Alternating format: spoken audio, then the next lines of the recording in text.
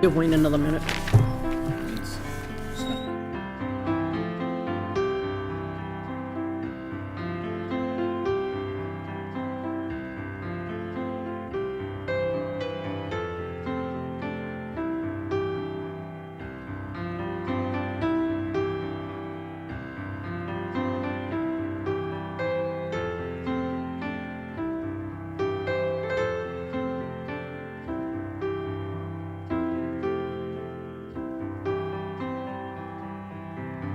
Everybody all set up here? Yes, Madam Chair. Thank you. All right, I don't have a gavel, so I will gavel my pen. Good evening, everyone. Today is Wednesday, January 18th, 2023. Oh, Darlene. That's usually a mistake I make. Oh, jeez. I'm teasing.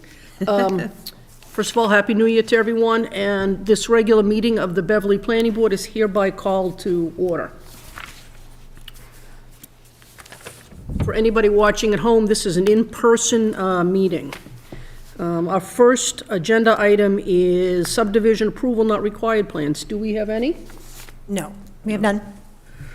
Okay. Board members, I'd welcome a motion to recess for public hearings. So moved. Second? Second. All in favor? All opposed? Motion passes unanimously. We are now recessed to a public hearing. Our first public hearing is a waiver of frontage and definitive subdivision plan for 8 and 10 Dolph Avenue. The applicants are Andrew Rapisardo and Allison F. Rapisardo, and I believe they're represented by Attorney Alexander. Yes, thank you, Madam Chair. For the record, Thomas Alexander with offices at 1 School Street in Beverly, here on behalf of the owners of the property, Andrew and Allison Rapisardo. So this property is located at 8 and 10 Dolph Ave in Ryle Side. The city has always... I'm sorry, I blew it. My mistake, Mr. Alexander. The planning director has to read the public notice. Oh, okay, go ahead, yeah. And I totally I'm forgot. sorry. My apologies. No need for apology. Notice of public hearing, Beverly Planning Board. Notice is hereby given that under the provisions of Mass General Law, Chapter 41, Sections 81R and 81T, the Beverly Planning Board will hold a public hearing on Wednesday, January 18th, 2023, during a public meeting that begins at 7 p.m. at Beverly City Hall, 3rd floor, Council Chambers, 191 Cabot Street, Beverly, Mass., relative to a request by Andrew and Allison Rapisardo, 8 and 10 Dolph Avenue, Beverly, Mass., for a waiver of the frontage requirements of the zoning ordinance and a subdivision of land pursuant to the Massachusetts Subdivision Control Law and the Beverly Planning Board rules and regulations governing the subdivision of land. Address is 8 and 10 Dolph Avenue as shown on Assessor's Map 9, lots 253 and 254. The application and plans are on file in the Beverly Planning Department and available for public review. Sorry, thank you. Thank you. Thank you. So just hopping back, so this property is 8 and 10 Dolph Ave. It has always been known as such by the city. It is based on the fact that this was an original subdivision plan that goes back to the 20s. And this was 2 lots. Each of the resulting, the lots have existed, but by way of the doctrine of merger have become one. A little bit of history about this, and as you probably saw in the Zoning Board of Appeals, did a decision allowing this subdivision. So what happened is originally in 1924, Mr. Earl Colpitts built a barn with a residence at number 8 Dolph, which is the existing barn that's there today, and there was no zoning then, so there's no setback requirement. So it was built 1.5 feet from the side lot line. He then, later in 1945, built a single-family house on the other lot, and the city, as I said, has carried it as 8 and 10, and also on the assessor's map, there are 2 separate lots, and there are 2 separate tax bills that go to this property. So we're basically just looking to put this back to what it was intended originally as 2 separate lots. The part of the approval with the Zoning Board of Appeals is that the barn, which is 1.5 feet from its neighbor, is going to be torn down, and a new house will be built that's 23 feet from the neighbor. So it's a benefit for that particular abutter. And in fact, in the neighborhood, 30 people signed a petition in favor of this. So there's a lot of support for this in the neighborhood. In fact, it's interesting, the barn, which Earl Colpitts originally occupied, still has a water line to it, separate utilities, so it clearly historically was a separate residence. So anyways, the resulting lots will be, number 10 will be 6,902 square feet with 45 feet of frontage, and number 8, the barn lot will be 5,010 square feet with 81.92 feet of frontage. If you look in this area on the assessor's map, you'll see that there are, in this immediate neighborhood, there are 44 lots that are the same size or smaller than what we're looking for and what has been approved by the Zoning Board of Appeals. So that we would respectfully request that the Planning Board allow the waiver of frontage. There is good access here on this road. It's paved. All the utilities are there. It's the same road that services literally dozens of houses with similar size lots and frontage. And the fact that 30 neighbors came out in favor of it indicates that it's something that the neighborhood is happy with. The barn is a little seen better days, let's put it that way. And so anyways, hopefully you'll be able to support this, and I'm certainly available to answer any questions you might have. Questions for Attorney Alexander? Please. Madam Chair, do you have a copy somewhere attached to this of the document that was signed by the 30 neighbors? Yeah, I have it right here.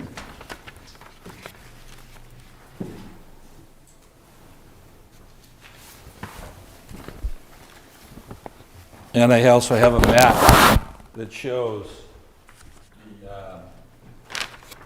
this is, that's the particular lot, and these are the lots around it that have the sign.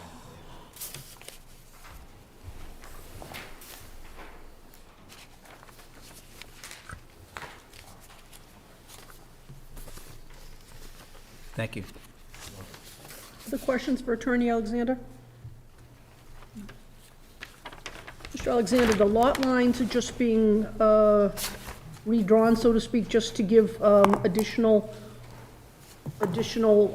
area to Lot A? Correct.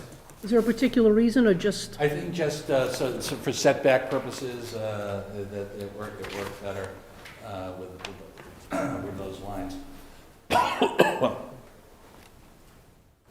And you did not need relief from the setback requirements for the proposed house, or will you come back? No, we got relief for the proposed house with the okay. zoning board.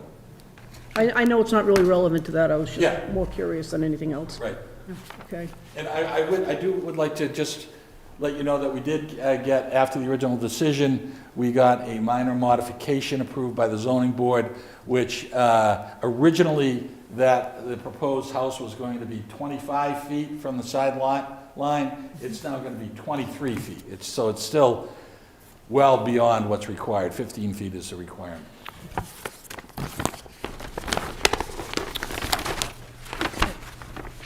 This is a public hearing, so is there, before we move on to the general public, is there any other questions from members of the board? No, Madam Chair.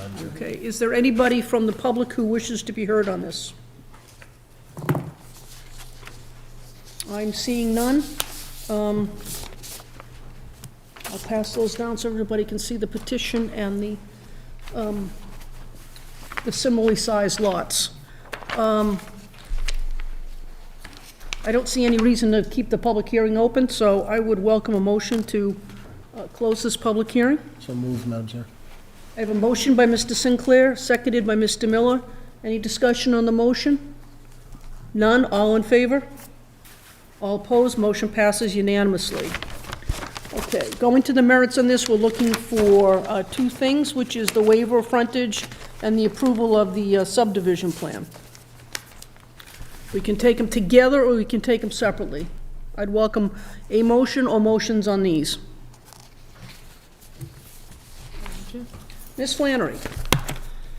Madam Chair, I will move to grant the waiver of frontage for 8 and 10 Dolph Avenue for the applicant Andrew Reposato and Allison F. Reposato. I have a motion by Ms. Flannery. Is there a second? Seconded by Mr. Beckwith. Is there any discussion on the motion? None? All right, all in favor? All opposed? Motion passes unanimously. Thank you, Ms. Flannery. Would you like me to move the second point, Madam I Chair? would love it if you're so inclined, my friend. I'll move to approve the definitive subdivision plan for 8 and 10 Dolph Avenue, the applicant Andrew Reposato and Allison F. Reposato. I have a motion by Ms. Flannery. Is there a second? I saw Mr. Sinclair first. Seconded by Mr. Sinclair. Discussion on the motion? Hearing none. All in favor? All opposed? Motion passes unanimously. Thank you.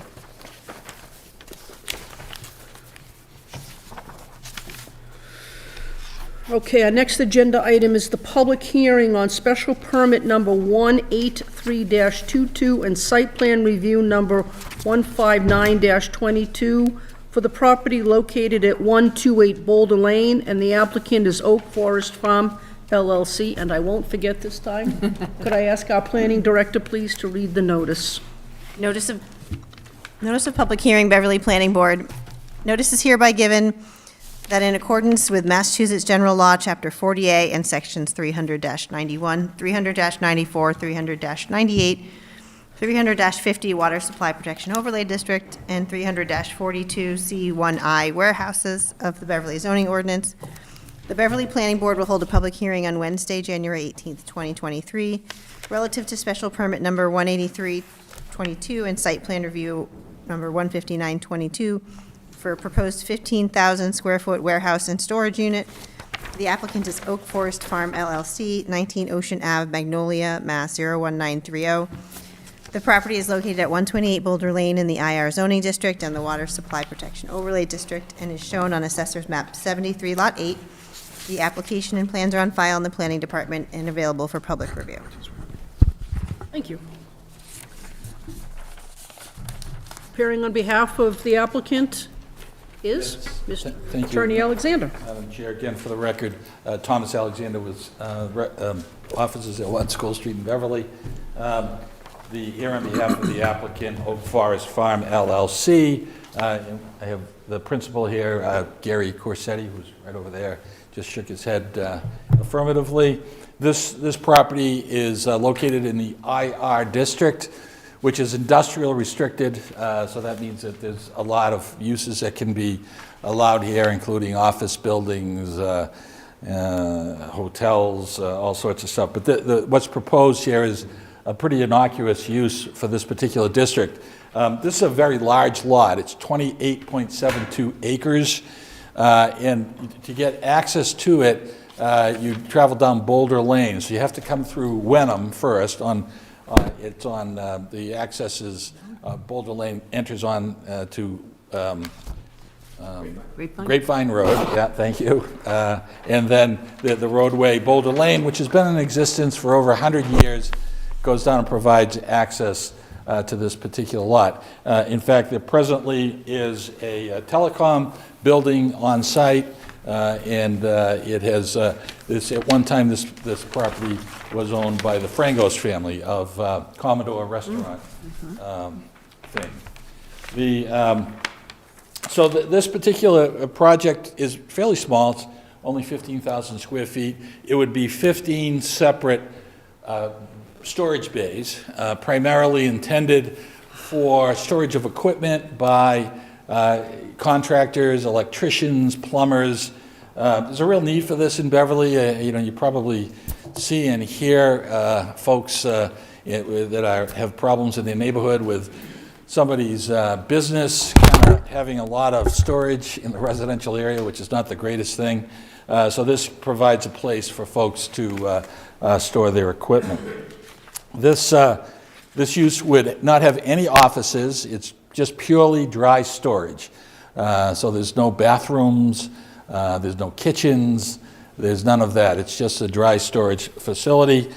Each bay will have a drain in it that will feed into what's called a tight tank for the whole property, so that if there were a discharge of any, water or gas or anything, which is not expected, but just to be safe. And that tight tank will have a gauge on it, which will allow the owner to monitor how full it is. And also, there'll be a notice that goes out when the tank is 60% full. Notice will go out for it to be emptied.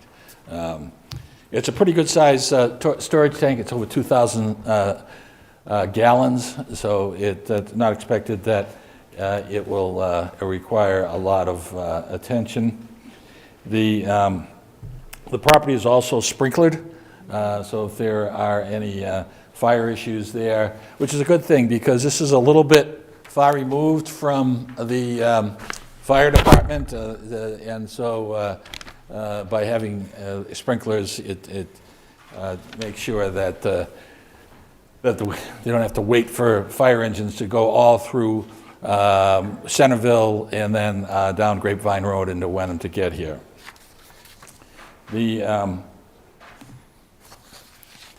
This has previously been reviewed by the Parking and Traffic Commission on January 10th, and they approved it with a condition that we get, because of the proximity of this to the Route 128, they requested us to get this as a permit that you need from the State Highway Department when you're close to 128. I believe we're approximately 90 feet from 128, and we're over 1,000 feet from any residence in a residential lot in Beverly. So this is pretty,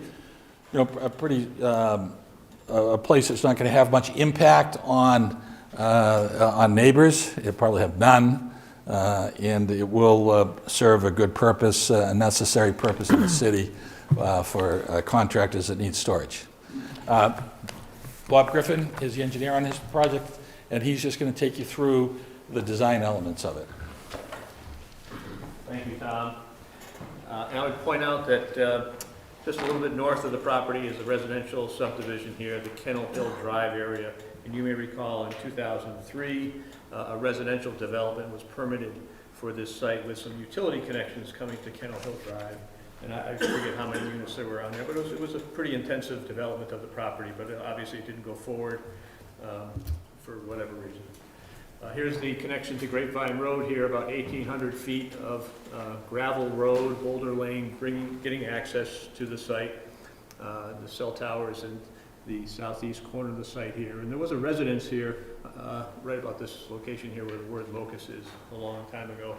Here's Hull Street and Gordon College up above the site. We've surveyed the site to map out the topography and the wetlands, and so and there's some known vernal pools on the property. This portion of the site is really just the lower right-hand corner where that cell tower area is, and so on this plan, the tower is located right here. Here's Boulder Lane coming in from my right, your left, with a little turnaround area in front of the tower. Our property line is just to the right of this BVW area that flows in the northerly direction, eventually reaching the Longham Reservoir. That connection makes us show this line on the plan, which is the 200-foot Zone A.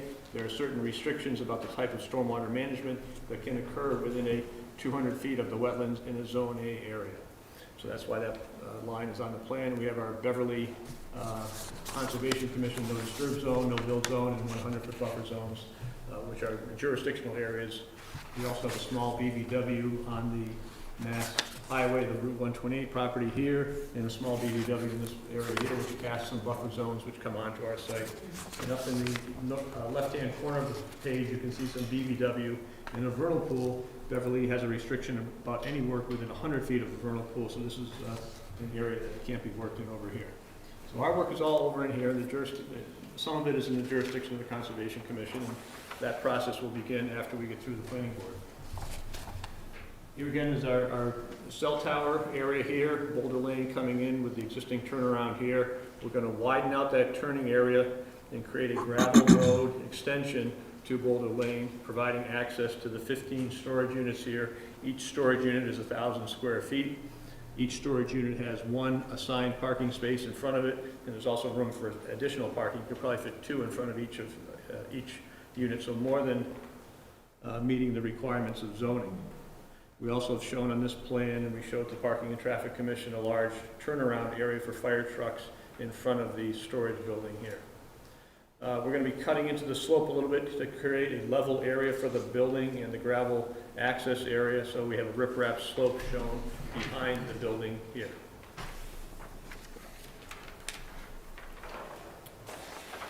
Very simple grading and drainage plan. Again, the building and the driveway area is very flat. But what we're going to do is we're going to put a swale on the just downhill of this embankment. The swale will flow to a pipe that brings water to the opposite side of the building, and then it will drop into a low area with a discharge area that's protected with riprap, and then flow into this BVW on the Mass Highway property. And then it just follows the natural terrain of the water, eventually crosses Route 128, it goes downhill, crosses back to the north, and then eventually crosses Boulder Lane here and heads back into that BVW that eventually reaches Long Ham Reservoir. That's just a natural pattern that water flows in this area. Soil testing, and so we know that we can put a nice infiltration area underneath the gravel access drive here. We're going to direct all of our roof runoff into an infiltration area that's here, and also the back half of the roof goes into an infiltration strip along the back side of the building here. We meet all of the stormwater management requirements, including those that are associated with doing work within a Zone A area. So we meet all of the stormwater requirements, and we've provided you with a report describing all of those issues.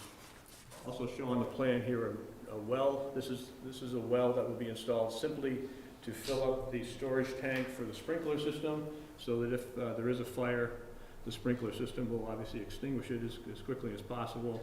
Tom pointed out that each unit has a floor drain in it that's connected to a tight tank, which is located here. And again, there'll be alarms in a level device so that we know that if the tank is filling up, it needs to be attended to. I think that pretty well summarizes the layout and our proposed improvements, and I'd be happy to address any questions. Questions for either Mr. Griffin or Mr. Alexander? Derek? In a letter dated December 19th from the, this is from the Fire Prevention, Beverly Fire Department Bureau of Fire Prevention. There were several issues raised. One of those issues has to do with the turnaround for fire department equipment on the site. Additionally, with a gate at the beginning of the road, wondering, I didn't really hear too much about turnaround or the gate, whether or not, there were several others, and we'll just go through them, but I'll just stop there. So I'll show you the diagram that we presented at the Parking and Traffic Commission. This shows the largest Beverly fire vehicle. It pulls in. So here's the pulling into the site. Here's it backing up into this T-shaped turnaround area. Sometimes it's referred to as a hammerhead turning area. And then the truck pulls away. And so we presented this to the Parking and Traffic Commission, and I did hear back from Captain Kraling that he was satisfied with the demonstration of adequate turning movement. So I think that answers the one question in regards to the... Yeah, I'll take the question on the... So as I said, Boulder Lane has been in existence for over 100 years. there has historically, that road has been used. There was a house there until relatively recently, and there's a telecom facility which is also visited regularly. So the private owner that out on Boulder Lane had put up a gate. He was informed by the fire department that to take that down because the fire department needs to get access to this, and it's been opened, and certainly if that ever became an issue again, we have rights in Boulder Lane, and we would bring legal action. You can't block somebody's right to a way that's been in existence for over 100 years. So we don't see that as a problem, and it's really not a planning board matter. It's really a private matter between the landowners. But as I said, it's open now, and it's. I don't think the people are going to want to, take on. Have to take on the fire department. The fire department's already said keep it open, and again, we would, if that became an issue, we would look to get a restraining order on it. Well, the letter I'm looking at doesn't say keep it open, it says removed. Well, if it's, that's, could you just read the language? Additionally, the gate at the entrance to Boulder Lane at Grapevine Road constitutes a barrier that would need to be removed. Well, if it needs to be removed, we'll take action to get it removed. Okay. And then the other issue is about the sprinkler system itself and whether or not there's enough underground water storage or, to be able to maintain the type of system that would be necessary for the extended period of time, as I think you referred to, Mr. Alexander, that it could take fire safety apparatus to arrive. Yeah, we've provided a letter that indicates that from our consultant that it does have adequate ability to address it, and it complies. Our proposal complies with code, and certainly that's really a code matter. And when it comes time for us to do the construction designs on this property and get a building permit, the fire department will have to sign off on that. Okay. And I'm curious, how tall is the structure, and is it visible to any passerbys? Is it visible from the highway? I mean, what's? So these are the building plans by our architect, Chris Barabbas, and it shows that the height of the building to the very peak is about 22 feet. But you can see this is the side facing the gravel entrance area. Basically, one garage door after another. Each of these bays is, again, 20 feet wide with a personnel door to get into each unit without having to raise the garage door. On the back side of the building, facing Route 128, there's really nothing. It's just a metal panel building in the roof area. So there's no windows back there or anything like that. And I just to again reiterate, the location of it is 90 feet away from 128, and it's pretty heavily grown area. So I don't know how visible it's going to be from 128. Certainly from the residential neighbors, it's it's like I said, over 1,000 feet away. So in this heavy growth there. So it's on the other side of the hill too. They never see it. Yeah. Okay, and what color? What side do you have a favorite? We haven't seen it. Not neon orange. Well, just one thing that I meant to mention that I have not yet is that this also has to go before the design review board, which it has not yet done. So we'll be getting into colors with them and design matters with them. So we realize that we have another step before we come back here for final approval. You want to go to Wayne first? I'll go to Wayne, thank you. Wayne? Just to be clear on this, the letter from the Beverly Fire Department Bureau of Fire Prevention was dated December 19th, 2022. Has there been a further communication that indicates that Captain Kraling considers his concerns to have been addressed adequately? Not that I'm aware of. Well, I did receive an email regarding the turning movement, and he did find the turning diagrams that I provided satisfactory, but I don't believe his email addressed the other 2 points. Well, and so the other 2 points, one is a code matter, right? So that in terms of the adequacy of the sprinklers, that's got to be, we are, and our consultant has written that it would be in accordance with the code, and they have an opportunity to review that at the time of building inspector. The other thing is, the other concern raised was the gate, and as I said, if that needs to be removed, we'll take action to get it removed. Yeah, there's also a comment that this project is a unique proposal due to its remote location and lack of adequate water supply. So I don't have any indication that he now considers the water supply to be adequate, as opposed to his earlier comment that it was not adequate. So I would like to hear from Well, certainly, Captain okay, Corelli. we'll, between now and the next meeting, we're going to be back here again, we'll address that. Yeah, I'd be a lot more comfortable if I had correspondence from Captain Crayling agreeing that all of these concerns were met. Yeah, he sits on the Parking and Traffic Commission, yeah, but he was not there when this was reviewed, so we didn't have, we had thought that we would get that resolved at that time, but certainly we'll follow up with them and get something for your file on it. Did you have something? I did, 2 things. One, this is a special permit because it's in the water supply, well, for 2 reasons, but one, because it's in the Water Supply Protection Overlay District. So we do also distribute to the Salem Beverly Water Supply Board for their comments, which I have not received at this time. And then I wanted to clarify and apologize that I have not written the letter yet, but for the Parking and Traffic Commission, they approved it with 3 conditions. One, that the applicant demonstrate to the planning board that whatever parking is being required by zoning is being provided. 2, that any and all safety concerns of the fire department relative to emergency access are addressed. And 3, that the applicant provide evidence that an indirect access permit from Mass DOT is either not required or has been applied for. And we're good with all those conditions, and those kind of address what you brought up about the fire department. I would also point out that we will be, I've already discussed this with Alan Taubert, who is the Executive Director of the Salem Beverly Water Supply Board, so we'll be in further contact with him to make sure that they're good with this, and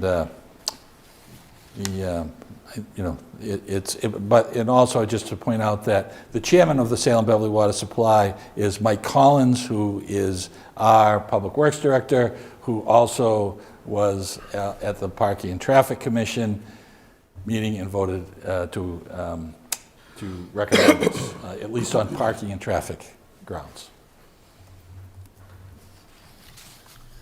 Mr. Alexander or Mr. Griffin, you're proposing 15 storage bays, each being 300 square feet? 1,000. Oh, 1,000. Oh, okay. With 22-foot height ceiling? 22 to the peak of the roof. Okay, what will be stack height? The eave is 16 feet above the floor. Okay. Will there be any limitations on what can be stored in this building, given the fact that it's in the water supply district? Well, we've spoken to Mr. Corsetti about this a little bit. He certainly is not going to allow hazardous wastes or hazardous materials like that to be stored in the site, and he is going to be an active supervisor of the site in deciding who is allowed to lease space and not, and what the facility rules and regulations are. But he obviously has an interest in making sure that there's no pollution at the site and wants to protect the land as much as anyone. To that point, can I ask a question? Sure, please. Mr. Alexander, you just brought up the special tank that's going to be installed. You had brought up gas potentially going into the tank. In what situation could that happen? Is there any type of mitigation in case the tank broke? Like, Well, it would, yeah, that's a very good question. I mean, first of all, gasoline, if there's like a snow blower or something that's stored there, that might have gas in it. We don't anticipate that, but, you have to prepare for the worst. The tight tank, Bob might have better information than I do about how that's designed to especially safe. Yes, so the tanks are made of concrete, they're sealed with bitumen before they're placed in the ground, and they're pressure tested to make sure that there's no leaks prior to bringing them into service. Okay. And they're obviously designed to have heavy vehicles, pass routinely over them as well, so they're very strong tanks.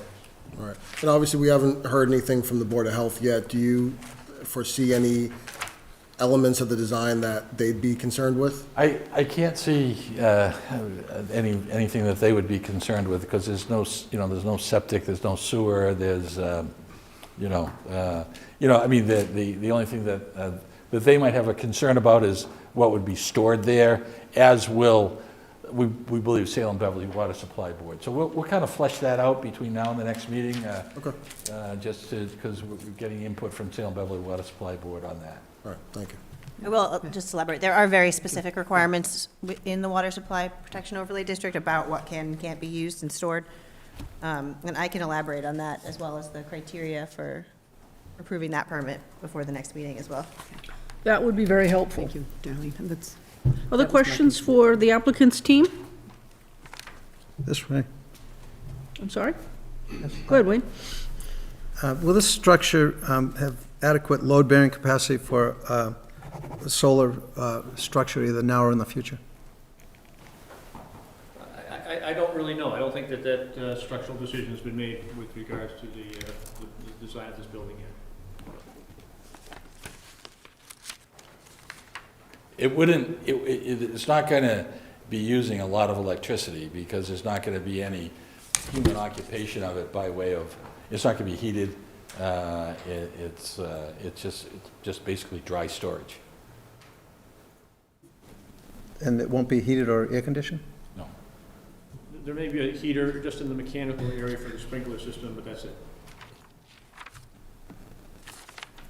So lights on, lights off. Mr. Alexander, a couple times you've talked about dry storage. What do you mean by dry storage? I mean, does that exclude equipment? No, there definitely would be equipment there. Okay. It would be, we're not going to store, liquid tanks of oil, for example, on the site. Products. Yeah, food products, stuff like that, wet stuff. How many truck trips do you anticipate daily to the site? Gary? I would say, depending on the contractor, usually they show up in the morning and pick up their equipment and drop it off at night. And that, again, that depends on who it is, if they're carpenters, plumbers, electricians.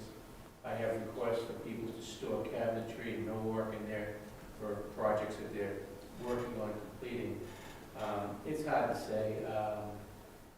With 15 units being there, I would say, on average, you might have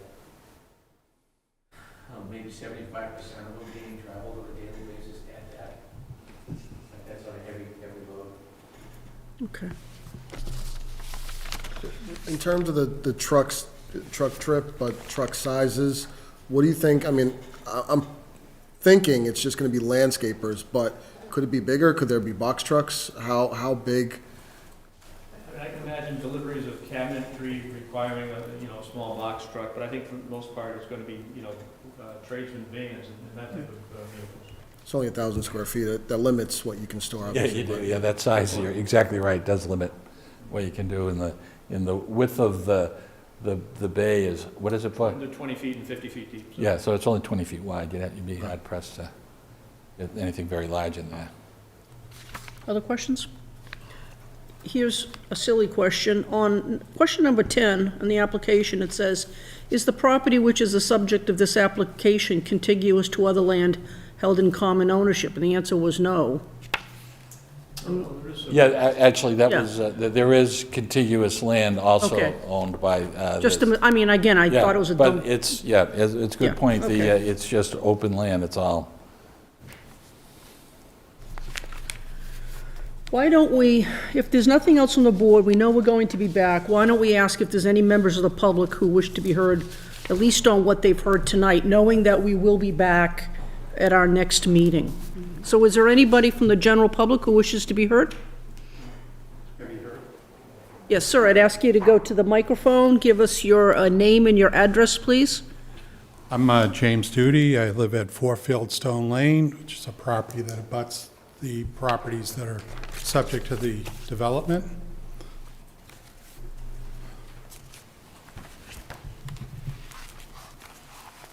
Go ahead, sir. Okay, thank you. And, you know, I'm here because this property has a little bit of a history to it. I know that it's changed hands amongst Mr. Corsetti's limited liability companies, but as you see on that map up there, there's a section of clear cut that's already occurred that went into the buffer zone.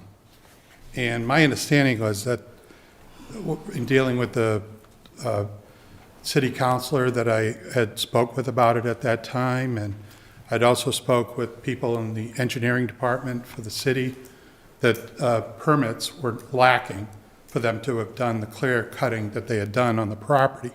I mean, so the fact that they kind of engaged in that sort of development and clear cutting of the area, and it's a sizable area, I can't access it. I don't know how to get down there. There's signs all over the place that say private property. I can't get to it. You can only see it when you go by 128.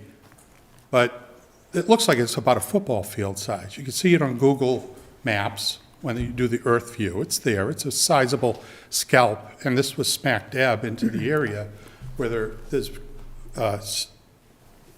setback areas.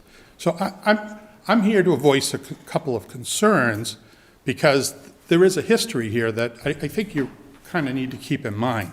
So when someone assures you that they're going to do something, understanding that this is what their course of conduct has been up to this point in time, which was to skirt what their obligations were with respect to ensuring that whatever they do as landowners, to develop it in a responsible way with the permission of the city, so long as they comply with whatever the regulations are associated with it.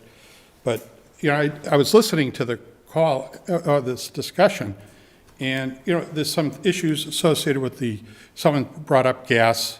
I mean, I think that you can put, particularly if it's landscaping equipment, there's sizable amounts of fuel that those guys go through on a daily basis, and maybe, you know, a gallon or 5 gallons or 10 gallons for a snow thrower. That's extraordinarily optimistic to me anyway, that if you get people who are storing landscaping equipment there, that's the limit of what we're talking about for fuel stored in the site. This is smack dab in the middle of a watershed that I believe runs under Hull Street, goes down into, at some point, touches the Long Meadow Reservoir area. And I think at some time, the city does occasionally pump from that area. So this is watershed area that feeds that way, then it goes out to the Ipswich River at some point, once it passes there, when it goes through Wenham. So I'm really concerned about some of these things. And again, my concerns are heightened from the history of the project up to this point in time. And, you know, I have concerns about whether or not there's going to be future development of the property. Is this the only building they intend on putting in there? Trash, lighting, are they going to put any screening? This is the Greenway section of 128. I mean, is there going to be something, or are you just going to see this, you know, 22-foot high steel structure that's, I don't know how many feet long from the highway? It's kind of not pleasant to look at. I'm also concerned about potential downhill flooding. I moved into Fieldstone in 2004, and the Mother's Day storm in 2005 caused extensive damage to that neighborhood. It just can't stand because of the nature of, you know, getting through the culvert that goes underneath Hull Street.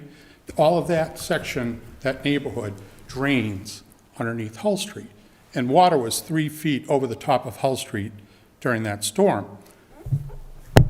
I don't think that that's adding to it necessarily here, but I am concerned that, you know, all the assurances are kind of, in my mind anyway, I'm not taking them to be as credible as some of the presentations are here. I just am very concerned about what they're planning on doing. Are they planning on having access to the neighborhood? And I think that Mr. Griffith was talking about a development that was under some consideration prior to my moving in. One of the other parcels does have abuts up to Kennel Hill. Fieldstone feeds off of Kennel Hill, and I believe that they were trying to create a roadway access if there's an issue that, with respect to the prior development. And I think that they couldn't get that roadway approved. The reason why they're having some of these issues, and the reason why over 100 years, this is nothing more than a dirt road with a lot of rock on it. It's a very difficult place to access, got a lot of ledge, and I think they need to take extraordinary engineering considerations into effect. I don't know how they're going to have a building protected by well water if it fails to put the fire out. You know, there have been other instances on the North Shore of buildings catching on fire, going through the forest and then reaching people's homes, my home, potentially. You know, there's a lot of dead wood in there, in that conservation area. So I just wanted to make sure you guys are aware. I have concerns. I'm not sure that they're fully being met. I hope that you guys will continue to look into this project carefully. Thank you. Thank you very much. Mr. Alexander, the gentleman's comments raised a question. Yes. How will ownership monitor what his lessees will be storing there? Well, there'll be a lease that will require, you know, we'll have requirements as to what can be stored there. And he lives in Manchester? Yes, 3-4 miles away. Yeah, he lives nearby, so he'll be regularly monitoring it. Just a couple of things I'd like to address is, first of all, yes, there was cutting that should not have been done. We acknowledge that. It was brought to our attention, and we don't make any excuses for that. It happened. It was wrong, and we will go forward in good faith on the permitting of this.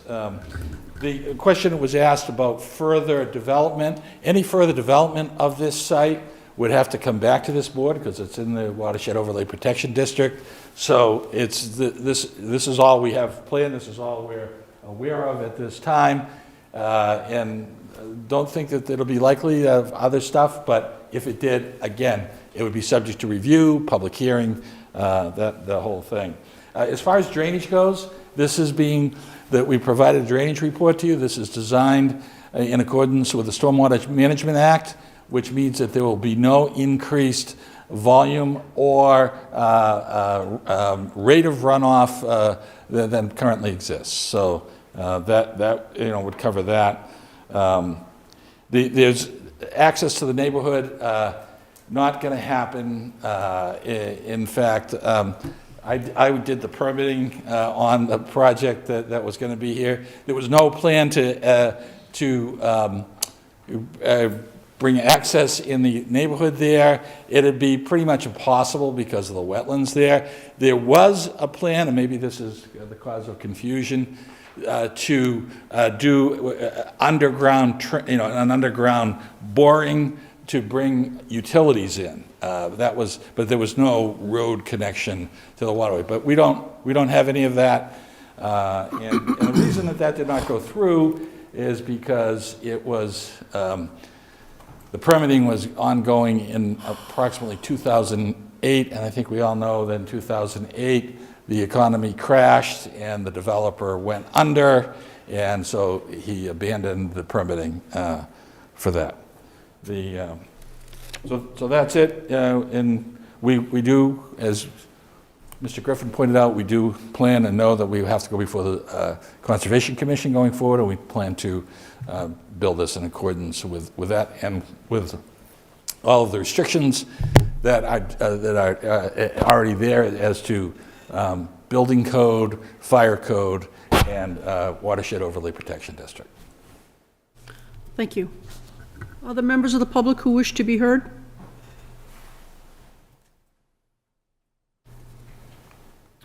Okay, hearing none, and if there's nothing else from the board, then I would welcome a motion to continue this public hearing to our next meeting, which is when? February 13th. February 13th? No, excuse me. Yes, February 13th.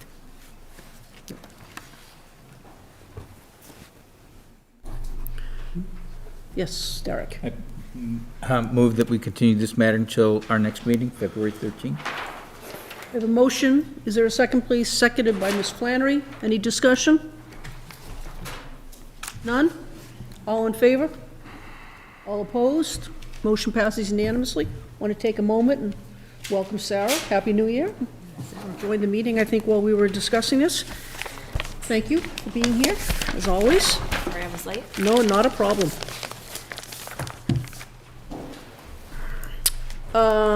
That concludes our public hearings for this evening. I'd welcome a motion to reconvene our meeting. So moved, Madam Chair.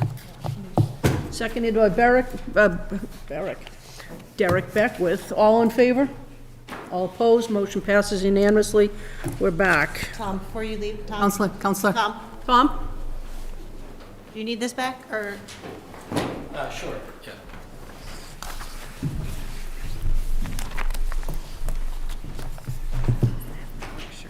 Could we have a copy of that? I could just ask Mr. Alexander. If we could have a copy of that given to us, that would be terrific. This? Yeah. You can have this. This is actually- You want your own copy? Do you want to see? No, as long as it's in the record. Okay, nice to see that. Thank you. That's what I said. Okay, our next agenda item is preliminary subdivision plans. The first one is for 240 and 246 Cabot Street. The applicant is GFP-1 Real Estate LLC, and the subdivision plan was filed on November 29th, 2022. Good evening, members of the board. Miranda Samasco at Glovsky & Glovsky at 8 Washington Street in Beverly, here on behalf of the applicant, GFP-1 Real Estate LLC. Darlene, do you have to make any note? You don't have to read any notices. Okay. These are not public hearings.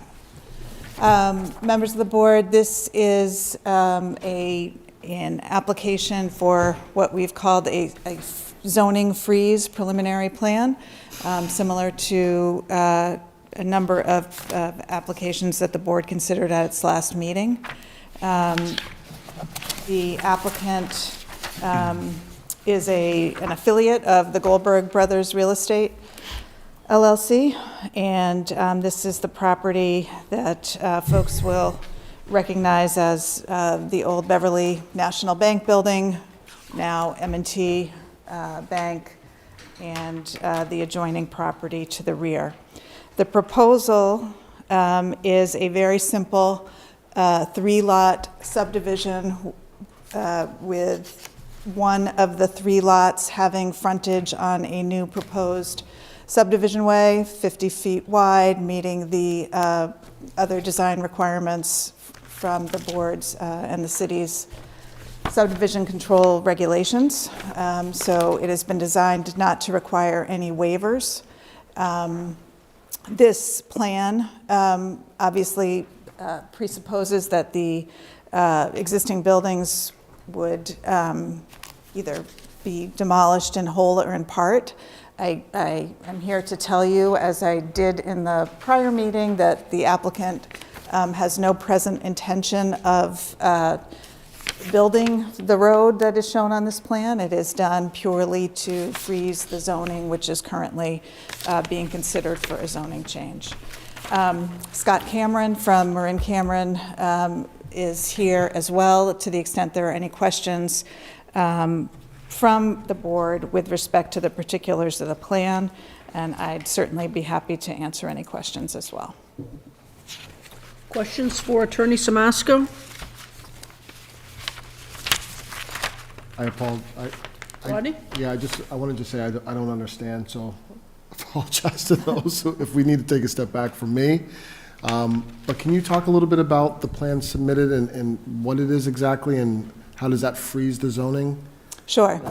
Under the state zoning law, Chapter 40A, Section 6, there is an ability for an applicant to freeze zoning that's in effect if there is a preliminary subdivision plan filing before the effective date of whatever zoning ordinance is being contemplated. Okay. So this was filed November 29th, while the current changes were being submitted to the council.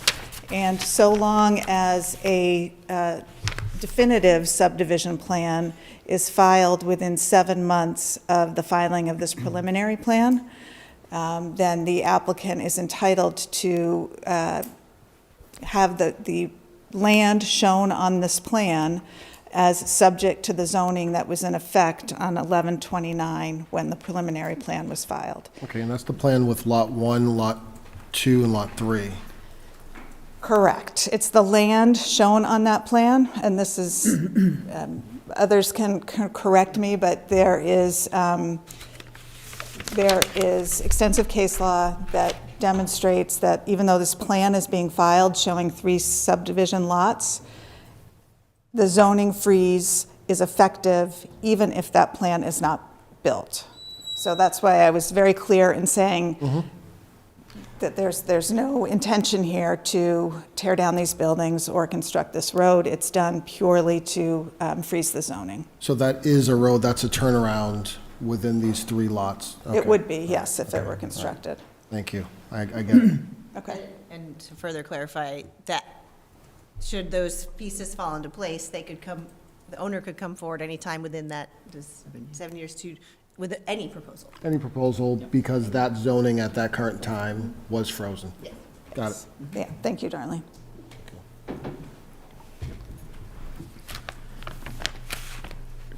Darlene, I'm presuming that you and your staff have been over this subdivision plan pretty thoroughly, and it meets all of the requirements? I would say that we have reviewed the subdivision plan. We've offered it to the staff for comments. As you'll note in the staff reports, which everybody got today, they're generally for these projects, the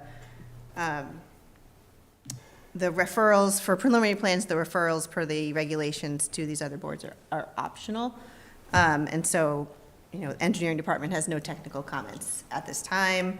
Conservation's just noting that whether or not it's in jurisdictional area, which should be a separate permit regardless, fire prevention has provided their subdivision rules, which I have printed out if anybody wants to see them. They're the standard document that they review plans against.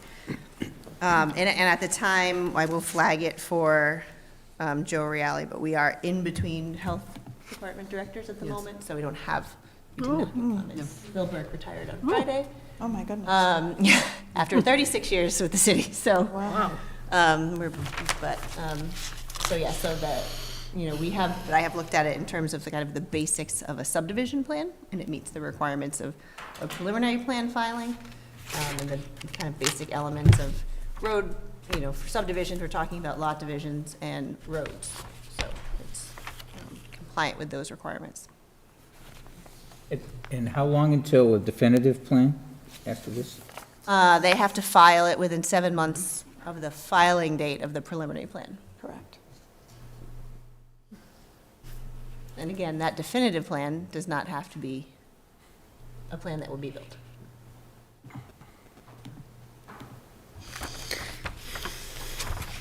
So what we, if I, Please. so what we have here is a placeholder, obviously, that is protecting the applicant to be able to build something on this site according to the zoning that's in effect right now. But what it is ultimately that will be built is not most likely this preliminary project that was put together in a matter of a short period of time, and so, yeah, I mean, to me, it is a member of the board, we could spend a lot of time going into all the particulars here, but it seems that that's just a wasted process, especially since we'll have, at some point, definitive plans that we could go through and do that, and then all of our departments would have their comments and things like that, so. Yeah, and the preliminary plan exists outside of the zoning freeze, if I may, too, just as a clear, like, there is for, I think I wrote it for the other one, It's an option for the planning board to provide comment and kind of review and discretion in the formation of a definitive plan if you choose, but you don't have to provide anything. But it's kind of a, as mentioned, a preliminary plan, a first take at a plan, and you can give feedback if So, you see something that's glaring. It's like a comment that if, it would be great if you could keep it to one story, you know.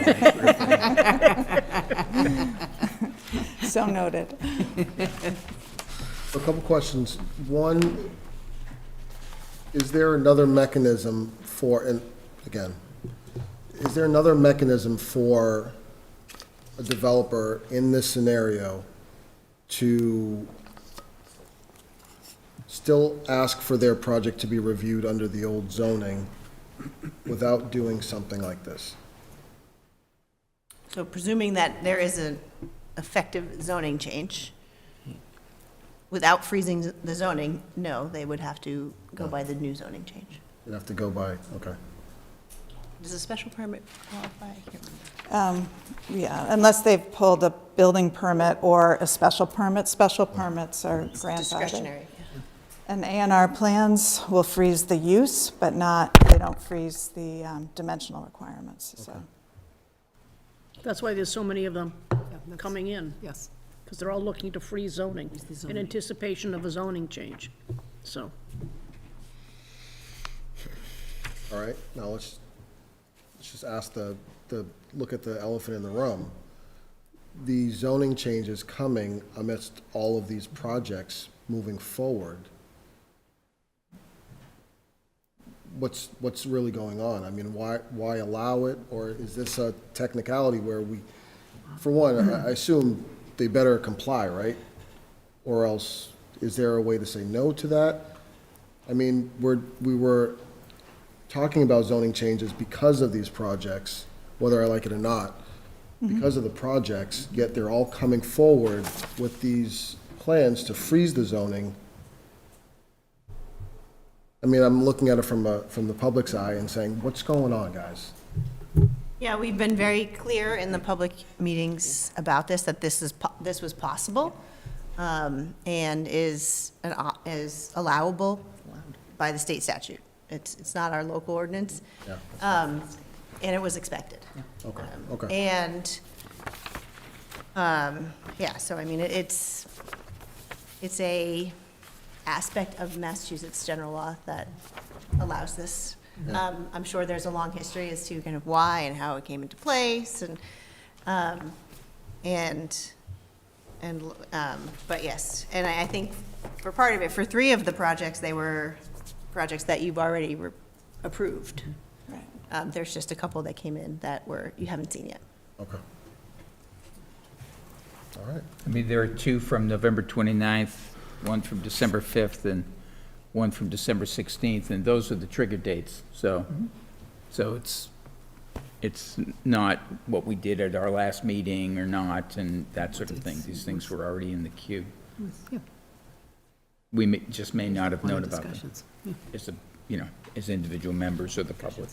You should have just asked. okay, unless there are further questions or comments, I would welcome a motion on this matter, please.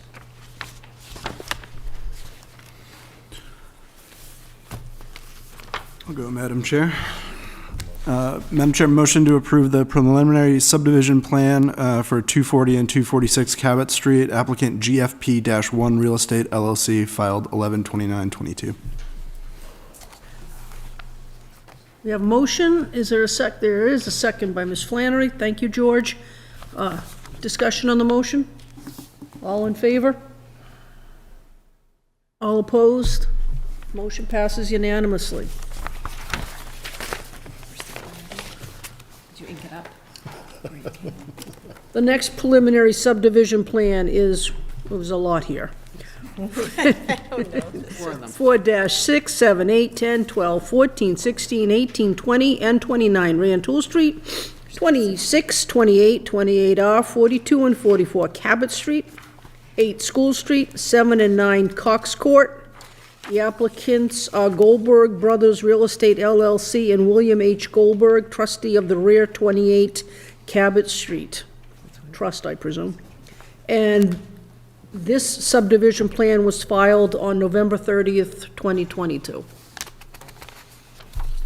Hi, members of the board, Miranda Samasco again for the applicant. This is another freeze preliminary plan being filed on behalf of Goldberg entities.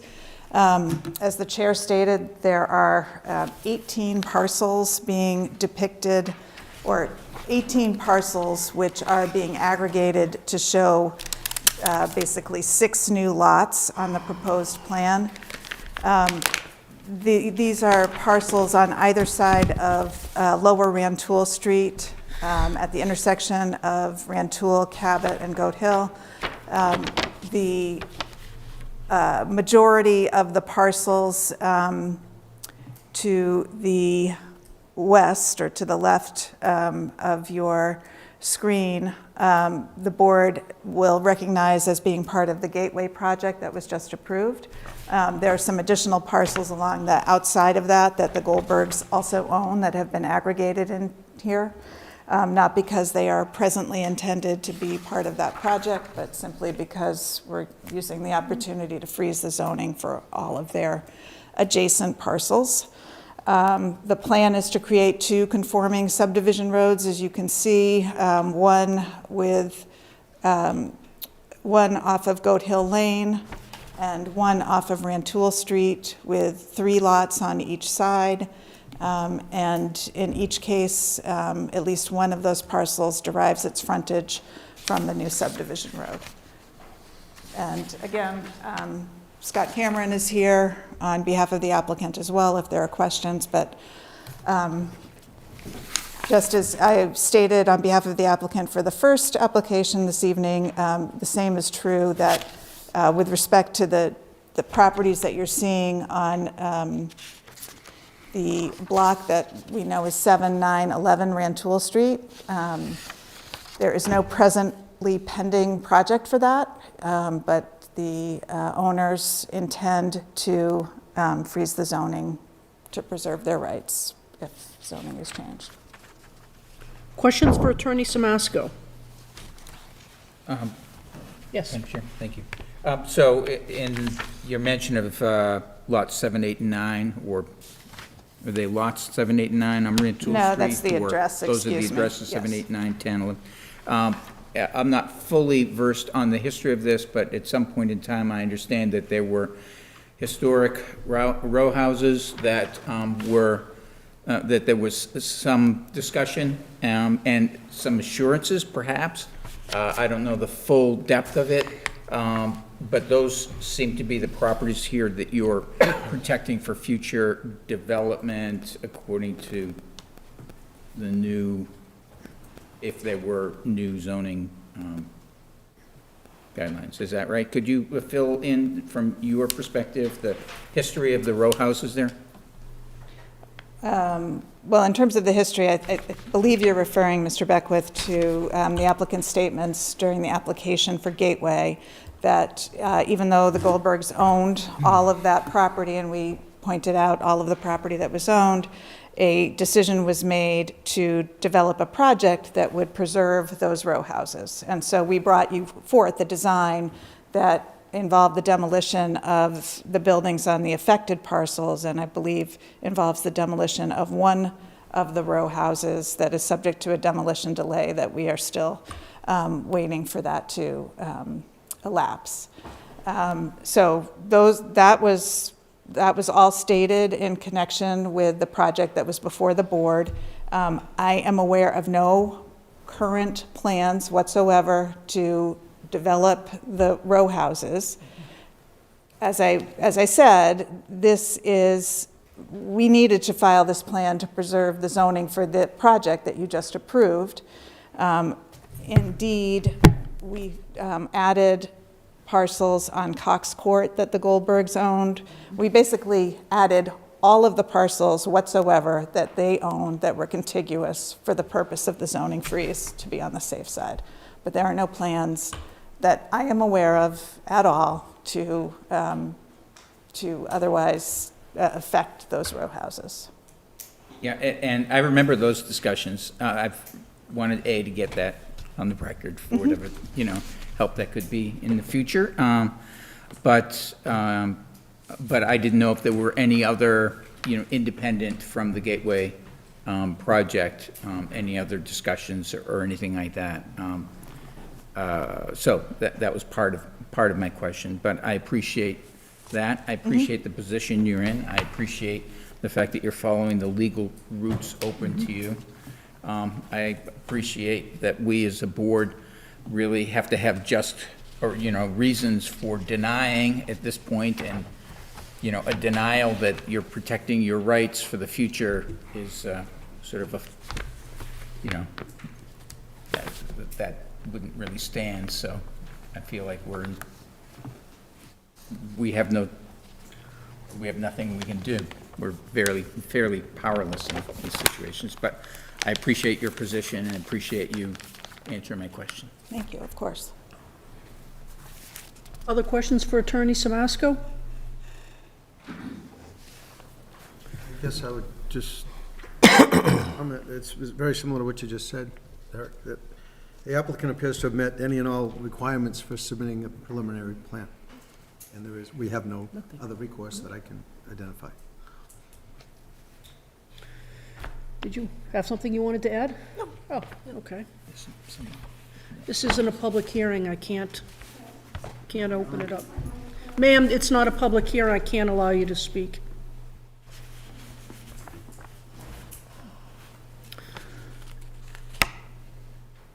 If there's no further questions for Attorney Samasco, I welcome a motion on this matter, please.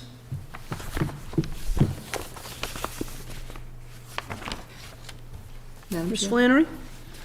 I'll move to approve the preliminary subdivision plan for numbers 4 to 6, 7, 8, 10, 12, 14, 16, 18, 20, and 29 Rantoul Street, 26, 28, 28R, 42 and 44 Cabot Street, 8 School Street, 7 and 9 Cox Court, with the applicant Goldberg Brothers Real Estate LLC, and William H. Goldberg, trustee of REA 28 Cabot Street, filed on November 30, 2022. I have a motion by Ms. Flannery, seconded by Mr. Miller. Discussion on the motion? Hearing none. All in favor? All opposed? Motion passes unanimously. The next preliminary subdivision plan is 119 and 119R Rantoul Street and 4446 Rantoul Street. The applicant, I think, or representing, I guess it's the applicant, Griffin Engineering Group, filed December 5th, 2022. Yes, Madam Chair, you're correct. Bob Griffin did file it. I'm, again, representing the owner of the property, which is Chris Crowley here, who is the principal of the entities that own this property. Just so this is again not up there yet. A zoning freeze plan, and you've been through kind of the rationale for this with Attorney Samasco. Just a little bit to flesh it out. These plans are waiverless, so they have been. The city has planning board rules and regulations that set out how to design a subdivision. Very often, when we actually do a subdivision, we will seek waivers, but on this, we are seeking no waivers, and so it makes it a fairly easy exercise. Just in terms of, as you know, a preliminary plan is really just a concept plan. Just it gives you an idea of what it would look like. The subdivision, the definitive plan, is much more detailed, which we'll be coming back to you with within 7 months. I'd just like to talk a little bit about the reasoning for this, because I know people are curious. So in this particular instance, Chris Crowley, he's owned this land for a while. He owns Meineke Muffler. In the city, this hasn't been talked about that much, but the zoning that's in effect here was the result of a lot of deliberations, master plan hearings, public hearings. The zoning that's been put into effect here was not willy-nilly. It was a lot of thought given to it, and it was largely due to the fact that Beverly had a dying downtown. And how do you get life into the downtown? You allow some more density, because you're not going to get people coming to the downtown to shop like they would at shopping centers. And so the decision was made to make a non-auto-centric downtown, which has been very successful. And almost every single person that I come across who will complain about that they don't like what's happened, when you ask them, how did you like it 10 years ago? And they, well, it was awful. This is so much better. So anyways, that's just a little bit of opinion making here, but it is important to know. And in this particular case, and I think in many cases, Mr. Crowley put a lot of time and energy. We started meeting on this over a year and a half ago, discussing it, planning it, and so there's significant costs in reliance on what the city had in place. And so this zoning freeze is to protect people like him who have gone to some significant time and effort to build a thoughtful proposal that complies with zoning that was put into place after a lot of thought and input. So anyways, that's kind of where the process comes from. And we look forward to your comments, and we look forward to being back here within 7 months. Questions for Attorney Alexander? So I'm not crazy in that we approved a project on this same spot, that we went through several public hearings and everything. Yes, and so this makes it, because with just site plan review, if the zoning changed, we would have to comply with new zoning, despite the fact that we relied on existing zoning to do the project. So we'd have to come back in, and we might get a year out of that, but we'd have to come. We would be out of compliance and have to come back in. Unless you could file a building permit, right? Because the building permit would hold it. But the building, and then you have to build within 1 year. And then so you only get 1 year protection. And so I'm very fond of saying that the real estate market is a 10-year cycle with a 5-year memory. And we are now into the beginning of that 10-year down. And so this might not get built for a few years, depending on the market. So that's another reason why we have zoning freezes, to protect people that, again, have significant investment and then get stuck in a downdraft of an economy. So what you're saying is that while you're protected with the zoning for the project that we've approved already, Yeah. the clock is ticking on that one? Yes. And then you're filing this so that you can extend the clock? Correct. Okay. And, yeah. Okay. Any other questions? Rodney? Does this, filing this plan, given that there was a plan approved, if you were to come back in a year, or whenever that time frame is, does that open that new plan up for the same review, criticism that the original plan went through? Yes, so if say, a couple of years down, say we do the process here, we get the preliminary approval, we get the final approval in 7 months, and we get the 8-year zoning freeze. If we came back, say, 2 or 3 years out, and looked to build a different project, it would still have to go through the same process that we went through for this one. Okay. The zoning's frozen. Okay. Wayne? Just a brief comment that I think the more, and it is an opinion, the more radical and restrictive the proposed zoning changes are, the stronger the motivation for proponents to enact protections by legal recourse, as we're seeing this evening. That is all. Anything else? I'd welcome a motion on this, please. Madam Chair, Yes. I move to approve the preliminary subdivision plan for 119 and 119R Rantoul Street, 44 and 46 Pleasant Street, with the applicant Griffin Engineering Group filed on December 5, 2022. I have a motion by Ms. Flannery. Is there a second? Seconded by Mr. Gomes. Any discussion on the motion? All in favor? All opposed? Motion passes. Here's a silly question. These apartment projects have names. Do we have a name for this one? Like the Meineke Apartments or something? I don't think so.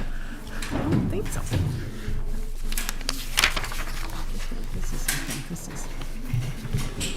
This is a different one. Let's see. Let's see this one.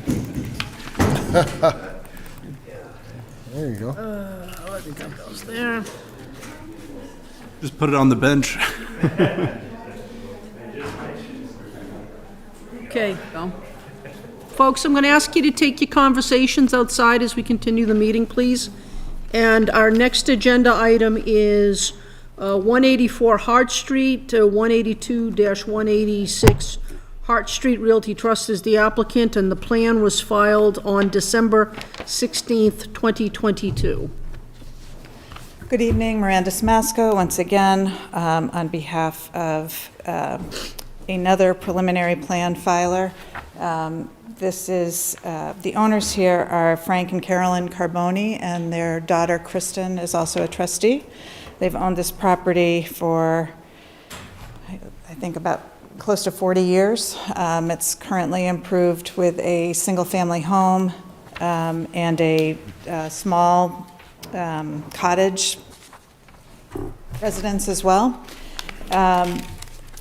This also is intended as a freeze plan. The Carbonis, I think, are planning to hopefully sell this property or permit it for redevelopment themselves. This is comprises about 11 acres on Hart Street in Beverly Farms in the R15 and R45 zoning district, so very different from the preliminary plans that you've seen so far.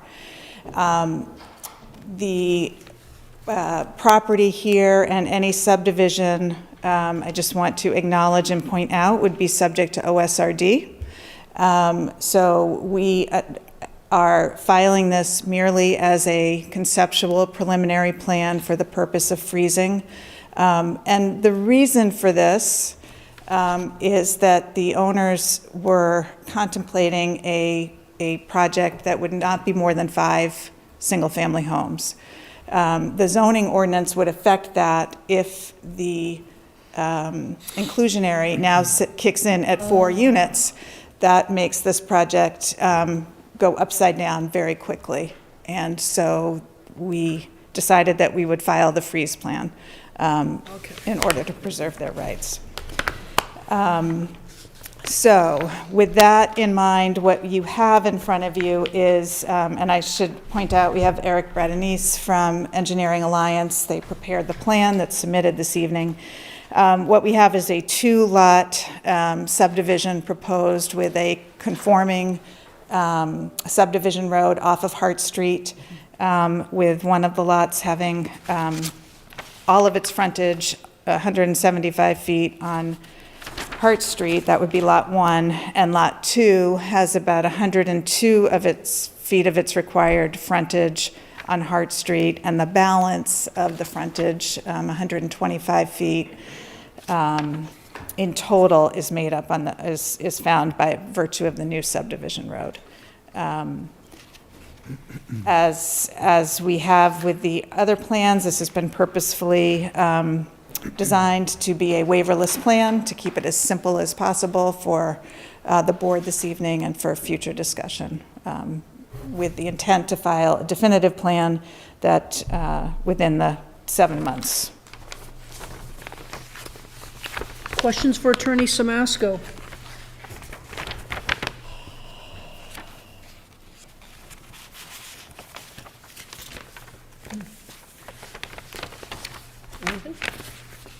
No, you answered the question when I saw it, particularly why with the zoning change, but this is about the 4 versus 6 Yes. unit that Yes. we have before us, so. Yeah, as it so happened, and I think I said this in the public hearing, I was working on at least 2 and a possible 3rd project where this would have made the difference. So you are seeing that now. And at least I personally heard that from you and also from Mr. DeFranza when he talked, so I've given that consideration. But that's just my personal, but I appreciate. Of course. Anything else for Attorney Samasco? I have a completely irrelevant comment, but it would be wonderful if some of the definitive plans come in before 7 months. I'm just throwing that out No, there. I think that's, we don't want that, it's easy for those things to Anticipating 7 fall coming off in all the at once, list. so, Yeah. yeah. I agree. July and August. Okay, if there's no further questions for Attorney Samasco, I would welcome a motion on this, please. Madam Chair, I'll move to approve the preliminary subdivision plan for 184 Hart Street, the applicant 182, 186 Hart Street Realty Trust, filed on December 16, 2022. Second. Seconded by Mr. Sinclair. Discussion on the motion? Hearing none. All in favor? All opposed? Motion passes unanimously. Thank you very much.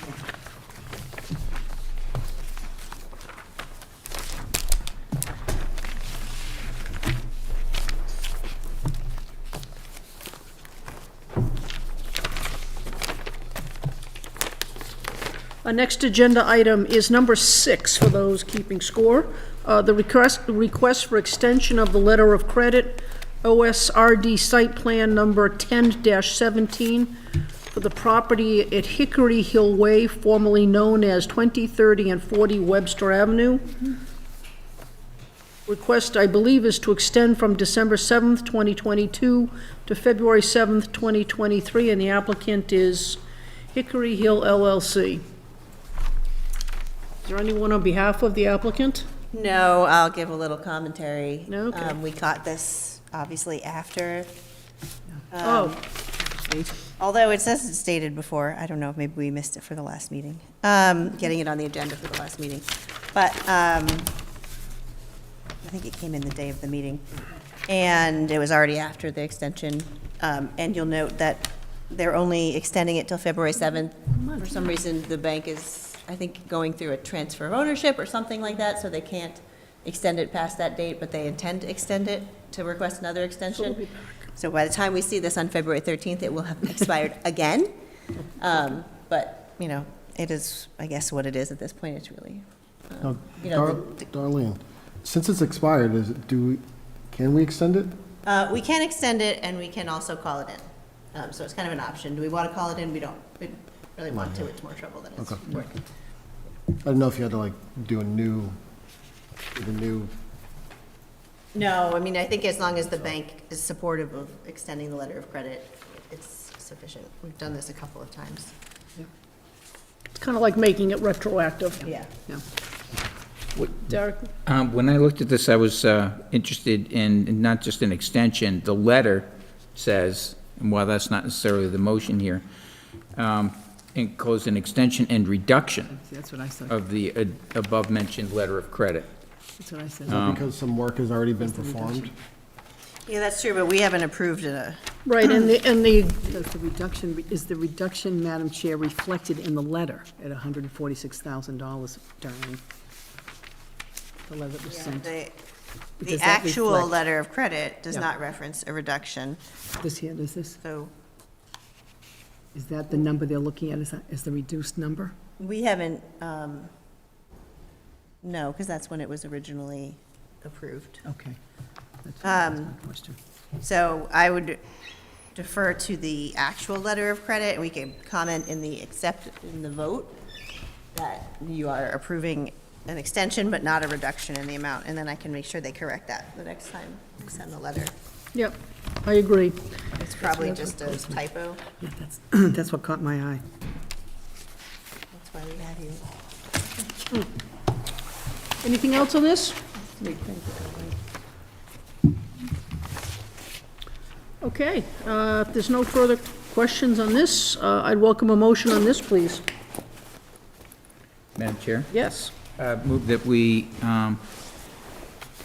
approve an extension, but not a reduction, of the letter of credit for OSRD Site Plan number 10-17 Hickory Hill Way, formerly known as 20, 30, and 40 Webster Avenue, from December 7th, 2022 to February 7th, 2023. Is there a second on Mr. Beckwith's motion, please? Seconded by Mr. Gomes. Discussion on the motion? All in favor? All opposed? Motion passes again unanimously. Thank you.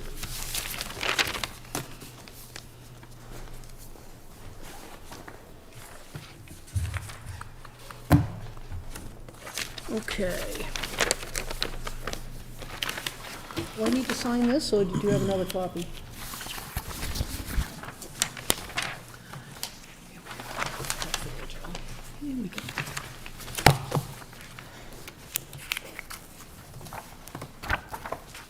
There we go. Oh, print my name, sorry. Okay, our next agenda item is discussion, recommendation to the city council on proposed amendments to the Beverly zoning ordinance, various articles related to building heights and inclusionary housing submitted by the planning director on behalf of the city of Beverly. You will recall that we have had a joint public hearing on this matter. The city council closed their hearing, we kept ours open, and I believe that we closed our hearing at the conclusion of our last meeting in December. What we have been asked to do is to make a recommendation to the city council with respect to the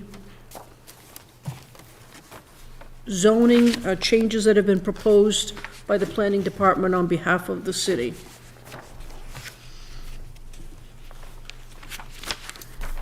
If I may, Please? that information is correct. And I will note that the Legal Affairs Committee of the City Council will be taking this up, or is expecting to take this up on January 25th. Probably either way, but pending a recommendation can be referred to them. The planning board, that would be beneficial. For the benefit, and after talking with the chair, I attempted to frame out on page 2 and 3 what actual motions on face would sound like without commentary or edits or modifications or whatever. So that takes the language that was in the red line and kind of puts it into a kind of actionable recommendation item. And then just also noting the formal part of the process is that the board is asked to make a recommendation to the city council and also a report. So in the sense that the report might be things like additional information that you want city council to consider as part of your recommendation, grounds for why you made a recommendation one way or another, whether or not a vote was unanimous would probably be important to include in the report. And if so, what reasons for voting for or against. If people, you should feel free to, in your vote, state your reasoning for voting if you feel strongly about a certain element of it.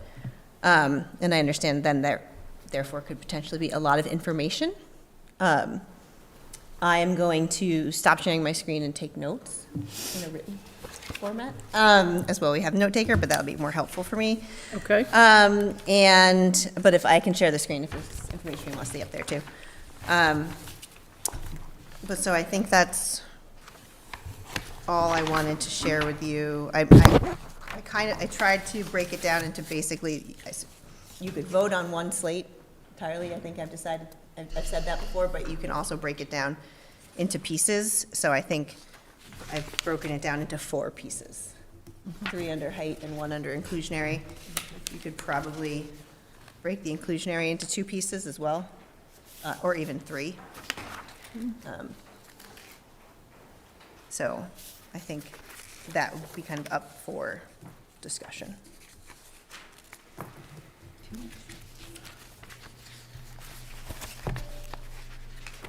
Okay, to my thinking, it makes sense to break them up, to treat them separately.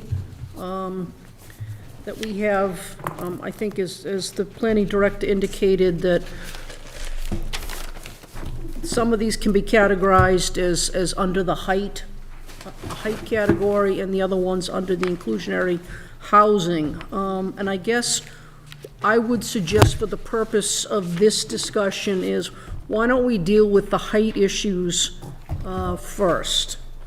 You all should have, I hope, in front of you, the proposed changes, which would create the central business, the CC2 district, the central business Cabot district. And that district would run from all panels within the CC district that front on Cabot Street, and parcels within the CC district extending from Cabot Street from the northern boundary of the CC district, just north of Elliott Street, to the intersection with Rantoul Street. So I guess I would start with that. I'll keep it up for this There we purpose. go, there we go. So why don't we open it up with a discussion first about, how do we feel about the creation of a new central business or a CC2? I tend to think of it as a is it fair to think of it as a I call it a sub-district? sub-district. I do. Okay, I do. a sub-district.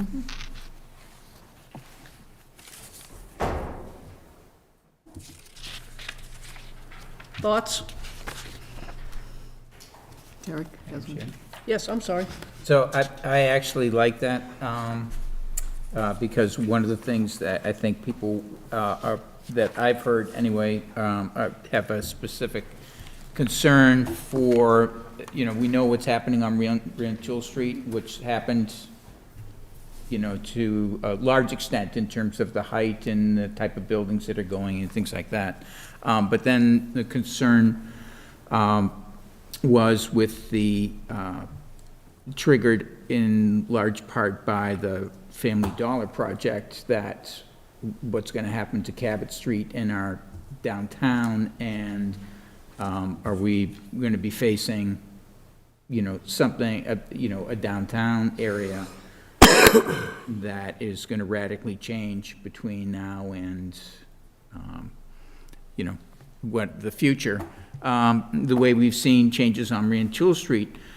Further, with the not knowing and understanding that it's a process, and it takes time to figure these things out, as to whether or not this sub-district, for example, is going to be a necessary part of meeting our affordable housing requirements under the new guidelines from, triggered by the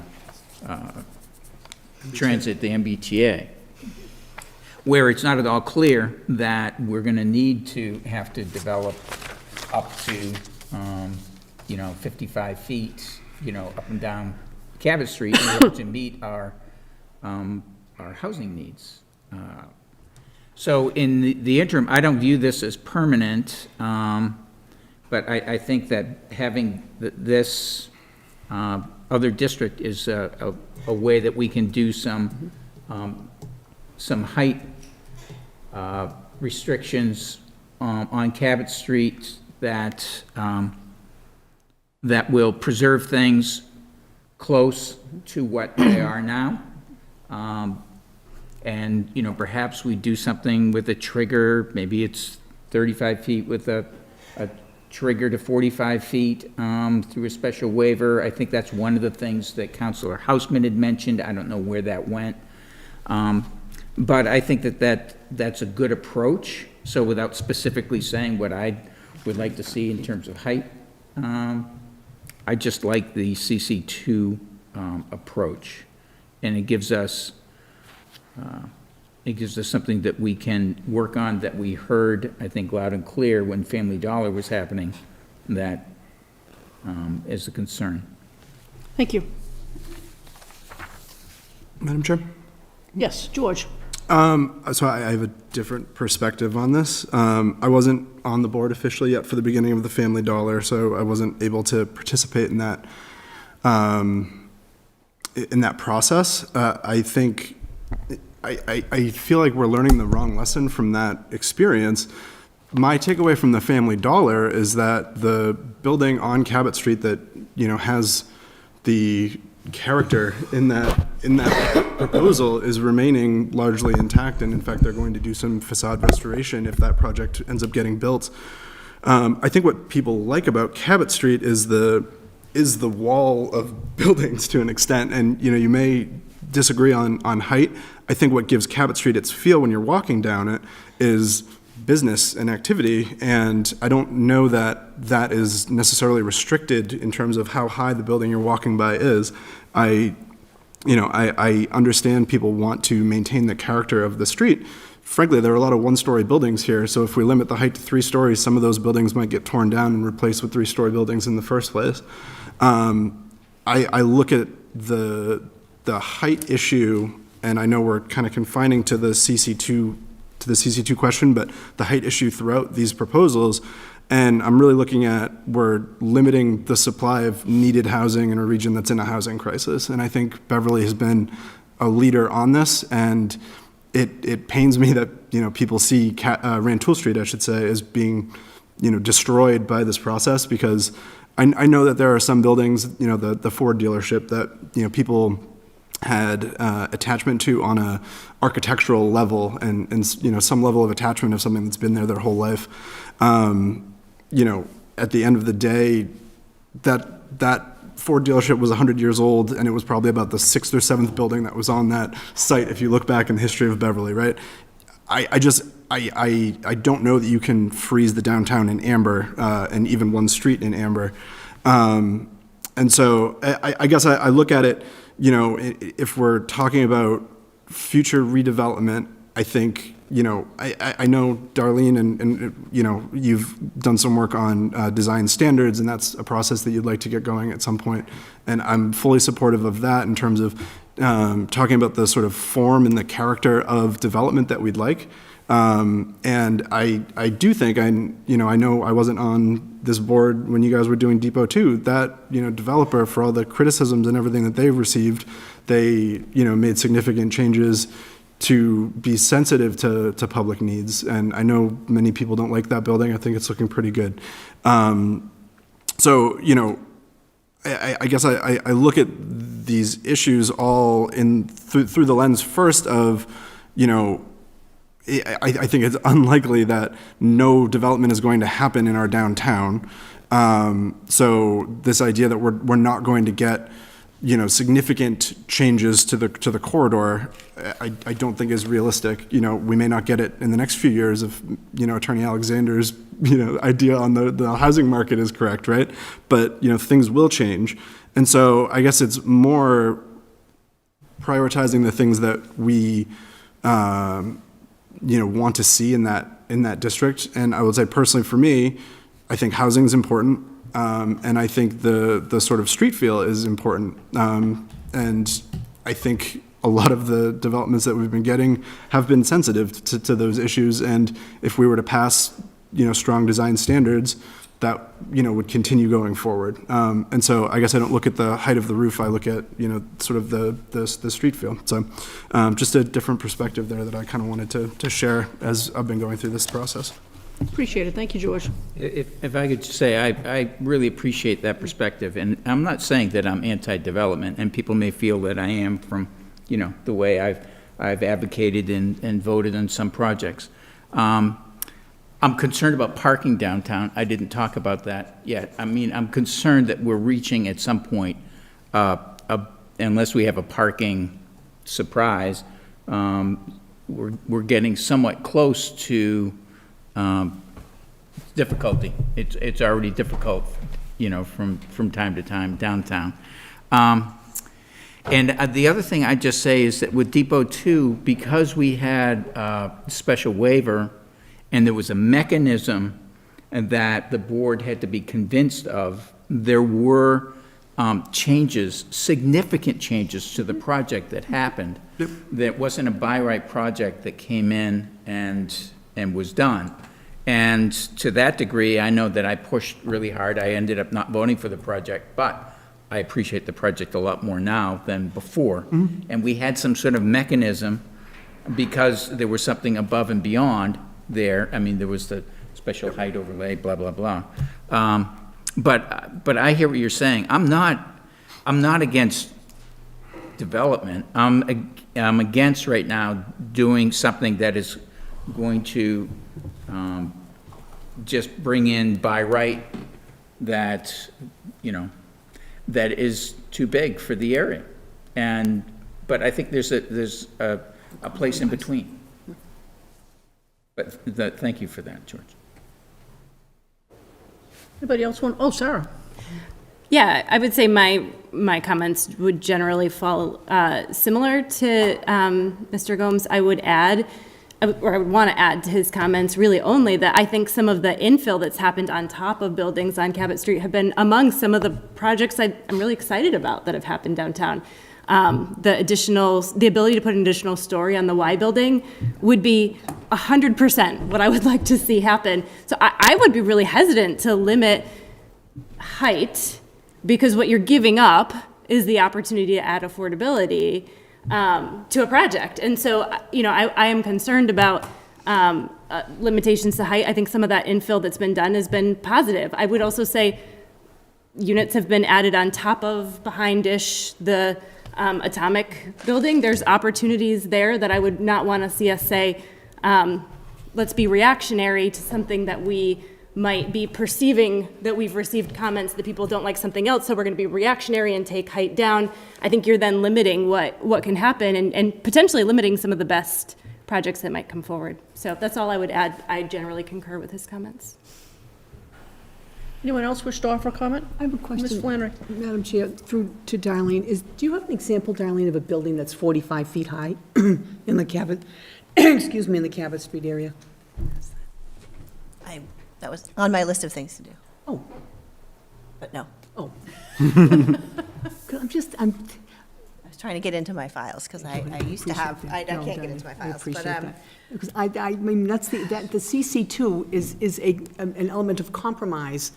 And George, or Mr. Gomes, I completely appreciate and concur with your comments. And yet, that by right aspect at 55, not so, but the creation of the CC2 that creates that fourth floor, that to me creates an avenue for downtown, for Cabot Street, because to me, Cabot is a street where Rantoul Street is an avenue. It's very different to me. I've supported all the projects on Rantoul Street. I think the street thrives, and it will continue to. But that's an avenue, and the buildings can be carried on that street. Cabot, I'd like to see it a little bit more contained, simply because of the nature of the streetscape as opposed to an avenue. And looking at the CC2, because of its dedication to the street and how it's going to fall, I think we could make that work. I don't support the three stories. I don't see that as a win at all, in any way, shape, or form. In this, I just don't see it. And yet the CC2, I do, and I support it in that sense. So, Madam Chair, Yes. for me, I quite frankly, I think everybody has a great argument for their side, their approach to whether it's to reduce the impact of parking, whether it's to create a thriving district and how that feels, whether it's from scale or density, to how we're viewing the architectural way we engage these development projects moving forward. I'm just not quite sure that this is the way to go about it. Even from the affordability standpoint. On one level, we're talking about reducing the amount of units potentially, right, by reducing height, but then we're saying we're going to increase the affordability requirements in order to gain. And so there's these strategies that I'm not sure whether they'll work or not, or whether one's right or one's wrong. And so from the beginning, I've kind of said, well, let's look at it a little bit more, at least from my standpoint, because Derek has a great argument, but does that mean he's right? And others have great arguments. Does that mean that they're right? Do we, if we're scaling back development in the downtown area, which historically has been exactly where you want to scale up development, if we're scaling back development in the downtown area where, we've been historically reducing parking, yet we're not reducing parking requirements in the downtown area. We have 1 per bedroom, which seems extremely high, yet we're taking on these strategies, which I'm just not sure about. And so, although I think it's great for us to be forward-thinking and as well as reacting to conversations that have come out the master plan, I'm just not sure. And so for me, I just can't sign on to something that doesn't have the analysis that I need to make, for myself, the smartest decision possible. I don't think we're scaling back development on Cabot Street by creating this. I think,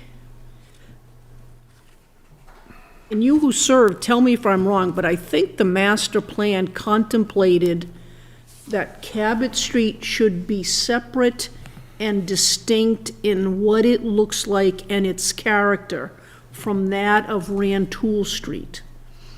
And my concern is that if we don't provide some boundaries, not the best word, but all I can come up with, for Cabot Street, then we could start to see that type of development that we're seeing on Rantoul Street. I think, not overly thrilled with it on Rantoul Street, but I understand why those who are trained in this field, who have much more knowledge, my gosh, much more knowledge than I do, say that Rantoul Street and that type of development is appropriate. But when we come to Cabot Street, there's an issue of character. And I come back to this, what your city looks like visually is important. Think about people who talk about how beautiful college towns are. What is it about college towns? They have specific characteristics. Cities and towns have characteristics, and I think the downtown Beverly, and especially on Cabot Street, there's a very specific character and characteristics associated with it. I like the idea of being able to keep that. I don't think we stifle development by saying, okay, for this CC2 sub-district, we're gonna limit it to 4 stories and 45 feet. I think, again, I think that there's a definite plan in mind that Rantoul Street should be thought of and looked at and considered in one way, and Cabot Street ought to be looked at and considered in another way. Please. Well, I would love to respond to that, but if you want to keep talking. No, that's okay. Okay. I think that, Am I wrong? no, I think you're right, and that's what we said, that we would revise the CC to create multiple distinct zoning districts that are responsive to the scale and land use character of that district and adjacent zoning districts. But I don't think simply reducing the height solves that problem. I think the design standards that we drafted are what help get to that problem. I do think that reducing the height too much, and I think that this proposal, in my professional opinion, is a concession. Yeah. Reducing the height too much, or potentially at all, does actually put character at risk, because what we could get is we'll either get less quality or nothing. But I am putting this forth as a recommendation to try to reach a consensus, and what can we achieve with 45 feet rather than 50 feet. My professional opinion is I would not support going down to 35 feet in the Cabot Street district. I don't I know. think that it's even in line with our existing conditions on Cabot Street. No. No.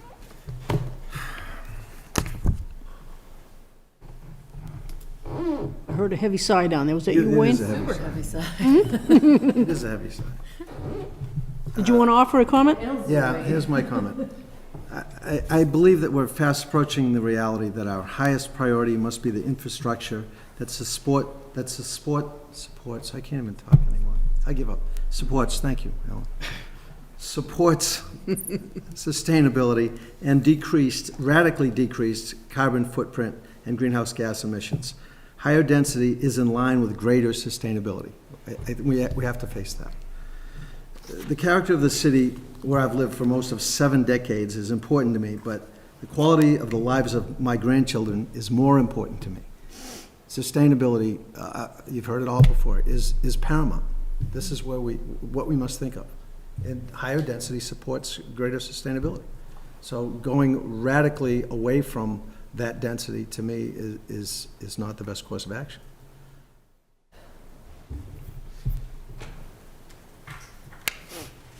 You just got to sigh. I know, I have to sigh. Can I add one other thing? Please. I'm sitting with the word concession that was just said.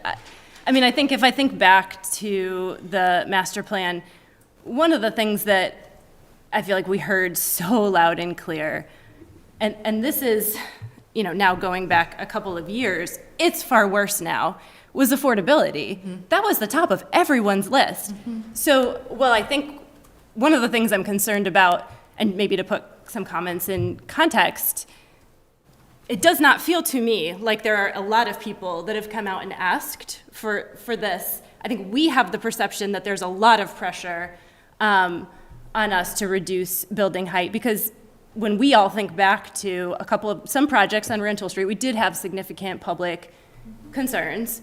That said, I would just want to also mention that we engaged in a public process where potentially, my memory serves me, far more people spoke to issues of affordability. Far more people spoke to the, concerns they had about their ability to access a career, a stable housing, build a life. And it is far worse today than it was 3 years ago. Costs of housing have increased significantly. And so just since we did that process. And so I guess my only, what I would want to add would be that I don't feel like we have a lot of people sitting here asking us to reduce building heights. And what I want to sit with is we had a lot of people come out and express those concerns about costs. And so, it does make me nervous to limit what can be built or to frame it as a need to be in compliance with requirements around the percentage of affordable housing we need, when we know we have a much bigger concern. Mm-hmm. For people who live here in Beverly today, who are under worse pressure than they were 3 years ago. But doesn't, Sarah, your comment presume that increasing the height of buildings will lead to more affordable housing? It reduces costs. It certainly provides the opportunity to build affordability into projects in a way that I would say lowering height doesn't seem to then afford the opportunity to build it in. So it allows perhaps more affordable units, but the general aspect of affordability, I'm not sure that causal relationship exists. I don't think. That was my computer. Oh, okay. Yeah. Which I don't quite know why. I guess I don't necessarily think, or I haven't seen evidence that causal relationship exists. Yeah, I know this is a discussion we've had the last couple of months. Mm-hmm. And I think we could, referencing back to that conversation, I don't think anyone is trying to make a causal relationship.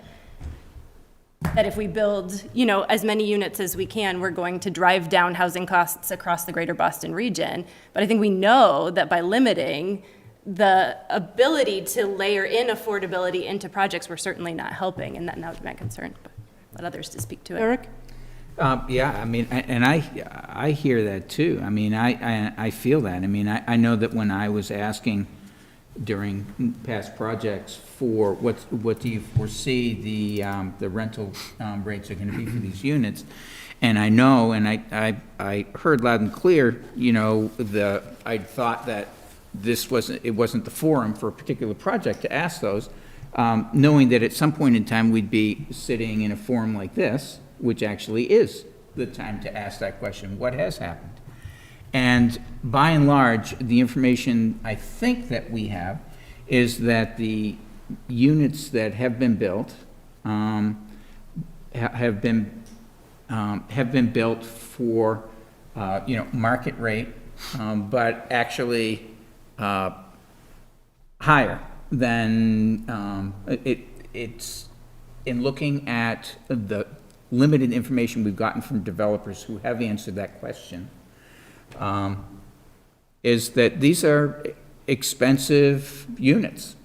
And while we will get and have gotten some affordable units out of them that come in at 80%, and now potentially with what I think is a great amendment in terms of the inclusionary housing, 60%, that does present some more affordable. But the developers are building these who are building these are not building for the people who are living in the neighborhoods now. They're building for, people who are moving into town and are paying more than people who are in the different census districts actually could afford on average. So it's that question, what do you do with, we're increasing housing stock, and except for the projects that are out affordable housing, whether it's Anchor Point or Briscoe or et cetera, that are targeted for providing affordable housing, these other projects that are coming in are really doing it because we're mandating that it has to be done. But by and large, they're driving the cost of rent up in the city. But we do know with more supply, costs go down.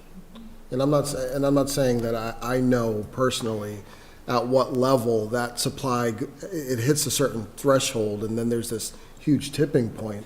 But we do know that with more supply, the cost will go down. So the more units we build, the lower the cost of the rental unit, potentially. We also know that there's an economy of scale. The larger we build, the less it costs to build a particular unit, which potentially, obviously, if there's a standard market rate, that increases the profit, but we also know that there's a potential for decreasing the cost of the unit. So just, again, now we're going back and forth with these strategies around how do we control these economic conditions, on one level, economic conditions. And for me, it's like, I'm just not sure about it. So why not study if we reduce the height and reduce potentially the amount of units put out, what will that do to the Beverly market? Let's look at that a little bit more. Let's have more conversations with developers, both market rate as well as affordable housing developers. Because maybe there's an impact on Andrew, and the work that he does, by limiting this, this has. I just don't know. So I'd love to hear more about that. And for me, having not been on the board during the master planning process, all I have is the past 2 months of conversations here, and not many people have participated in those conversations. And so I just would love to hear more. So, for example, if we're talking about the character of Cabot Street, well, is there a way to just have it be related to the design standards? Is that what we're talking about? So there's these concepts, and then we're applying the strategy. And I'm just not sure that the strategy will achieve the goal that maybe you have, or maybe that Derek has. And so I just would love to hear more options, more opportunities. What else could we do here? And let's look at what that potential benefit or consequences down the line. I'm sorry, George has been waiting on, George has been on hold for a while. Thank you. So I too would love to let Andrew build, however many units he wants anywhere. Yeah, you're a very popular man in this room. I would love every project to be 100% affordable housing, right? That's not the reality we live in or the resources we have available to us. I think there is economic research that's not in Beverly. It's that market rate housing does serve a need and helps ease price pressures in surrounding areas. There are a lot of people who want to live in Beverly. This is good. We're very popular. I think if they don't have a supply of new, quote unquote, luxury, market rate units to move into, they're just bidding up the prices on either starter homes or on, sort of legacy apartments in the latter district, the RHD district. I think it's, kind of fairly clear, right? If you are, someone who's been in that neighborhood for a long time, there is just this demand to move into the neighborhood. I think if we do nothing, there's been talk of, maybe going even more extreme, moratorium or something like that. I know that's not what we're discussing. If you stopped building these new units, all you're going to do is price these people out one by one as the people who want to move in and are more well-resourced by, take those units. It's not a perfect solution. I don't think anybody has the perfect solution. But I firmly believe, and I do believe this is actually backed up by economic research, that there is an effect of building market rate housing. We are a small part of a very large area, and we can't do it alone. And I think everyone, understands that. I got involved in this because I live in Beverly and I feel passionately about it. And if I lived in Manchester, I'd be, trying to be on their planning board. But I wish our neighbors would do more of their fair share as well, But I don't think that's a reason for us to start rowing in the opposite direction, which is what I think this proposal would be.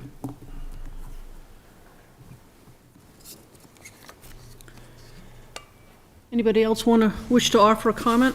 I'm here. George, Wayne. Wayne. I know it's Wayne. I said my piece.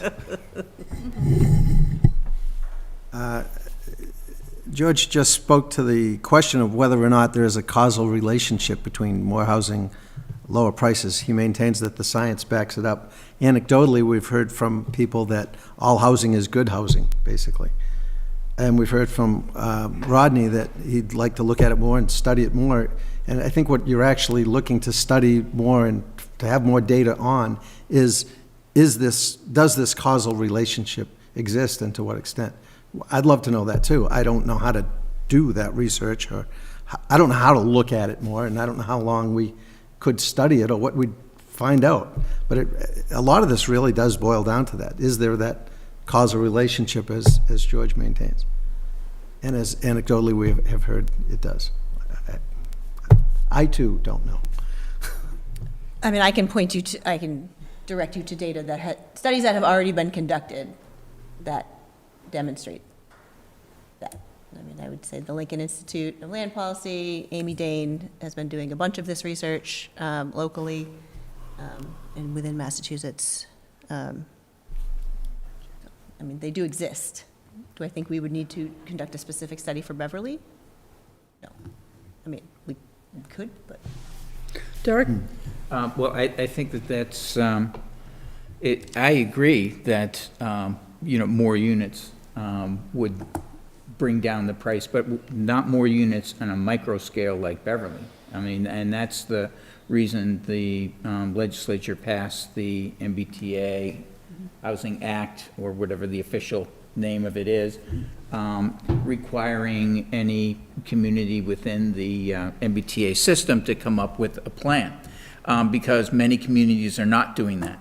I would say that we have been doing that, and we've created, hundreds of housing units many, just in the short time that I've been on the board. I think we're the poster boy for doing just exactly what they want to. Yeah. So to me, and we're continuing to do that, and we're looking at, 55 feet in the CC district and in other areas. So, we are already looking at expanding.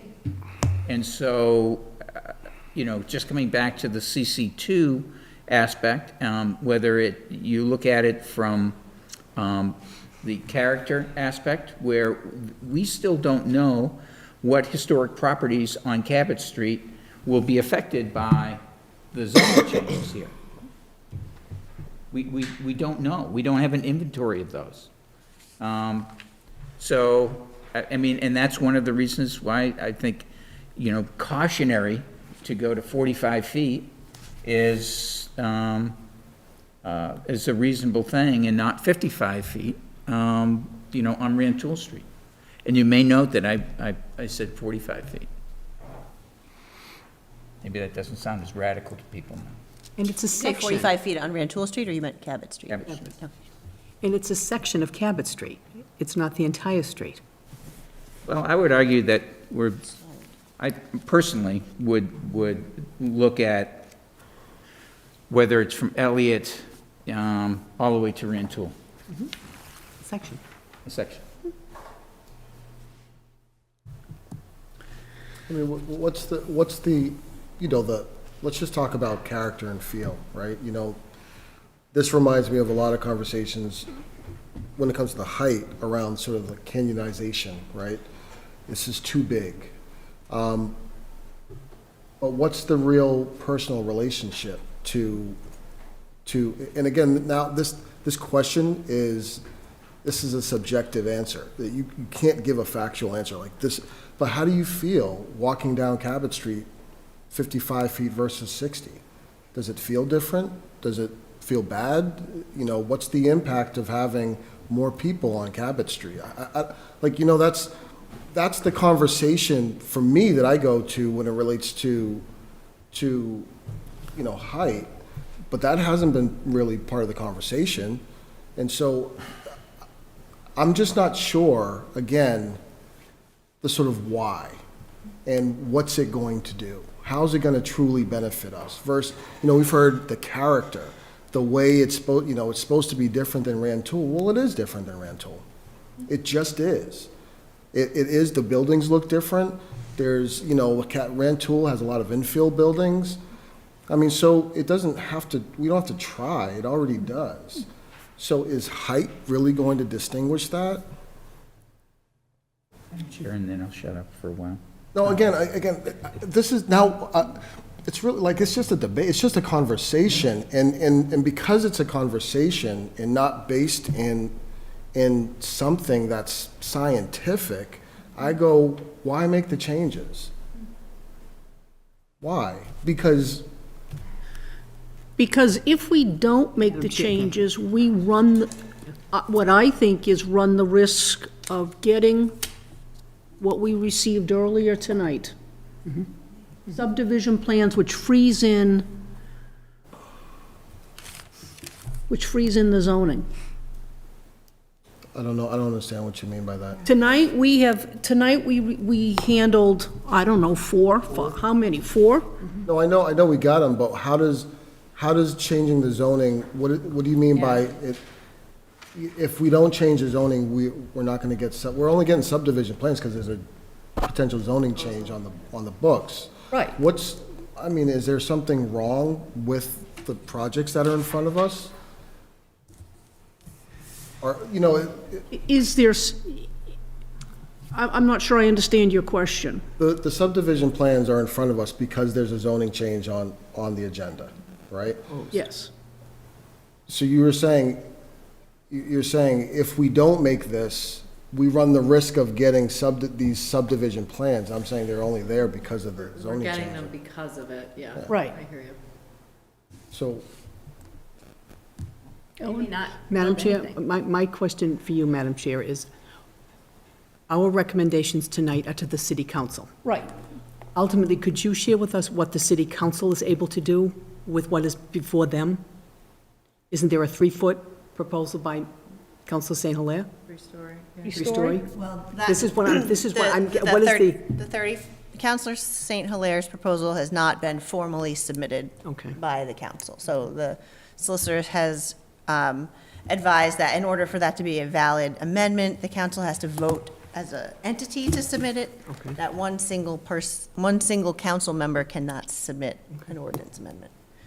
And that's the same with the ADU ordinance. So that is currently tabled. He has tabled it while we're having this discussion. okay. That, So I what, would have to assume, though, that if, again, just spitballing, I would have to assume that if our recommendation this evening or whenever is, we're not so sure about reducing the height, that 3-story ordinance, they would have the information to know what the plan, if we're not prepared to go to 35 or 45 or whatever the number is, it does not seem a logical misstep to assume that they would think that 30 would be a tough call.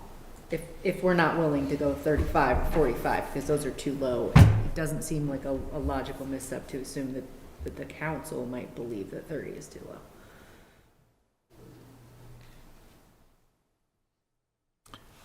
Are we anywhere near the same page, this group here, as far as what we're about to recommend? Just from what people say, I think there's a clear cut difference. Keeping in mind, by the way, that this is a recommendation. Ultimately, the decision is for the city council to make.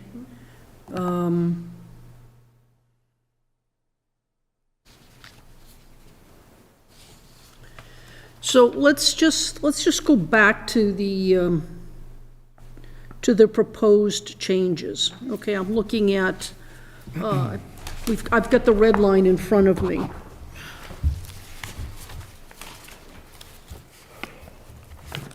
I have extra copies of that if anybody needs it. Mine's here somewhere.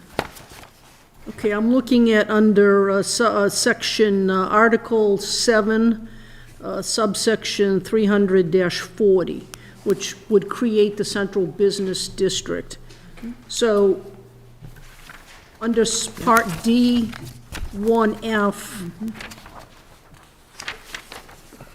55 feet would be when the RHD is the abutting residential district.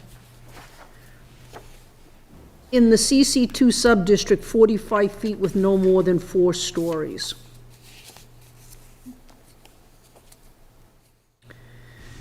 Just to be clear, in the future proposal, the CC exists along Rantoul Street, and the CC2 exists. Right. Yeah, okay. So again, I'd like to get some sense, first of all, how does this group, just, sort of straw pollish, feel about the creation of the CC2 sub-district? I'm fine with it. Yes. Yep. I support it.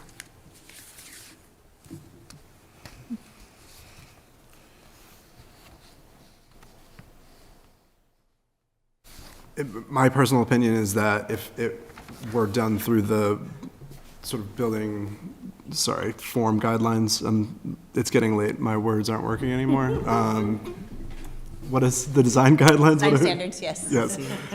I understand where people are going on that. I think just lopping off a floor just because it's in the CC2 doesn't make a ton of sense to me personally. Okay, how about Sarah, Rodney? I concur. You concur with, George?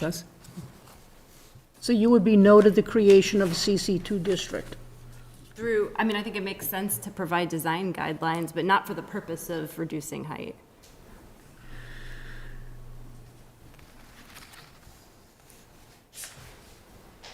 So your vote would, and I'm not, if I'm pushing too much, just tell me you don't want to commit at this point, and that's fine. George, Sarah, Rodney, how about you?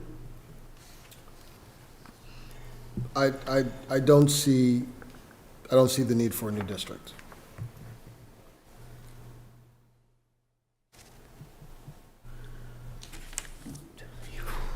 How many of us are there?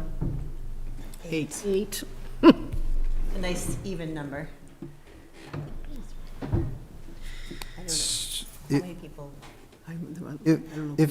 If it stayed 55 where you're proposing, this proposal is 45, how many units does that affect? How much potential housing does that lop off if you do that? Let me just remind you that we already have, I haven't counted, but if you can tell, well, colors are kind of hard to see, but the lighter colors in the CC2 district, so the, You're up there.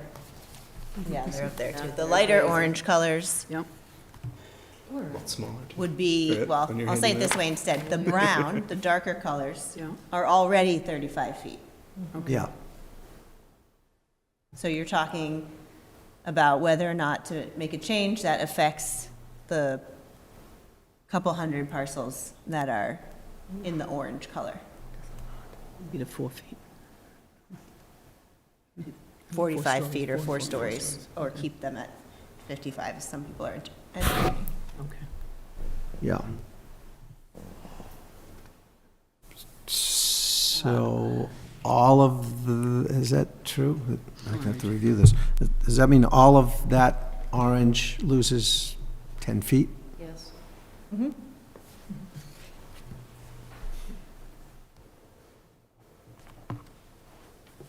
Unless you want to make some other recommendation.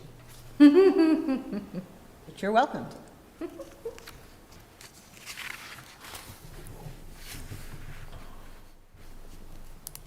It seems to me we're evenly split on this notion of the creation of a CC2 district. Are we? We are. Did we, Did we get everybody? 3 and 3. You didn't wait. Yeah, we didn't hear Andrea. Nobody else? I'm just kind of hiding. Nah, He hasn't said anything. shall I ask you, Andrea? Yeah, I mean, I have to say, I mean, I think. And I'm not trying to put anybody on the spot, No, I'm I just don't- trying to. This is why we're here, so don't Okay. feel bad about that. I think I'm struggling in the same way that Rodney is, because we're talking about character, but we're trying to solve it with an objective standard, and they're conflicting to me. So, I mean, I know I was pushing closing sort of the public hearing just because I thought, well, we're not gonna, we've got 90 days or whatever, we're not gonna learn anything new then, let's at least push forward. But I am struggling with, we're trying to solve a concern with an objective standard. We're trying to solve a subjective concern with an objective standard, and I don't know that I can wrap my head around that. I'm having a hard time with that. Because we've got this sort of amorphous language around what's the character of Cabot Street? Like, what was the character of Cabot Street 100 years ago? What's it gonna be in 100 years? Like, I don't know. But I guess, it's a great point, the subjective, objective nature of it, but I But guess I know what we have to start somewhere. I get that No, I too. know, I Yeah, guess get I would that say too. that, you know what, I think,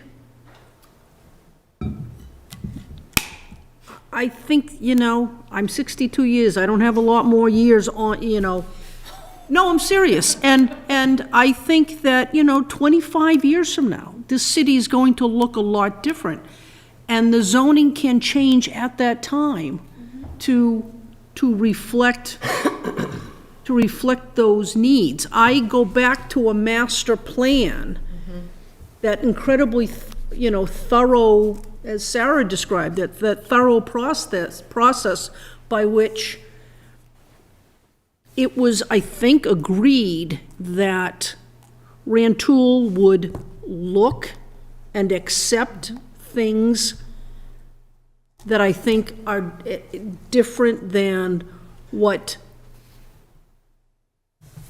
Cabot Street should look like and should accept in terms of buildings. That may change. But right now, you know, I hear it from a ton of people, that they're okay with it being on Rantoul Street, but they don't necessarily want it to be on Cabot Street, that they don't necessarily want it to be elsewhere. It's going to be a part of a debate in the future.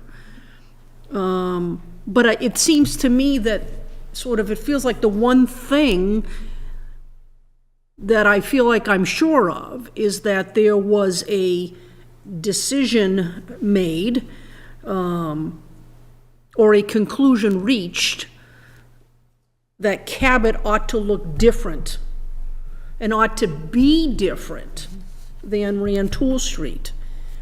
And by creating the CC2 sub-district, by limiting height to 45 with no more than 4 stories, for the time being, however long or short that may be, we fulfill that part of the master plan that was so thorough and reviewed by so many and participated in by so many of our fellow citizens, that basically says, yes, this is what was decided, this is what people wanted, and this will help achieve that and guarantee that for whatever time period the citizens of Beverly and the city council and future planning boards deem it appropriate, that it will look, you know, 55 max limit on Rantoul, and in this CC2 sub-district, a 45-foot, you know, height with 4 stories. Do I think it's gonna be that way for the next 100 years, for the next 50 years? I don't. But right now, that reflects, to my thinking, that reflects what the master plan says. And that's what people wanted. And that's what we're trying to protect and move forward on. Can I answer Wayne's question? What was that? There are 102 parcels in the 45-foot area. 202 parcels in the CC2 district. That's many.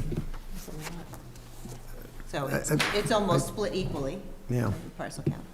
I'm pondering what we give up if we decrease the heights.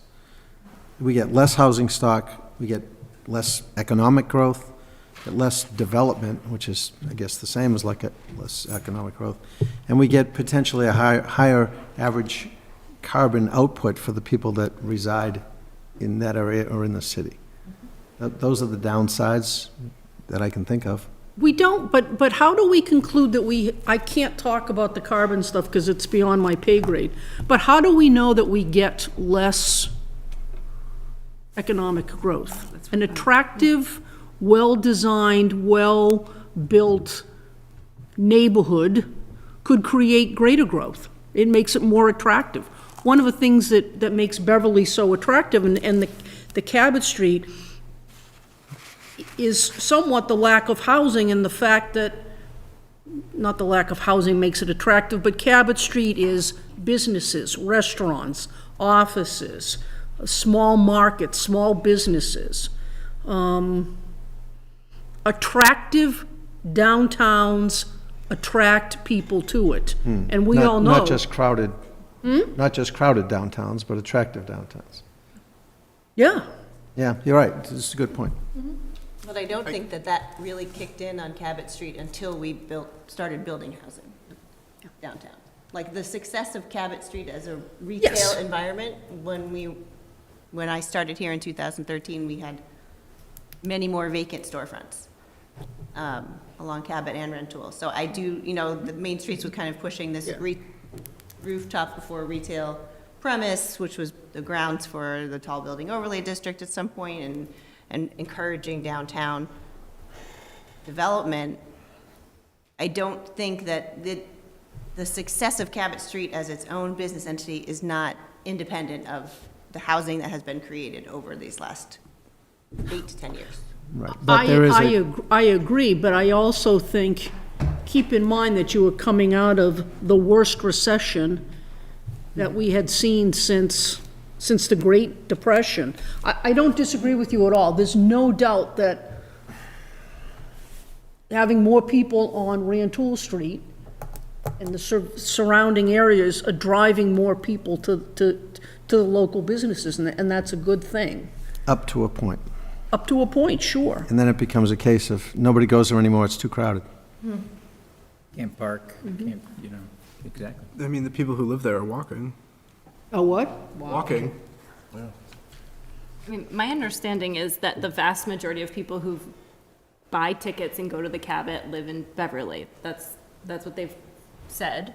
And we've also been told in public hearings that the vast majority of people renting apartments in the new buildings that have been constructed come from Beverly, lived in Beverly before they moved there. Oh, no. No. No. They said No, in it was public one, hearing. it was, Most of, for the Beverly Crossing Yeah. group, They said He said North Shore. North their Shore. analysis was that the people came from most of the people came from outside It just the strikes city. me I that think it people was in the two-thirds area are winter. choosing to live there. They're not, it's by and large people on the North Shore choosing to live there. People who go to the Cabot are coming from Beverly.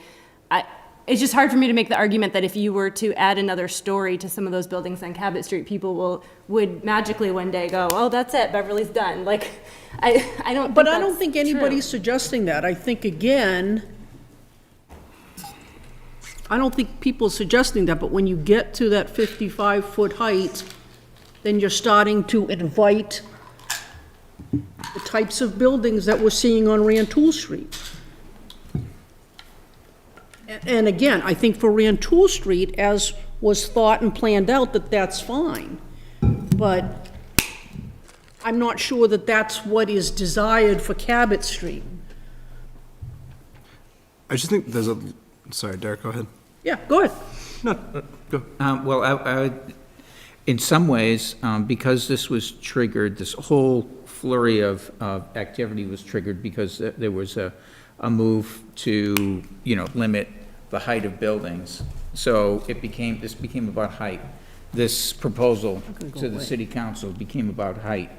And the character issue, and I think, people make a lot of good points about it. It also has to do with what the design guidelines end up being. So right now, we're in a position where in a way, we have a tail wagging a dog, and we are, we don't know what the other half of that equation is. But we are presented today with only that half of an equation, and not design guidelines that we can go to and say, yeah, but look at, we've moved the facades back, we've protected this, we've made sure that the height of the building actually can't be seen from the street. We've done all these different things. That's not part of what this equation is. And so I'm really uncomfortable because that is a huge gray area, saying that height is not important in this discussion because it's all we have in this discussion. And to me, the biggest protection going from the master plan on, and it's not radical, we're already talking about 10 feet above what was proposed and tabled, while other things were put together to actually discuss. It is the difference between 45 feet and 55 feet. 45 feet, I think, is a very good, you can call it a compromise, you can call it a temporary 5-10 year, whatever. I think it's something that we can, at least I know I can, support, even though that's not where I was in the beginning. With the understanding, because we have a CC2 district, that's the vehicle to me to have a lower height restriction, and as opposed to the other zones. So I think that I wish we could be looking at the design guidelines and look at that character aspect, but that's not going to happen. And we have a requirement to respond to the city councils and give them our comments. tonight. Right, yeah, I mean, it's, I did have a, Alan. yeah. Good morning. So framing is interesting, right? So you were looking at it, starting baseline, well, the proposal was 35 feet. Who knows where it would have ended up if that had come before us and we were having that conversation. So from your perspective, 45 feet is you like meeting halfway. I look at it, currently, you can go 5 stories, so we're lopping 20% off of any potential development, right? You're taking that top story off. You know, you can frame it different ways and you come to sort of different conclusions as to what's reasonable and what's a compromise, et cetera, I guess. I think the character conversation is a good one, and it is not just rooftop height. You know, we all have buildings we love in Beverly, and I've always said that the Beverly Depot, if anyone tries to tear that down, I will be the one chaining myself to that building. And I think we all have our chain ourselves to buildings, and some people have more than one. You know, if you tear down the Cabot and put up a 4-story apartment building, I think most people would view that as a net loss to the community, right? Yep. And it doesn't matter if that's a 4-story building or a 5-story building, right? And so we could recommend this and then still have what I think everybody here would find to be an undesirable outcome at the end of the day. That's private property rights. So, you know, like, you know, some of this is, you know, I understand there are all sorts of historic, you know, designations that could be, you know, pursued or whatever, but I think we can do things to make development as desirable as possible for all of the things that you're looking for, Madam Chair, in terms of a vibrant downtown. You know, I do agree with the idea of, you know, bringing residents into downtown is what made a lot of the businesses, you know, possible down there. I work at Gentilly Brewing on Park Street on the weekends sometimes, and just anecdotally, you know, the number of walk-in customers we have from new people moving to Beverly, you know, in part because there are 4 breweries down here, and look at all the activity. And, you know, some of them are from the North Shore and never came to Beverly when they were, you know, younger, and now it is a, you know, a hub for people.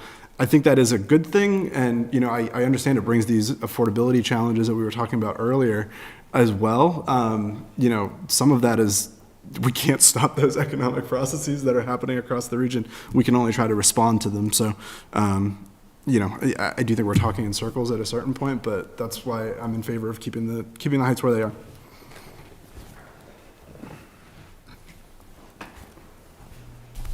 Okay, so I'm not sure how to move this forward. I just want to make one brief comment that I believe it was, Somerville was just voted the 7th most desirable city in the country. Somerville? Yeah. Many people have left Somerville to come to Beverly. What is it about Somerville that makes it so attractive? It's not 45-foot buildings. I don't know what it is, but Didn't Beverly get it's the top 10 worth thinking somewhere about in some somehow. ranking? Say again? Beverly got in the top 10 rank. I mean, we're top 10 for rent prices, but also I think one of the top most desirable communities to live in some other poll that I give very little weight to. Yeah, I think the it's reason just why- to the question of what do human beings want in their cities? People are leaving Somerville because it's too expensive. It's been too expensive for 20 years. I mean, it really is. I mean, Cambridge That's is a point. going to 25-foot buildings downtown now because of sustainability. They say that, the last part again? Cambridge is starting to move, for example, Cambridge is starting to move toward like putting in like 25-story buildings. Downtown Cambridge, 25 foot's very low. You're like, that sounds wrong. 25, this is my second meeting since 6. Cambridge is, I mean, they are surprisingly moving taller and taller and taller. And I think people are doesn't leaving surprise me. Somerville. Yeah, I mean, people are leaving Somerville because it is too expensive. People are moving up because it is too expensive to live closer to the city. And there's a train here, so. I'm thinking, some of this, it comes down to sometimes what do we need versus what do we want? Now, I want to live in a cozy little village, but it's not what we need. Yeah, and I just want to say one thing about the sort of the appearance of the sort of compromise of this versus the 30 feet. I think a straight across the board limitation on height in any community is short-sighted and to me, as a real estate professional, ignorant. frankly. So I look at it and go, well, I almost discount that entirely, because I think that would be a bad move. And just because it's 10 or 15 feet higher doesn't make it the right move for me. Yeah, and I Just think, as me. I mentioned earlier, that's kind of a radical way to go. It's I agree. simplistic and radical. way to go. agree. And It's it just- did, it's- and I it's- believe that it did prompt this flurry of I think it had its intended effect. maybe it did. Yeah. Yep, I think you're right. We could take a vote, just, I mean, I don't, we gotta get to a place at some point, I agree. so. Well, should we limit it to starting with the creation of the CC2 sub-district, or do we start with the creation of the CC2 sub-district with a maximum height of 45 feet with no more than 4 stories? I can tell you that I'm going to vote no on all of it. And I only say, I'm just putting it out there because I don't know if there's others that All the are, height or all 4 of the, just height? no, All 4, okay. Just curious. So if there are others that are, and I don't know, I'm just saying, because if there are, you could do that, or you can go individually, and that's fine with me. Well, for the sake of clarity, what exactly would you like to do? I personally, I mean, I don't think that any of the recommendations are needed. So status quo, do nothing, is your suggestion? It's fine, I'm just clarifying. Yeah, I'm clear. I would still like to vote individually if that's acceptable to others. I think the inclusionary deserves a conversation. Oh, yeah, oh, no, yeah, oh, yeah, I wasn't, I interpreted Rodney's as saying All if four. you wanted to do all of it all in one. No, he said all I'm 4. fine either way. Okay.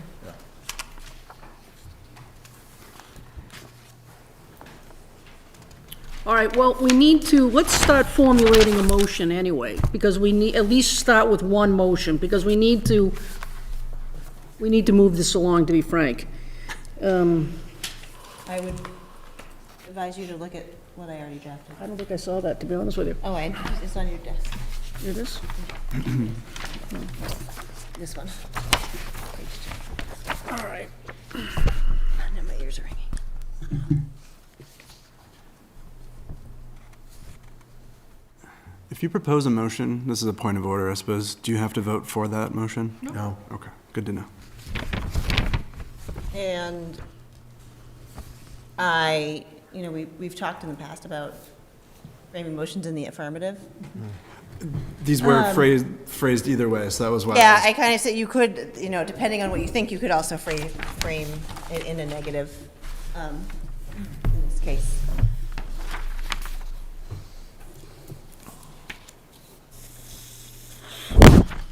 Just be clear and consistent that what people know what they're voting on. Yep. Okay. Sometimes it gets confusing.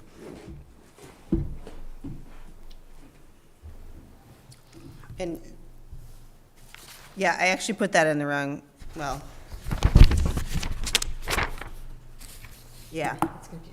Because it's like the city, you're recommending the city council take an action. Right. But Right. you're also, you want to frame your recommendation in a certain way without maybe avoiding That was my double question. negatives probably. I don't know how others feel on this. In terms of separating the CC2 district from the height, like the CC2 district in this formulation exists to have a different height. Yes. I don't see that there's any point in trying to break it up personally. I agree. I do think that That, my if you're friend, talking, is very helpful, thank you. if you are talking about design standards down the line and you want to try to do something different in those, then it's a different conversation in my perspective. And that could also be adopted, that designation down the line then. Right, there's Design nothing saying that we standards. have to create the thing now to go back to it later. Does anybody want to take a stab at this?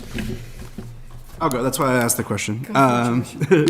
Madam Chair, motion to recommend that the City Council vote to adopt the proposed amendments, reducing the maximum allowable height of buildings in the Cabot Street area by, 1, adding the section 300-6A designation CC2 and Central Business Cabot, adding a new section, I assume there should be a 2 there, 2, adding a new section 300-6C, creating a new CC2 district as shown on map 22-056 zoning proposal overlay, and 3, updating the official city zoning map accordingly, changing CC to CC2.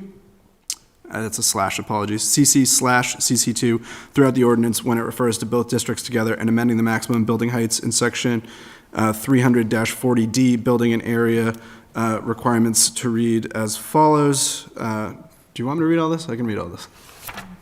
I'll read it. Yes, please. Okay.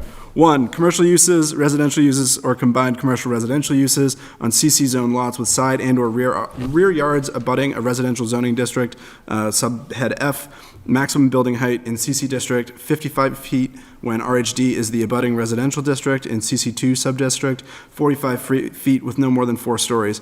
In both CC and CC2, 35 feet when RMD or R-6 is the abutting residential district. Number 2, residential uses which do not abut a residential zoning district, subhead F, maximum height in CC district 55 feet, in CC2 subdistrict 45 feet with no more than 4 stories.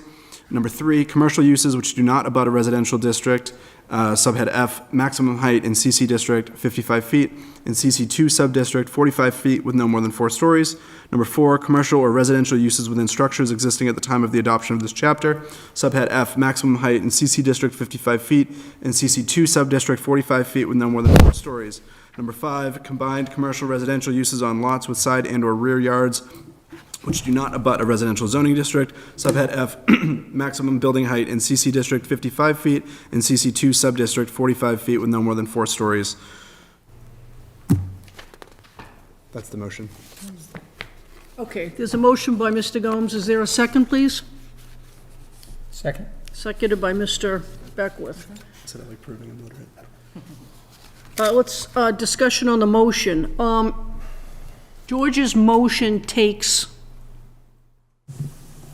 all of the proposed height-related amendments and rolls it into one vote, one recommendation. I just, this is, I mean, this is all, this is the way the CC district is broken out. CC. It depends, the CC district is highly, the dimensional standards are based on use and adjacent uses. So these are all represent what I was showing on that map, that same area. Yes. It just depends on what's adjacent and what the uses are. Okay, I had never expected you to vote independently on each of these subsections, because they're all saying the same thing, okay. Okay, if that makes sense. And I'm just asking the question, this motion that we have, there was a motion before it, the tall building overlay, that we'll get to, I guess, after we.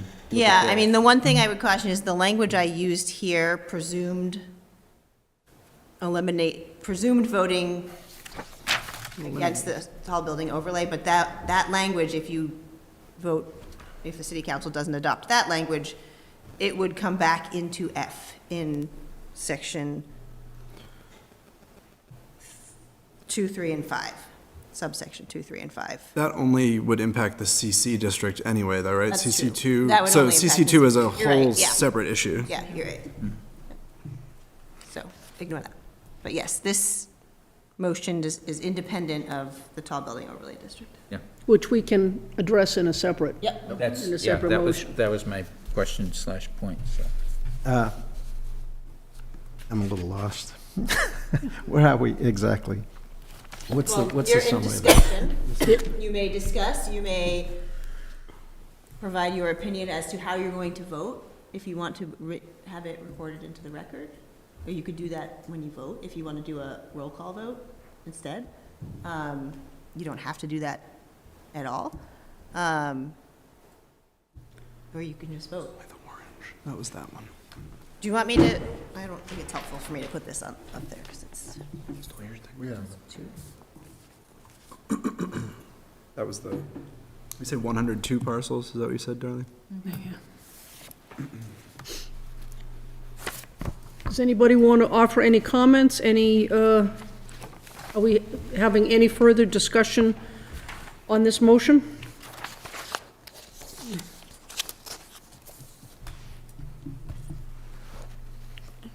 Derek? I'm going to be voting in favor of the motion, but I'm not happy about it.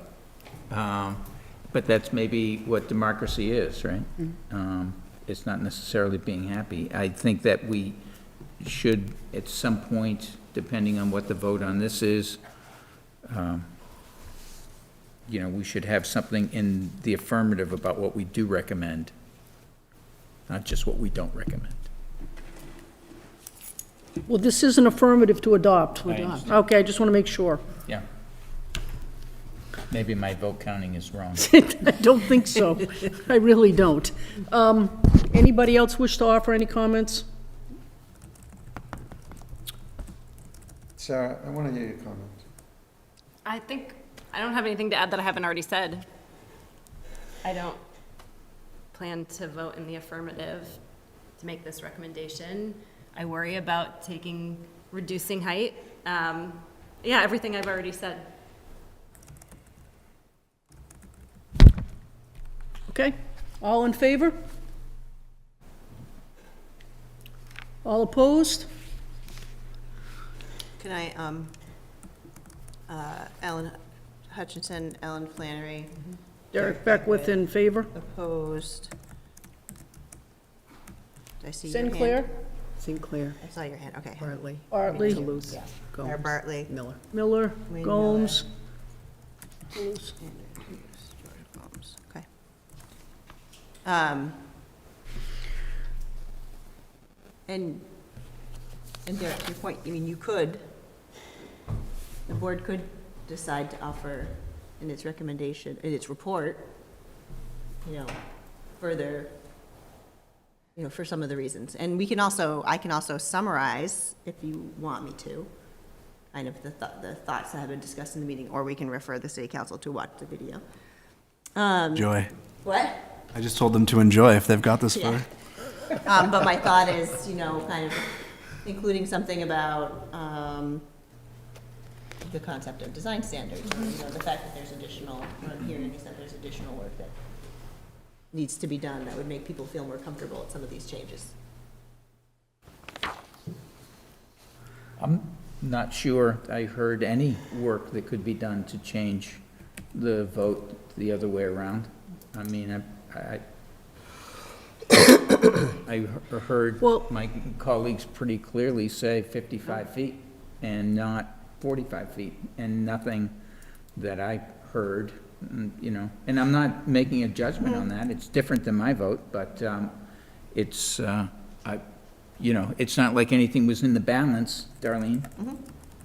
I think in addition to that, there was a desire to talk about the design standards. There was a desire for further 100%. planning efforts. So I wouldn't want to paint it as we're like demanding that that number of feet be built. I mean, it was a matter of not wanting to impose limits and to take this up through design standards. I would characterize it a bit differently. That's exactly how I would characterize it.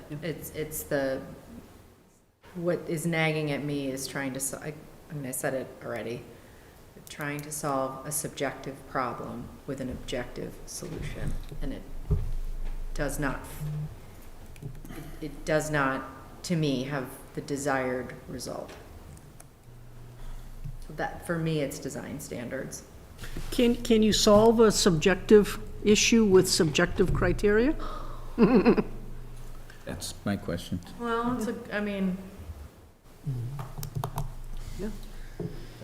Let me ask you this. We've had, I don't even know when we started this discussion, but do you think that you have enough in terms of what has been recorded from various members of the board who have talked tonight? And I'm not trying to create extra work for you, not at all. Can summarize it into a report for the city council as to why the vote was 3 to 5. Yep. Yeah, because it's important to note that, Rodney has a distinct reason for voting the way he did, and then I think the other 4 were similar. Wayne's perhaps a slightly different twist as well, but yeah. I can do that.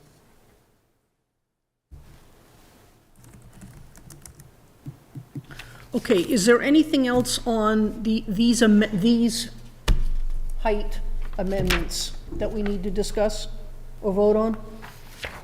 We have 2 more height There's 2 amendments. more though, right? pieces. Yeah, What, the tall building overlay district? Yep, and RHD. and then the RHD. Oh, that's right, the RHD. Okay. Opinions about the elimination of the tall building overlay district.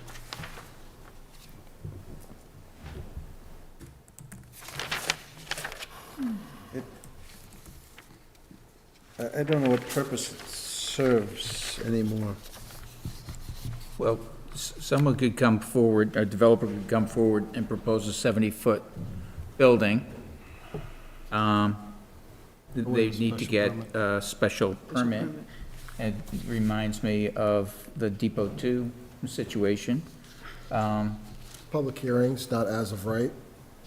That's right. I mean, and the board has to vote.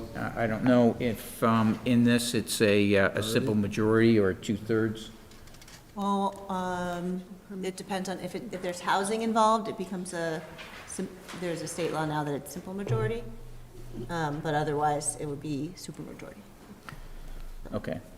For any special permit now, if it's housing creation, it's reduced to a simple majority. So we have the discretion there as we have. Where it is. Generally. Well, but I don't generally think there's not a lot of discretion with special permits. It's not like zoning variances, which are supposed to be given out, not with great ease. Sparingly, thank you, that's the word I couldn't think of at 10 o'clock at night. Thank you. To the contrary, special permits should be granted when the criteria are met. It's easier to get a special permit than it is to get a variance. So what are let's talk about the criteria. I mean, again, I guess, I personally, again, we have a procedure there in place. I don't feel the need to change it, but it's the same conversation for me that we just had. But if there is a conversation, I mean, and the discretion is not as strong as you imply, let's just we could talk about what that discretion is or what those criteria are. If folks feel like this is still a shaky kind of mechanism for us to wave down a project. I'm not sure if Derek was trying to pull it up, but there's Yeah. six criteria roughly, and it has been an area of some discussion. Did you have? Are they the standard ones that? Yeah, I mean, there's 6 standards. The availability, that there's no the availabiliability of services. There's no undue impact on abutters, there's no traffic, basically value of property for the abutters, character, availability of services. Okay. So there's a couple of them that allow for personal interpretation. Oh, yeah. Right? Yeah. So I would just, again, I'd say then, if there is that ability to interpret, then it's not so clear that it will meet a criteria, in my eyes. I could see a hardship, I could feel that there's I'm just saying that it's not clear cut, like if A plus B equals C, you have to grant this. So there is a level of interpretation that allows the individual board member to say yes to a vote or no to a vote. And then the unique piece about that specific special permit is the tall building design guidelines that have to be adhered to. That also have to be adhered to, correct? And with special permits require factual findings, too. Right. And I was trying to find, I thought I had made a map and shared it about kind of showing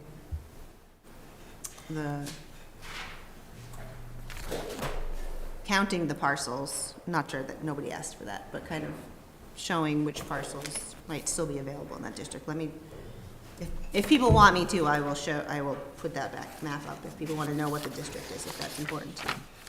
With the tall building overlay? Yeah. Yeah, if you have it, that would be helpful. So the planning department and administration are recommending we eliminate this. It is, but Yes. I don't have, I thought I called out a number of ones that were, oh, this one. Okay, where did I not see that? And I'm not really clear why. Why was, Why what? Why what? why does, So I think the genesis of this was, in a way, it was, again, it framed in this conversation of height, and we did put it in the master plan more specifically than the Cabot Street one. It was, it's a promise that the mayor has made, largely in exchange for Bass River, not in exchange, but kind of in understanding that he would be seeking more density at the Bass River. It's kind of a trade-off, right? So we wouldn't go to 70 feet, but it'd be a denser, Yeah. area, Yeah. yeah.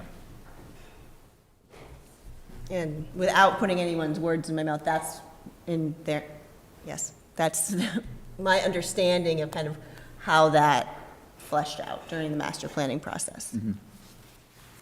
And I do have a slide, although I didn't, why couldn't I? Actually, can't find the height overlay district in the, It's not a it's not a distinct yeah. district. It's an so overlay. Oddly So written is it, only well, in the there's CC overlay, district. it says overlay districts, but it's not in there.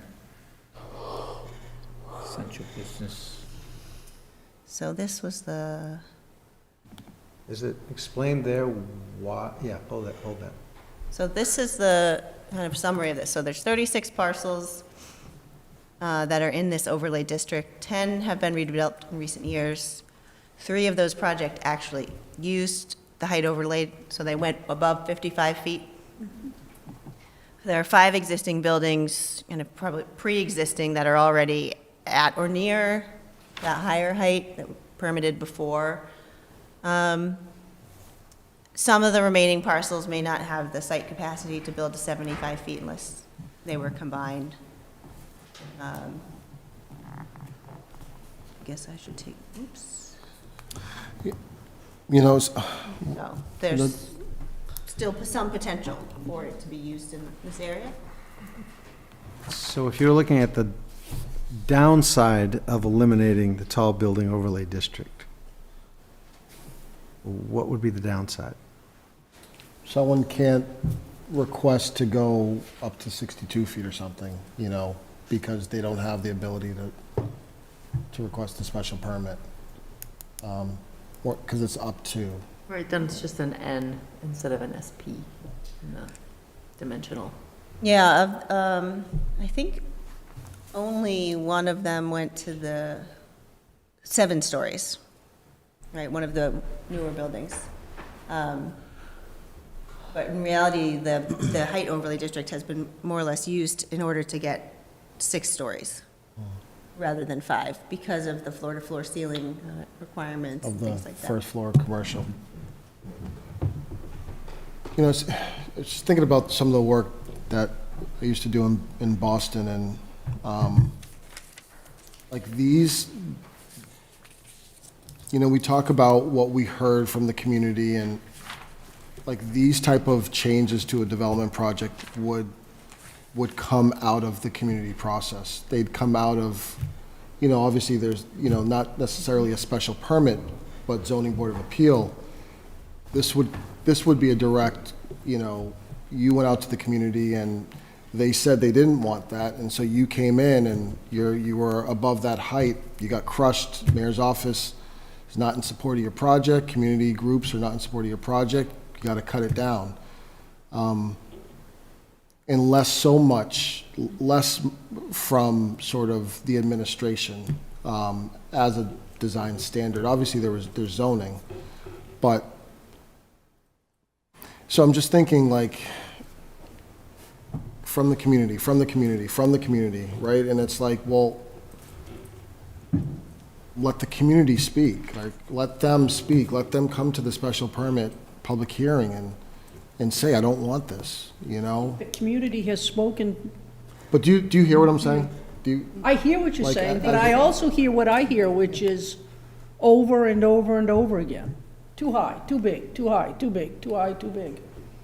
I guess I'm saying the special permit allows a public process around that project, around that request to go higher than the 55 feet. It allows an opportunity for those to review, object, speak, and influence those, not just us, but obviously the Design Review Board, the Zoning Board of Appeal, as well as the Planning Board. So it gives that opportunity for those who do care to be a part of that process, whereas, without it, they just can't do that with an as-of-right project. I guess I'm saying it in a positive way. It's a positive thing. But perhaps for developers, it's not. Because for a developer then, it's a crapshoot. How many people might show up at the public hearing? How many people might like the idea that I want to go up to 70 feet? How many people might be against it? My understanding was that this is constantly a process that we're trying to streamline, make it, I don't want to say easy isn't the right word, but make it smooth, maybe is a better word. Predictable. Predictable. Make it predictable. And I think when we leave those kinds of decisions to who shows up that night, I think it's not predictable. Sarah? So just, am I right in saying the perception of this board is the special permit on Depot 2? The fact that it was the process that made that project better? Is that that's what I heard. to me, that seems like that's the perception of the board. And now I'm hearing maybe we don't, are you saying you would rather we not have that kind of a process?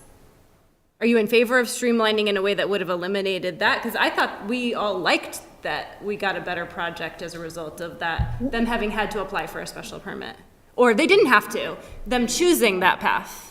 They did apply, and we did grant them a special. They did get a Right, and I No, feel like but not we for- got a better but that was on project as a parking, result. wasn't it? No, that was totally on agree. Height, it was for the tall Was it- building. was it? the Okay. tall Had they building submitted overlay a by a right few project, feet. we would have liked that project less. Oh, absolutely. We liked the project more because they submitted a special permit, and there was a public process where the public said they didn't like it, and they really wanted the building preserved, and so the result was the building got, like, if I think back on all of, so I haven't been on this board all that long, the only project that I feel like has meaningfully changed from when it was proposed to when it was approved was that project, because of the public process. So my perception is that public process sort of worked in producing a better project. So I wouldn't want to streamline the process in a way that eliminated that, as much as I did not enjoy, the time capacity that it required. I actually think it was worth it. Like, I look back on it differently. In the moment, it was like, wow, this is a really long process. But now I look back on it and say, a lot of people came out and the project changed. Actually, it's like the only time the project has changed. So, like, to me, that process was a win, to the point that I think Rodney is making. And had they not had the opportunity to apply for the special permit, I think we would have liked what was proposed less. Well, they applied for the special permit for 5 feet or something like that. It wasn't very much, right? Yeah, And and that was so that they could create the building with enough units and that, you know, blah, blah, blah, all that. But at the same time, there were other, you know, dramatically impacting issues. For example, the saving of the Casa de Luca building. The basic redesign of the building from what it originally was. They also stepped back portions of the roof and parts of the project, all because we had it, but it was not for a 70-foot project. It was for something that was in and around the 50 feet. It's more than 50 feet. It was the trigger, it was the special permit trigger that allowed, The trigger of it, the true impact on then that project. I would disagree argue with that. you know, allowing, you know, 55 feet carte blanche by right, that we should actually look at a special permit for anything over 45 feet.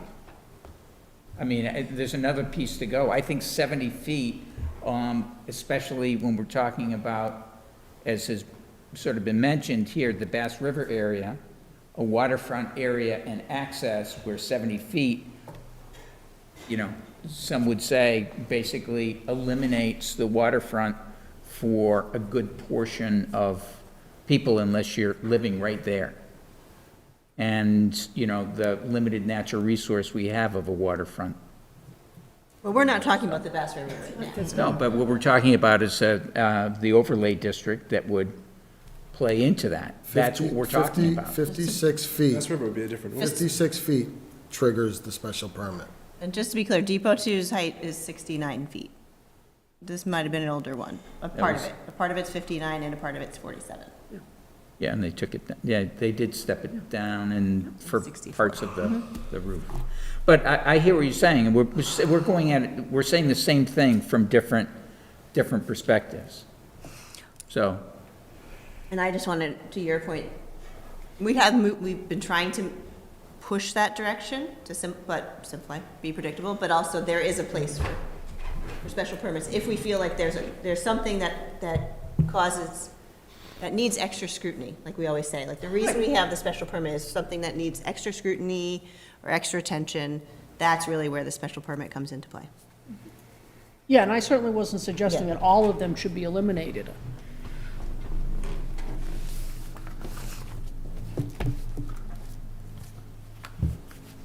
So,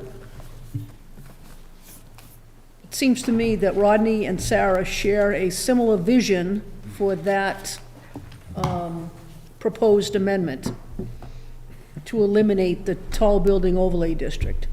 And I'm suggesting, or I'm guessing from your comments, that it's a no. I'm leaning that way, yeah. Okay. I'd love to hear from others. No.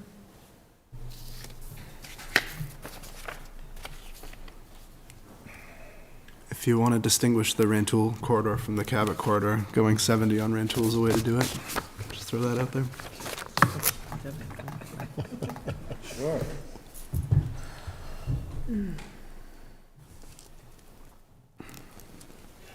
That how was, many undeveloped parcels are impacted by the overlay Well, district? 36.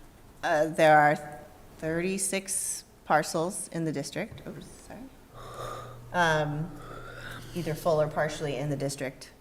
10 of those have been redeveloped recently, and I was just showing that spreadsheet, like things like Gateway's not in it, so never mind.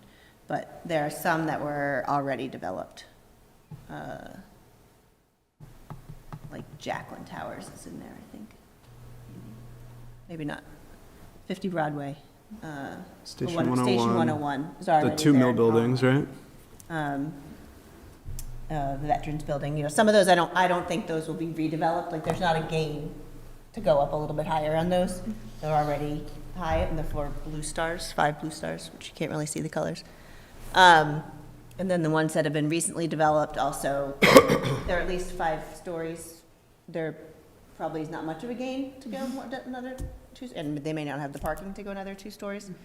You know, there is the MBTA garage, air rights. There's a couple others that could be combined, where, you know, Meineke just got a permit for 5 stories, so they probably wouldn't use this. You know, we're talking, I'm not using my finger on here, sorry. You know, kind of this area, this area.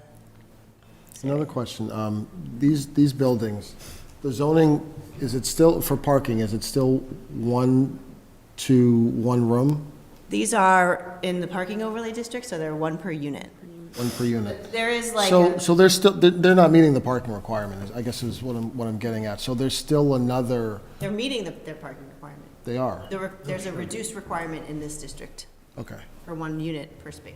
But future development wouldn't probably be able to meet any. Well, unless you put parking. the parking, as Depot 2 did, in the building itself, and as the others did. So to some extent here, it dawns on me that we're kind of making a judgment. How did we do? How did Rantoul Street come out, given that we had the tall building overlay? So I didn't live, I moved to Beverly, And I would suggest to you that it came out just fine, thank you very much. I moved to Beverly in 2018, and the change that I've seen, I think it's a great change, personally. I absolutely love it. I think there's more people in the area, there's more people on the street. And it was done with this in place. And it was done with this in place. So for me, I love it. I think that's what you want. You want a So it was street a that's, pile of work for the planning board and everybody else to get all this done. But it got done, and it got done right, in my opinion. and there's still more to go. And there's still I think more to there's go. room- I So think why there's room would for we growth, take away personally. the tool that has allowed us to do it well so far?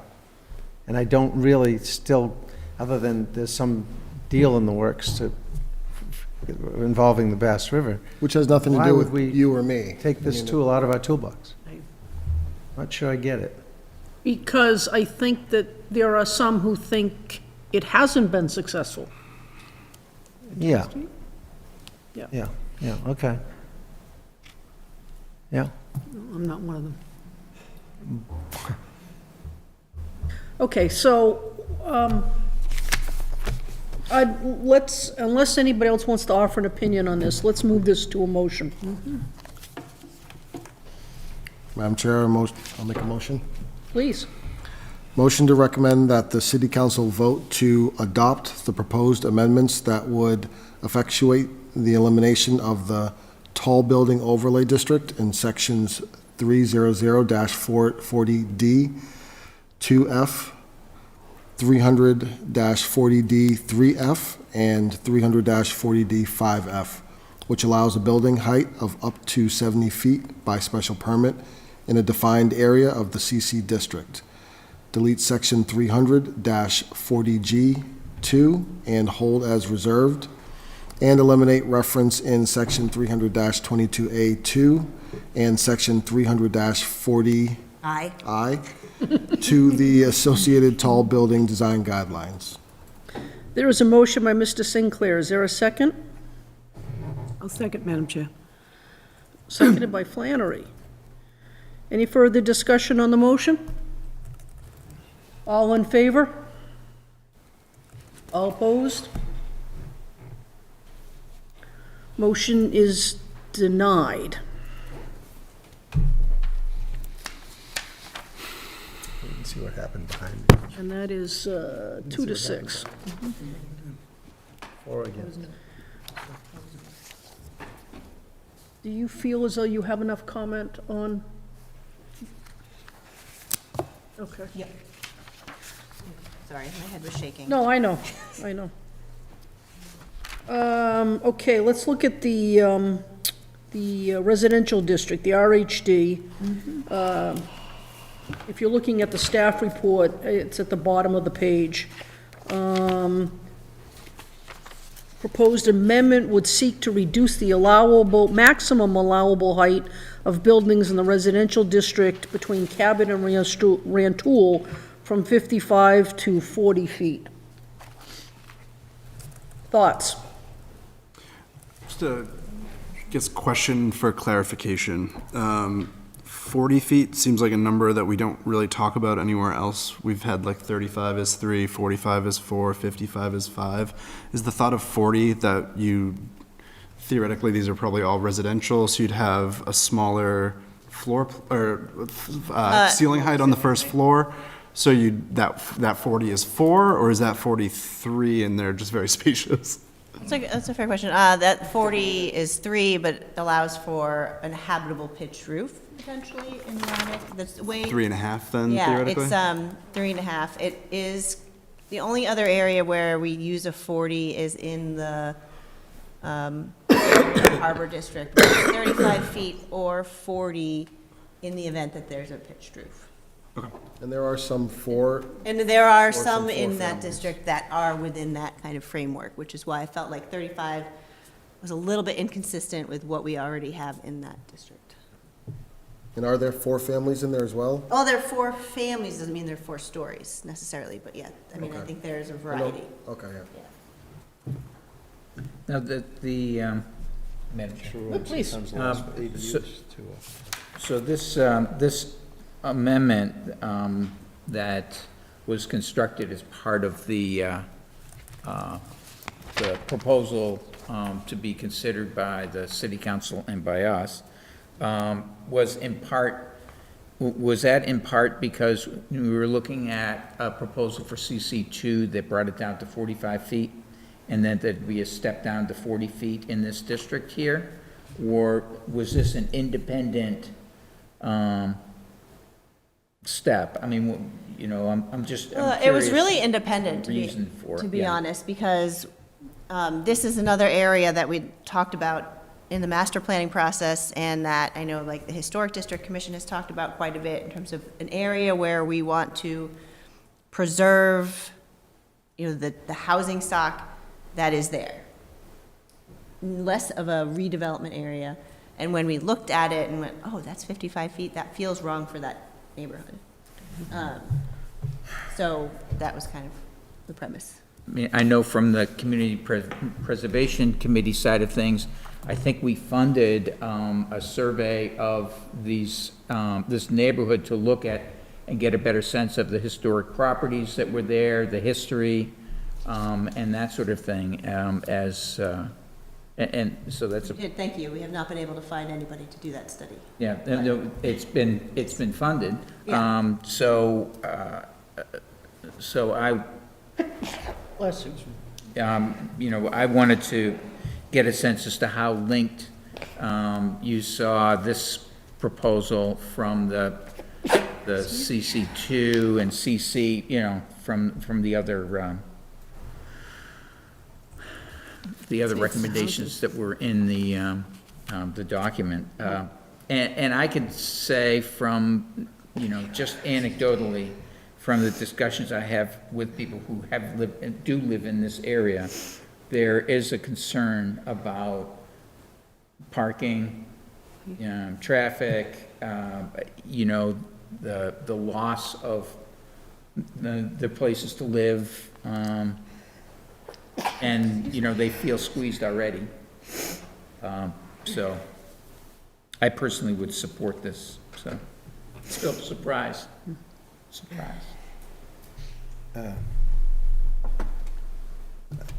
I don't know where I'm on this one yet, but I will say that this type of housing is just infamously inefficient from an energy conservation point of view. So we're preserving kind of the worst case.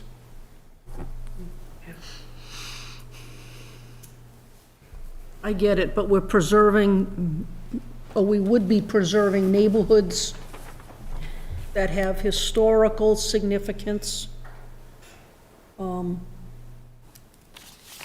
historical affordability. Great, that's a great point, Leah. Yeah. It's a really good point.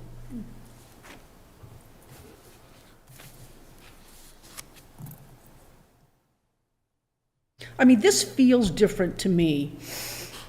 I mean, obviously I voted differently on the CC and the CC2 and even on the, looking at, This one is, to me, it just feels different. It's more about individuals and families and living in a In a neighborhood. in a historic neighborhood. I mean, we've talked about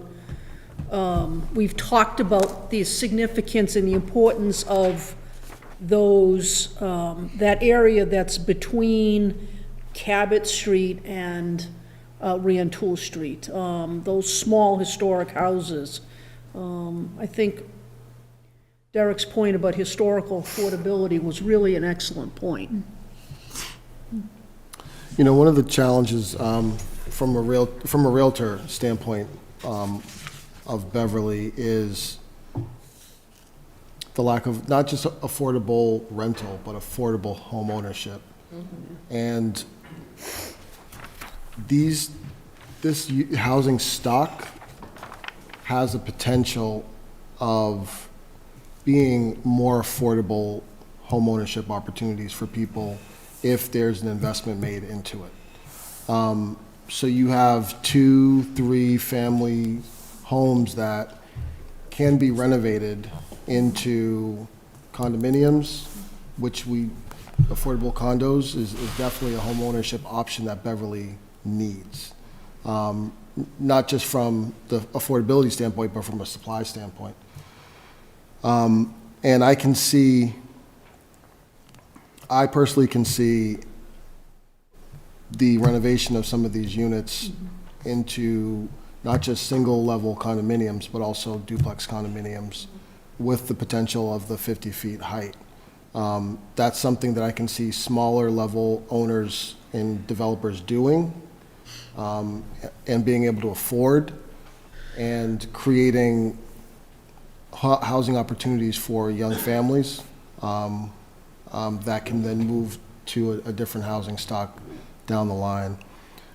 So that's just my perspective. Again, taking sort of looking back on what happens in some of the Boston neighborhoods that has a similar housing type, and looking at the lack of in Beverly. So I like the opportunity of still having the 50-foot to allow for that opportunity. But it's not, it's 55 feet. 55 feet. Yeah, you did say 50 a couple times, and I'm I was thinking... going to ask if you meant 50 or 40, but you meant And I'm- 55. Sorry about that. I'm wondering, 40 seems really short to me. What would be the effect of a 45 or 50, do you think? Some of the housing too that is up on the foundation is, so a lot of the homes, I won't say a lot of the homes, but some of the homes are up a half level before you get to the first floor as well. Yeah. So they're 3 stories, but they're 40 feet because they have a half foundation. I'm thinking about what you said about the conversions, the type of things you saw in Boston. I'm also thinking about ADU potential as things change. Would 45 feet make a difference? Could you develop a loft or a third story or something? 40 seems really too restrictive to me. If you talk to me about 45 or 50, I might be there. I could say 50. I mean, I could feel 50, but again, now that's just like, I guess the whole point is that additional height, if there's room for additional height to add to those renovation conversions, I think there's an opportunity there. Now, I will also say the one thing that I do worry about is the encroachment of the large-scale development into these neighborhoods and the reduction of that housing type. I fully am aware of that potential, and that's scary, because you're right, this is a historically lower, these neighborhoods have some historical lower value, not value. Lower price point. Lower price points Yeah. that satisfies a need in a population that deserve to stay in Beverly. So I do worry about the Rantoul, conversion up the street, and taking away some of these housing opportunities. Question. Darlene, have there been any developments in this district that, I can't think of any. There's maybe along, I'm thinking Elliott Street, there's like a fairly newish apartment building. I don't even know if that's technically in this district or not. I mean, Elliott Street on the one side, on the opposite side, the downtown side, Yeah. is in this district. Okay, so that's not even the building I'm thinking And the other side about. is not. I'm just kind of looking at, even the West Dane project that we reviewed was Yep. in the CC district, but felt flip- people like moving down this street, so that's the CC Yep. district extends into these side, internal streets. There's been some flips to condos in this area, right? Probably, yeah. I mean, there hasn't been, aside from the Housing Authority project, which is in this district, or Housing Authority building, which is behind the Yeah, the Dollar Tree, the Family Dollar project. Yeah. That's a fairly tall building. Yeah. And then there's another, there's some on Broadway, but I don't think they're tall, they're, yeah, I'm just looking. 50 Broadway. Yeah. Yeah, 50 Broadway's not in this one either. That's not there, right? I mean, we Like did the one have, on the top of the hill that has like 4 in a row. Yes, I think yep, it yep, kind of yep, looks like a yep, motel yep, thing, yep, that I one, know but the it's one not you that tall. No. I guess I asked the question, it's impossible to predict the future. It hasn't been something that people have capitalized on because I think they've been going for larger floor plates where it's easier to get this kind of height. Frankly, Wayne, your idea of, cutting 5 or 10 feet seems reasonable. I don't know. I think having the full 4th story might make a difference for people. If you tear down a single family and put up a 4-story that's 4 units, that's a net gain of 3 units to the community, in my opinion.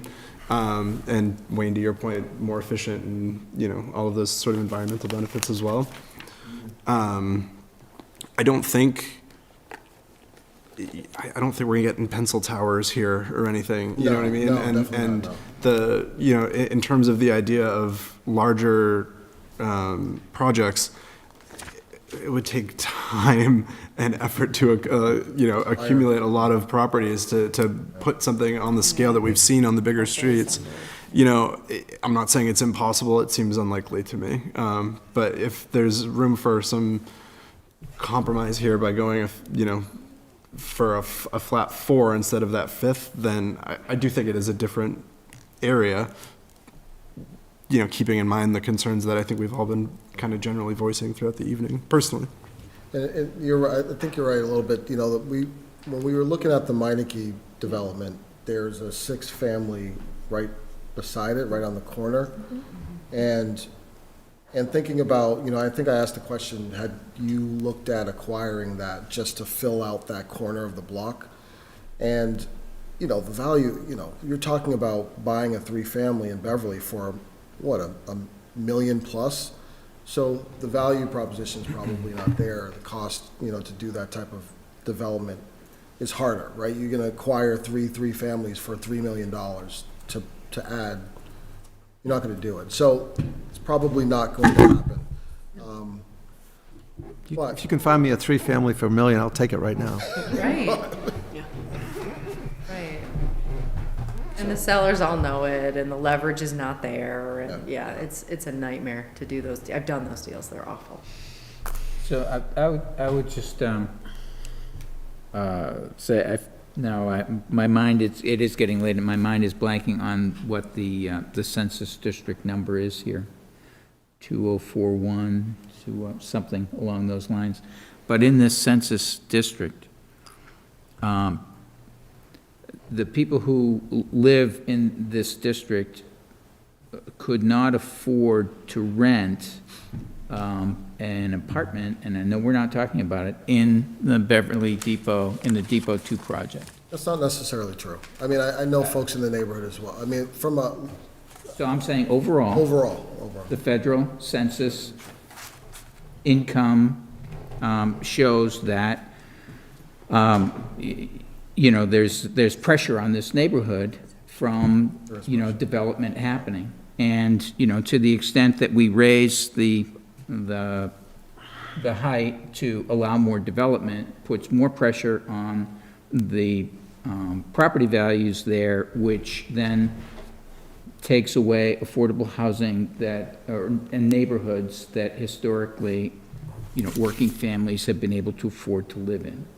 So I just raised that as a point as to why I'd support the the 40-foot here, maybe 45. I just don't understand why, but like, why would it create pressure? Why would it add pressure for us to go to 40 versus 50? I thought some compelling cases were made for the potential that someone could add an ADU, potential somebody could incrementally add to their property and actually functionally like make it more affordable, not less. So I guess if what we're afraid of is that people will take the opportunity to flip houses, I mean, that seems like it's not something you're gonna allow or prevent with 40 feet of height. Like, that doesn't seem to be the reason people make that decision. I think anyone that comes into a 40-foot building or a 35-foot building and builds a 50-foot building, renovates it, is not going to be having the same rents if they're renting it, and they're not going to have, or they're going to have condos, and the people who are living in that neighborhood realistically are not going to be able to afford to do that for renters. Now, for property owners, people who own the property there, maybe they can take advantage of that. But for people who are renting, and this is a heavy rental area as well, then, you know, that's the point I raised just for consideration. The prices don't go down after a house is remodeled and added to. Right, but it just seems funny to try to control for that with the mechanism of height. It's just affordability, that's all. Is that the right mechanism? And I ask it, like, honestly, we're having a conversation about, I guess I'm just trying to honestly, like, raise the question, should we try to control the extent to which people have the ability to make investments in their properties and potentially raise rents through 10 feet of height? Is that the way to go about that? And I guess maybe this is a question for Darlene. I don't know. It just seems like a funny way for us to try to control for that. Sorry, Darlene, I don't know if you wanted to answer You first. can go ahead. I think the incentive for any owner in that area would be like a condo conversion or something, regardless of what the zoning is right now, right? Like, Yeah. you could renovate your building, and I don't know, I'm not giving out real estate advice to anybody, but, you know, I think, I take your point, I really do, like, in terms of what to, like, there are renters in this area that are being priced out, and to go back to the earlier conversation, that's why I do support the new buildings, because I think it takes a modicum of pressure off, right?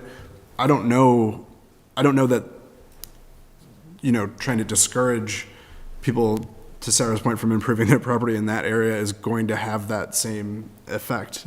I don't know. You know, perhaps it's just anecdotal for me. I remember it was during Depot 2, when the young, well-spoken gentleman got up, and he was a single father, a veteran. He grew up in Beverly. He had 2 young boys, and he was trying to be able to afford to live in the neighborhoods that we're talking about right now, and he couldn't. Yeah.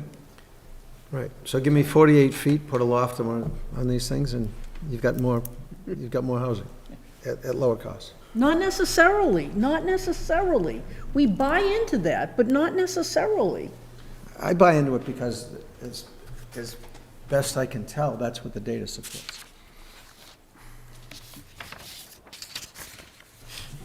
We haven't seen it in Beverly data, I don't think.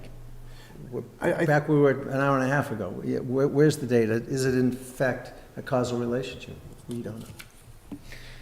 The data says, to me, that... I don't know, we saw that rental data from whoever provided it for those buildings. Yeah. And the infusion of several hundred apartments.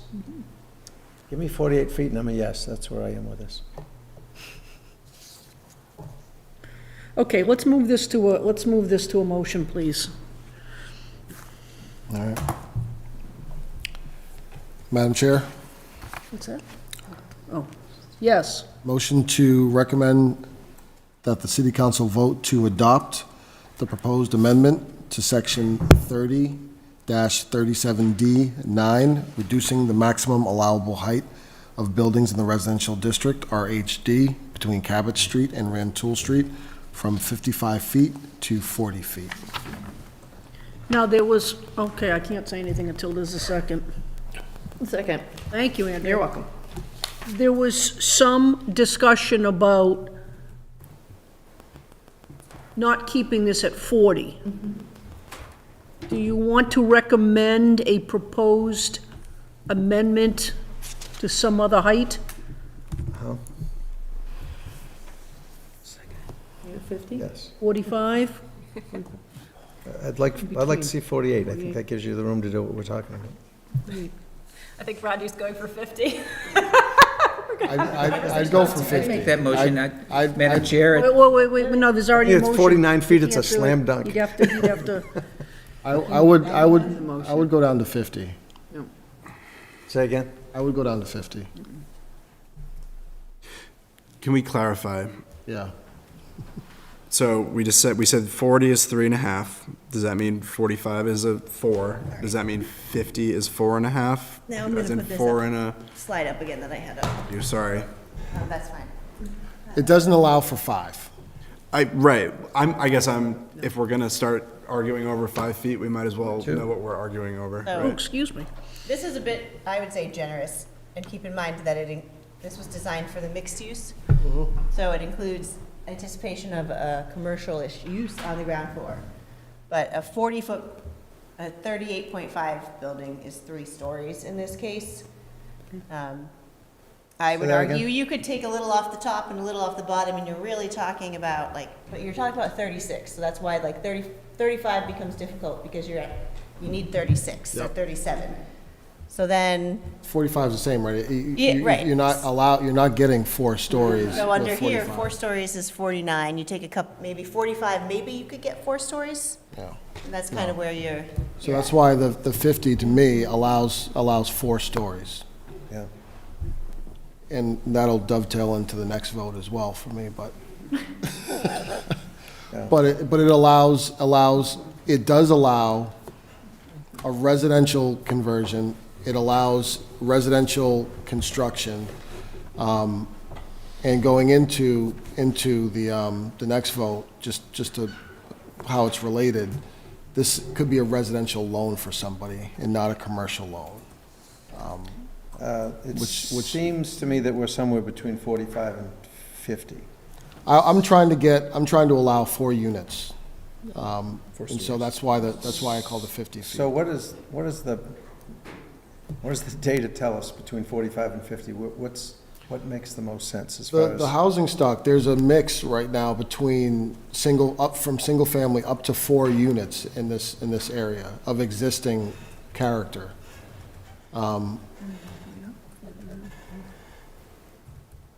So to me, it's keeping with, it allows for those same rental type of units. It's kind of like a 3-family with a 4-family. We're arguing for 50 feet. You want to go I 4 go for 50 stories? feet, 4 stories. It's a push, but You're not getting What are you good 5, with, you're not Alan? getting 5 stories in 50 feet. Ellen, talk to me. What do you like?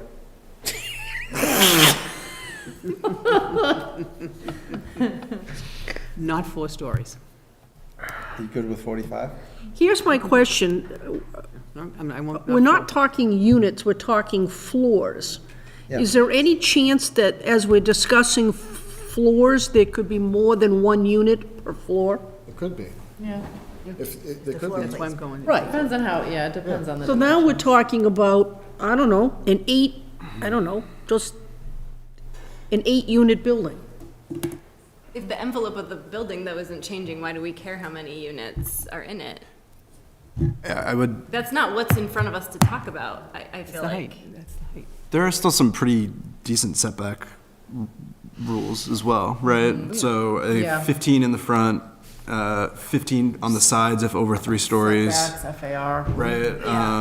This district is 20 very different. rear from yard 60. setback, right? So you're not occupying the entirety of the lot without a variance. It also has minimum areas per unit requirements, right? 6,000 square feet. Yeah. For the Okay, first unit, and then 3,000 square feet for every additional unit. okay. What's your offer, Karen? Well, I thought that. Bargain maker over here. Since we have a motion and a second on that, can there be a motion to amend the motion that's voted on before the ultimate vote? Is that the way this works? Yeah, then you would vote on the amendment. Yes, we vote on the amendment. Yeah. If that passes, then that's what we then vote on, so. Rodney can't just amend his motion? Yeah, why can't Well, he he just could amend his amend his motion? motion. I think he's It would gonna be subject to a offer 50. modification. But I would then, Right. so I'd like to have a vote on 45. 50 is not that much different from what we're talking about being able to build on Rantoul Street or No, on Cabot Street. no, it isn't. And a couple of feet difference one way or the other is what we're at, but in terms of negotiating what we can get happy with, that's fine. I'd like to find a number. If I were to modify this, I'd make it 47 and a half feet and split the difference. I love that. I would. Theoretically, I love it. Theoretically, that's where I'm going. Can we modify it to 47 and a half feet?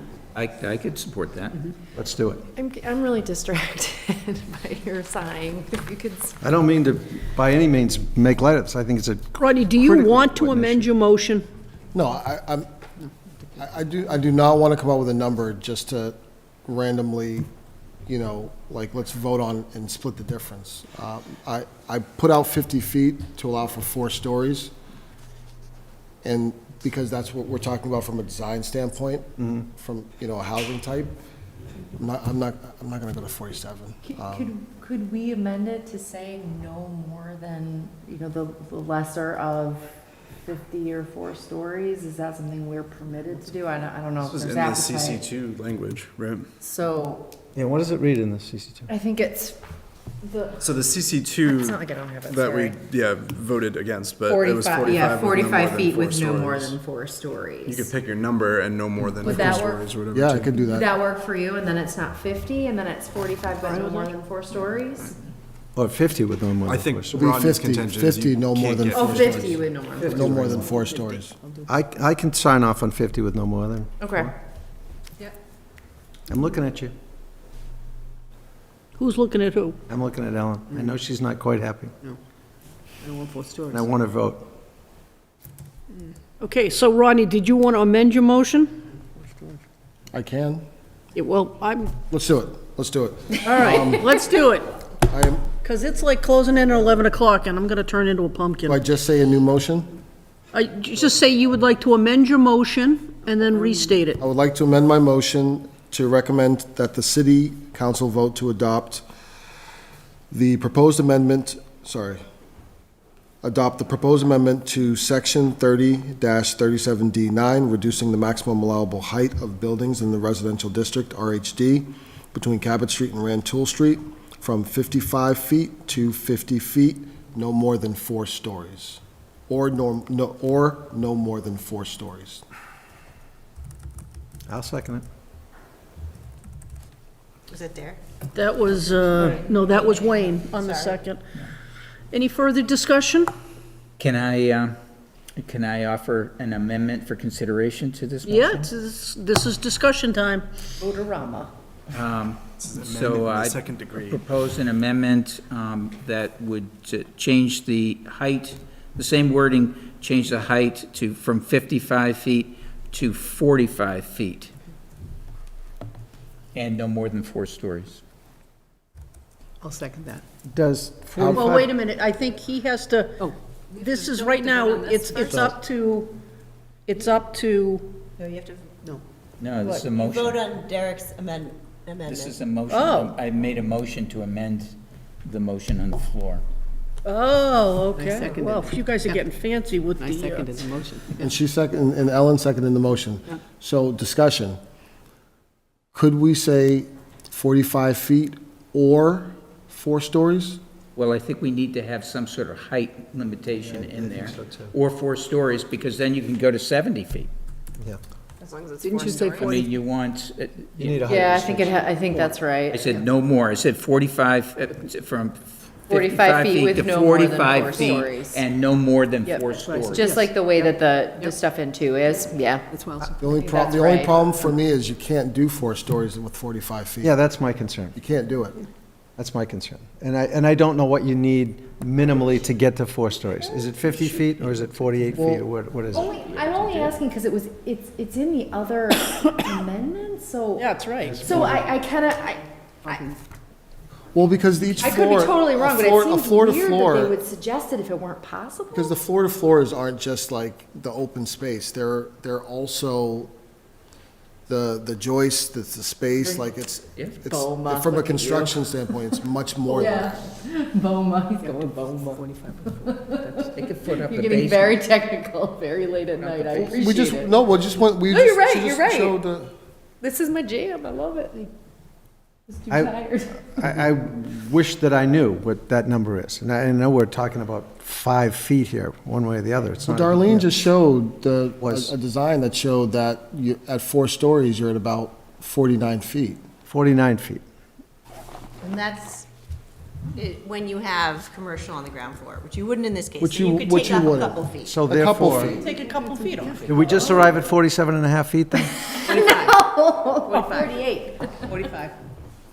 45 or 4 stories. I'm just afraid the 45 doesn't quite give you. Yeah. I'll go to if I'm 45. building I'll go to And I want to 45. put that, that other unit on the top of my building to rent to a student. I'll go to 45. Wait, he's $850 a accepting month. 45. I'll He's accept accepting 45. it. He's accepting the 45. All right, so, Is it 45 or 45 and No, No more than 4 And stories. no more and no than. more than 4 stories? I'm good. all right, so we have to vote on his amendment? Yes. Yep. You think Okay. that'll work, Marty? Consensus. I think it does right From the now. builder's point of view, do you think All that in favor of It could. concerns me? But Derek's motion?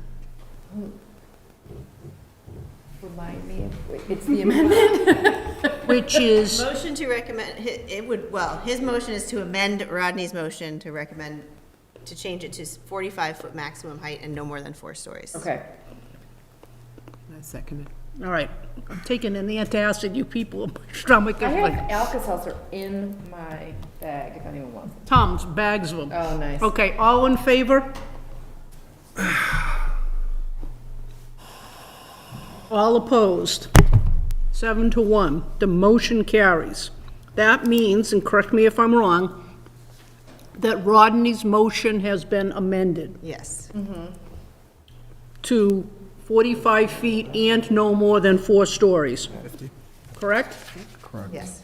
All right, is there any further discussion warranted on Rodney's now amended motion?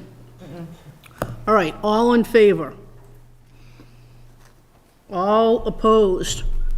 Passes unanimously. All this agreement. accuracy in action. Still want 47 and a half. All right, does that take care of all our height-related? So I think it's a little bit academic at a certain point. Let us turn our attention, if we could, s'il vous plaît, to the inclusionary housing amendments.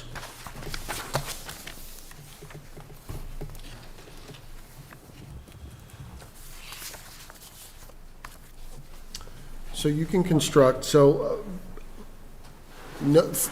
in my experience, this level developer who could build 4 units under a residential loan, or they're doing it under construction, they're converting it into a residential loan.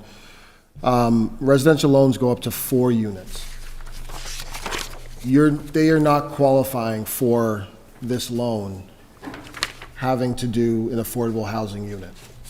They will decide not to build 4, and they will just build 3. Period. I would put that, I agree with you Yeah. totally, and I would say we're just shooting ourselves in the foot. Yeah. We're losing a unit, and we're not getting the affordable housing that this policy intended. I think you should propose it, Six. make a motion. I agree with Rodney 100%. That was the consensus of the speakers as well, who It certainly was. And no who question. spoke on it, so. Yeah. Propose away. The other two amendments, I really support strongly. Review them, please. Okay, why don't we deal with, can we deal with them sort of first one at one? a time? Okay. I think so. Yeah, I Okay. think so. So would someone like to propose a motion regarding Number 1. basically the changing the 6 to the 4 motion? Chair? Yes.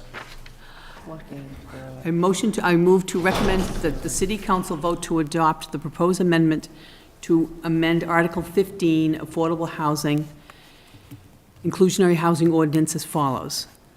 In Section 300-103A, 300-103A, paren 1, 300-103A, paren 2, 300-103A, paren 3, 300-103C, and 300-104, paren C, change, no, to have it be 6.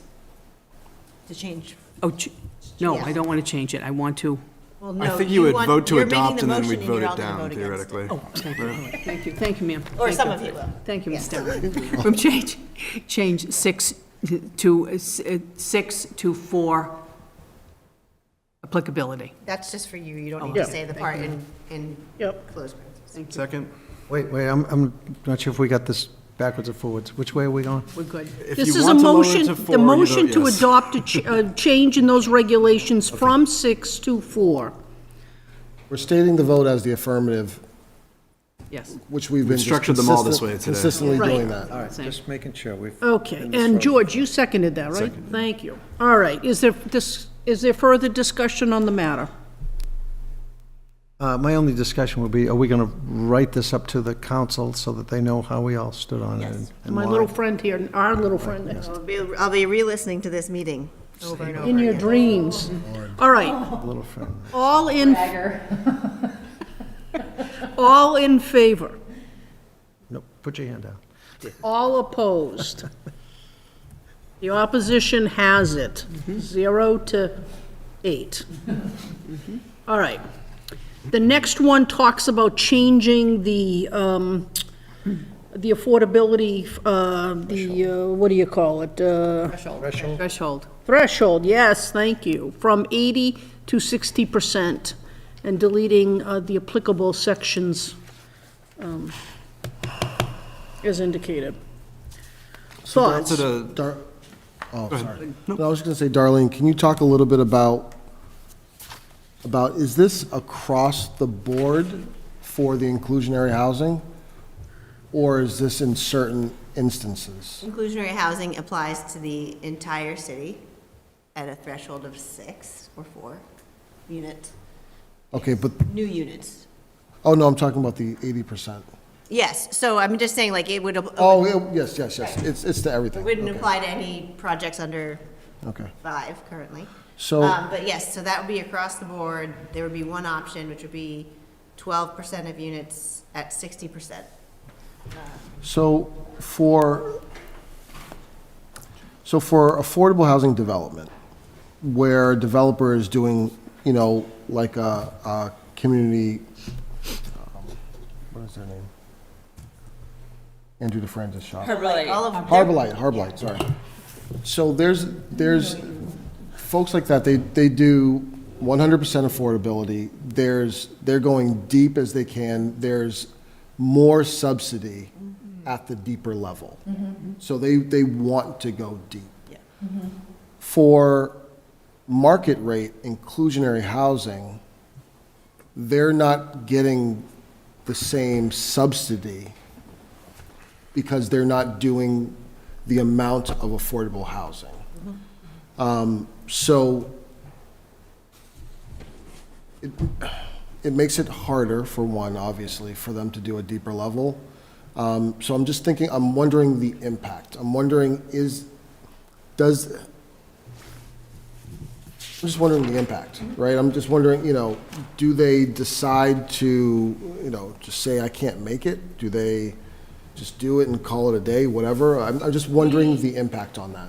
Me too. We spoke with one developer who wanted to talk about this after it was proposed, and I think they may have presented this at a meeting, who essentially said that under this change, when there was a presumed, maybe 50-unit project, there would be $100 per unit per month in rent would be added to the market rate units. Okay, that's not, Yeah, that was okay. Oh, that was, Gateway, yeah. that was, yeah, Chris Copeland. There's Beverly that's Hills. right, Beverly Crossing, that's right, that's what he's talking about. And the impact on the other end, I think, Derek's really, you've championed in a number of conversations that the way, area median income is calculated, people that live in Beverly may not qualify. Like, there is this sort of gap of units available to you because of the way it's calculated. Your, AMI for 80% is gonna be pretty high, right? So lowering it to 60 might allow for people who maybe we all along intended and hoped would be able to qualify, but just don't because of the way it's calculated. It just kind of deepens that a bit. So they are gonna subsidize it through the other rents. Yeah. But hopefully what it does is allow for a little bit deeper affordability for the people who end up in those units. Is that, does Yeah, it they sort of already address do some of the sub- concerns? They already do subsidize, the way they cover it, but when you look at the formulas for the rents that are being charged, because the guidelines are built on the income, the 80% of AMI, AMI doesn't count for Beverly. The AMI is actually like the Cambridge, Boston, which is much higher. And so it doesn't help, it doesn't make it to that threshold. We actually, on the CPC, we did the Emergency Rental Assistance Program during COVID, and we had the issue of 80% and 60%, and how much does that make a difference to people, and who can qualify, and the number of people who qualified at 80% here, because it was driven by Cambridge, was low. And was not very many people at all. So 60% will have more of an impact on families we're trying to help. And the reality is there are still people that are going to fall in that gap who are not going to meet, thresholds or ceilings or whatever. Like, they're going to be people who are going to not be able to get into deeply affordable housing and yet are also not going to be able to get into Market, yeah. rates, market rate. There are people that are going to fall into that gap, the reality is, and hopefully this narrows it by a tiny bit. I don't know that it narrows it by a lot, but I think it's a good idea. Is it true then that there's no economic impediment to the developer to do 60 versus 80, because the other renters are subsidizing it, not the developer? That's what. Well, it would impact the degree of the subsidy, though, right? If you're saying the gap in rent for, let's say a developer today is picking 12% at 80, right? And then they're going to be doing 12% at 60 in the future. Say that gap in rent is $500 or something. I mean, it's fairly sizable, right? In terms of like what the monthly rent gap would be for those 12% of units. I mean, it gets eaten by the developer at the end of the day, but. Does it though? It gets eaten by the No, other. they're passing it on. Passes it on, they tack it They're on. not. I think they're So passing it on. what, Paying for it. what we've heard, frankly, from Mr. Copeland is two different ways of how he calculates rent, right? There was one where they look at the area, similar buildings, and try to design rent based on what the market can hold, right? Sure. That's one. Two is what he said at that hearing, which is that, they look at what the costs are, and that was the sort of cross-subsidy piece from the other renters. I'm inclined to believe that, my only concern with this is that you take a project that might have been viable and it is no longer viable because of the higher subsidy, right? That is because I think ultimately the owner of the project is going to be paying that price because they're going to charge the maximum amount of rent for the market rate units that they think the market can bear based on their sort of market studies. So in that respect, I don't think that the other people in that building are directly subsidizing.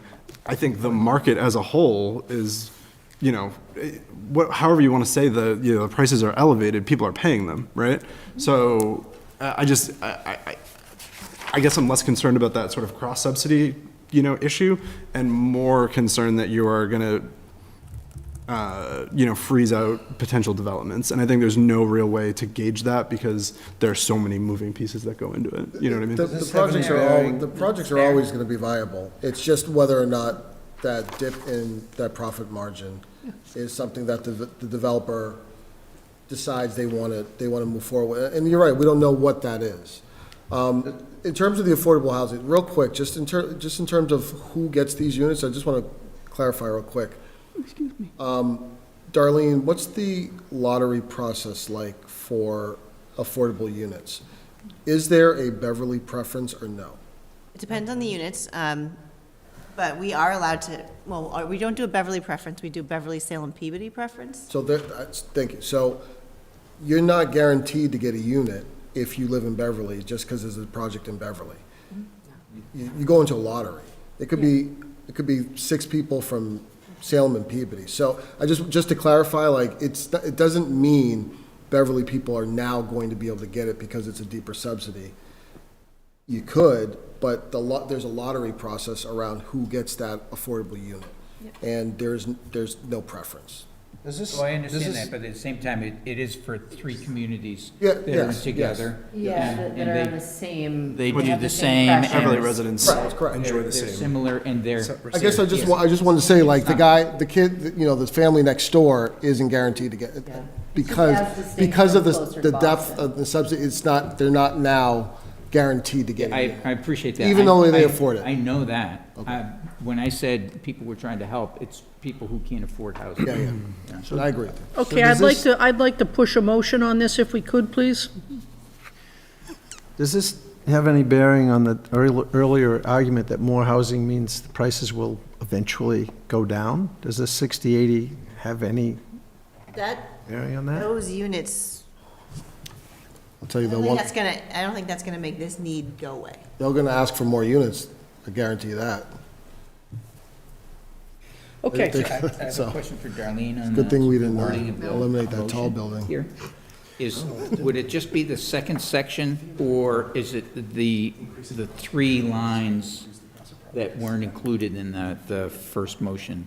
Is it in section 300-104A? Well, you might- Delete section and in section. So there's 4 sentences here. So the first sentence relates strictly to the 80 to 60. Yep. The third sentence is actually, I think, a different issue. It's deleting the off-site units. 3 different. And the fourth one you can vote on if you want to, if you don't. It's just, I was like, it just annoyed me that we were calling the registry of deeds something that it's not called.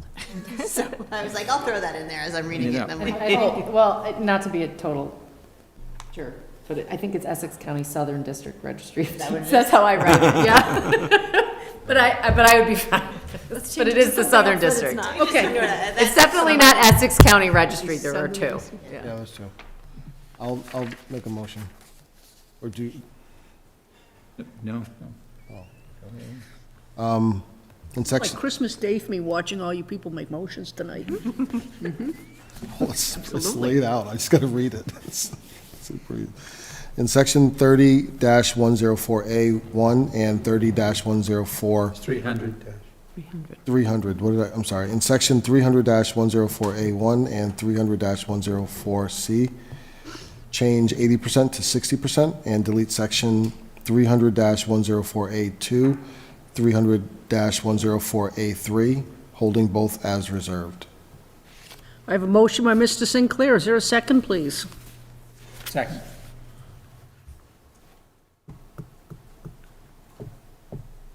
Discussion on the motion? Oh, no, sorry, I'm voting. I did have a comment. I think this is a balance, and I know other communities are doing this, right? I know the Boston mayor just proposed increasing their inclusionary housing threshold, I think, to 20, which I think is very high personally. It's an important thing. At the same time, we are picking lottery winners, and we shouldn't, forget that. Like, there is a need for more affordable housing across the board, and I think we should be supporting policies to get us there. And the one thing I would suggest personally, putting in recommendations on this one, if we do, is that, this be a sort of ongoing conversation in future planning boards and future city councils to try to make sure we're finding that right balance, and what we're not doing is freezing out development by increasing that threshold too much. Or if there is the feeling in the future that it can go higher because, there are developers knocking down the door, then let's continue to push it and see how many of those, affordable units you can get. So I think, there's been, sort of conversations about these being ongoing processes. I think this is one where it's really important to make sure that it's an ongoing process. It's an excellent point. Along with it, what do other cities do? Are they at 80 or 60 or 40? Oh, I mean, I can't generalize that. We had some research I presented from our 2016 plan that, found that there were, I think that George is right, there are more communities that are going above the 10% at 80, whether it's more higher percentage or a lower affordability. However, I will note that the MBTA communities restricts us to 10% at 80. And if we go beyond that in any way, we need to do an economic feasibility analysis to determine that our development community can accommodate that and can build in that. And the reason that they put that there is to prevent other communities from making the bar so high Right. that zoning, that It could be building- used cynically, right? So it's not directed to us, but it hurts us in a way. Like, we have to do extra work to demonstrate that we can actually support this type of change. My concern is that while we're dropping this to 60%, we're effectively raising everybody else's rent. Madam Chair? Yes. Well, one of the things I found telling was that, given the opportunity to speak at our last meeting during the public hearing aspect, the developers who did get up talked about the change from 6 units to 4 units as the major issue, and they did not mention the 80-60. Yeah, I'm looking at my notes. yeah, it's a from the great meeting. point. It's interesting. I suspect that's because George is right, that they calculate rent based on what the market can bear, and so Correct. it's not truly a calculation of, that Just it's, cost. yeah. Cost, yeah. Yeah. The cost. So, to the comment that you just made, Wayne, I don't think we're voting to raise anybody's rent. I think we're voting to deepen the affordability that's being offered in the city so that people who are measurably more vulnerable can access it. Wayne, they're going as high as they can go. Yeah. They're going as high as they can go in their rent. Yeah. That's, Oh, that's how, landlords? that's how they're, Yeah. that's how they're That's how they writing their operate. numbers. So we're carving out space for people that are a bit more vulnerable to be able to rent. That's what we're doing. We're not- shrinking the pool of potential lottery winners to just those Who are a people bit who are more 60. vulnerable, Yeah. economically vulnerable. Any further discussion? All in favor of this motion? All opposed? Motion passes unanimously. Next one, Darlene, the off-site. What were you finding? Were you finding that you weren't getting the contributions? Were you finding you were getting too much contributions? So this does not relate to the contributions. The next one, the delete. There isn't one for this is just the ability for a developer to provide their required affordable units in another building, not the new building that they're building. That's what I'm saying. Yeah. Were you seeing that they were, We only saw this once. It was with that they funded, they put Depot it towards 2. They the, did 2 things. 6 of their units were to Hardy Street, which is a deeply affordable. They also donated the land. That was a great outcome. The other 6 units were at a property, a 6-unit building they purchased, and they converted to affordable units, and then they sold it to somebody else. This board had a really hard time approving the off-site credit units. Essentially, it's the credit part of it, because they felt like commodities, like you're commoditized, I can't say that word, you're making them into commodities, like you're putting a value on the units. And so I think from that point, it just, nobody ever, and there was a lot of discussion at Depot 2 about also, the notion of not having the affordable units within the building. yeah, You're not just having these saying- mixed incomes and, It's saying you're not, it felt exclusionary. Not- Yeah. It's not inclusionary. The fee in lieu is a different thing, and I would never recommend. okay, that's a different thing. Okay, all right. Yeah, That's what I paying was, the that's what I was fee, worried actually about. Paying yeah. the fee, yes, you're still not creating the units in the building, but it does allow us to do something more with it. But it's similar, I guess. But it's just not the same. So the off-site is literally, I'm putting it in that building. Yeah. Versus fee in lieu is going to the neighborhood housing trust, Yeah. which is then used as a pot to create more affordable units. The All right. risk of being somewhat redundant, we've had good results given the current situation. So I would argue that status quo worked just fine, thank you. Why don't we, Yeah, Why not I stay mean, I there? struggle with this because, like, if I think about the Hardy Street project in particular, I mean, that's a good project. Can someone make an argument for why that wouldn't be as good of an outcome as a few more 80% units in a Branchville Street building? I like that we had the input and that we were able to affect that outcome the way it happened. I'm fine with it. I don't see changing this. Yes, Ellen? But I think it I would just just, made myself chair, I guess. Madam Chair. What? I called on Ellen, it's not my job to call her. It's okay. No, I said, I think the developer would have to be on board with something like that, to create the whole process, brought the whole site off-site and donated the land, Wayne, and built the units. Yeah, I don't know if that's every developer's thought process. well, no.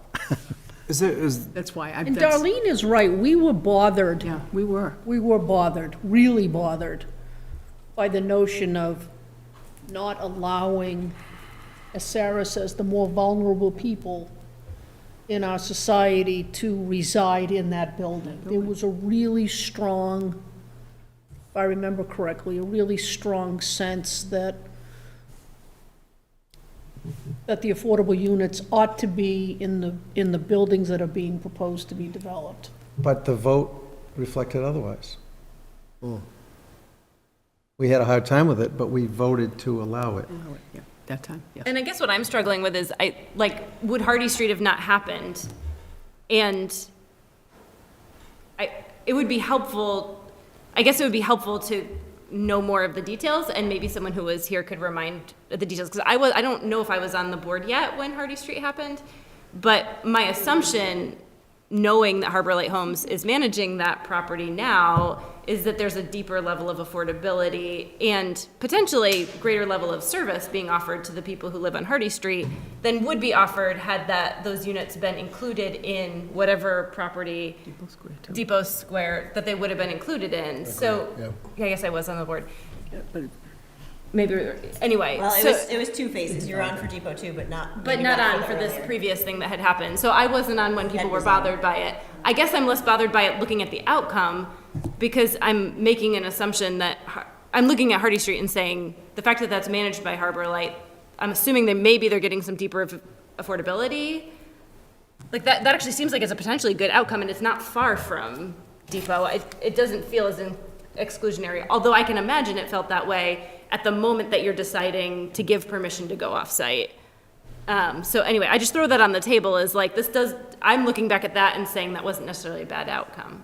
It was a good outcome. great And we outcome. struggled with it, and we voted for that outcome. But I also wonder if it feels exclusionary for those people who end up in the Hardy Street apartments. But I honestly think that, I mean, it's a very unique building. I think they feel very grateful to be. Okay. Yeah, Such a and special- there are very few of those happening, Trying to help you. Developer related to me. and Totally one, developer related in that sense. if we're concerned about Beverly people Okay, I'm on this. from all economic backgrounds being able to stay here in the city, then affordable housing obviously is an important part of that. And then to have a policy that promotes the building these very large projects with, near or at luxury type apartments, things like that, where people who are of lower income are excluded, either because they can't afford to pay it or because there are no inclusionary units there, and then to have them over here, to me, But Derek, we still have the fee in lieu. I just would like to finish. Sorry, sir. That's okay. To me, it does raise the question of excluding people from neighborhoods in the city, especially from neighborhoods that are being developed and built up. And so having a way to keep neighborhoods diverse, to me, feels like a strong policy to have. And I do wish that we had more Hardy Street projects here. I don't see any others on the horizon right now. And I think they're few and far between, and I think that was a long calculated effort, to bank the credits and be able to have them applied. And it worked out well in that case, but I don't think that ultimately is going to make for a diverse neighborhoods in the city. So I completely agree with you in all the reasons why you want to have units in a building. I completely agree with you. We still have the fee in lieu policy, which says you can make a payment of some sort that goes into the Affordable Housing Trust that then can be utilized for the creation of affordable housing. So there's still a second policy that, quite frankly, creates that same exclusionary sort of situation, which we're not getting rid of. So my question, I guess, is, is it required that if you propose the off-site, that there is a specific project happening that those units are going toward? So it's just a bank. So there's a bank with money and there's a bank with units. Yes. Okay. So for me, we still have the fee in lieu. I don't see any difference in this policy. And if it allows the creation of further affordable housing units down the line, I'm all for it. I understand, first of all, fully affordable housing, the benefit to having Harbor Lights manage a project or other CDCs manage the project, manage a fully affordable project, for one, they're struggling with resources constantly. I mean, the creation of a fully affordable housing project takes so long because of all the different funds, pots of money that they're dipping in to try to make this project work. So to have another pot of money or something, I think is a huge benefit to us. I think that the homes that are managed by CDCs are a godsend to folks because of not just the fact that they have subsidized housing, but all the resources that they also are able to provide to these folks to help them maintain a standard of living, change their standard of living, get jobs, things of that nature that we don't necessarily talk about when it comes to affordable housing development that are really an opportunity for folks when the home is fully affordable. So I don't know, for me, if we were talking about, if this was a conversation about doing away with both the fee in lieu and the offsite, I think it would be a different conversation. But since we still have one, I don't see the point of getting rid of the other. Just to build off Rodney, I would concur with Rodney. I think for my part, I have more of a problem with the payments because you make a payment once versus you hold a unit for a long time. So I struggle more with the payments than the offsite units because I'm always sort of thinking from the vantage point of,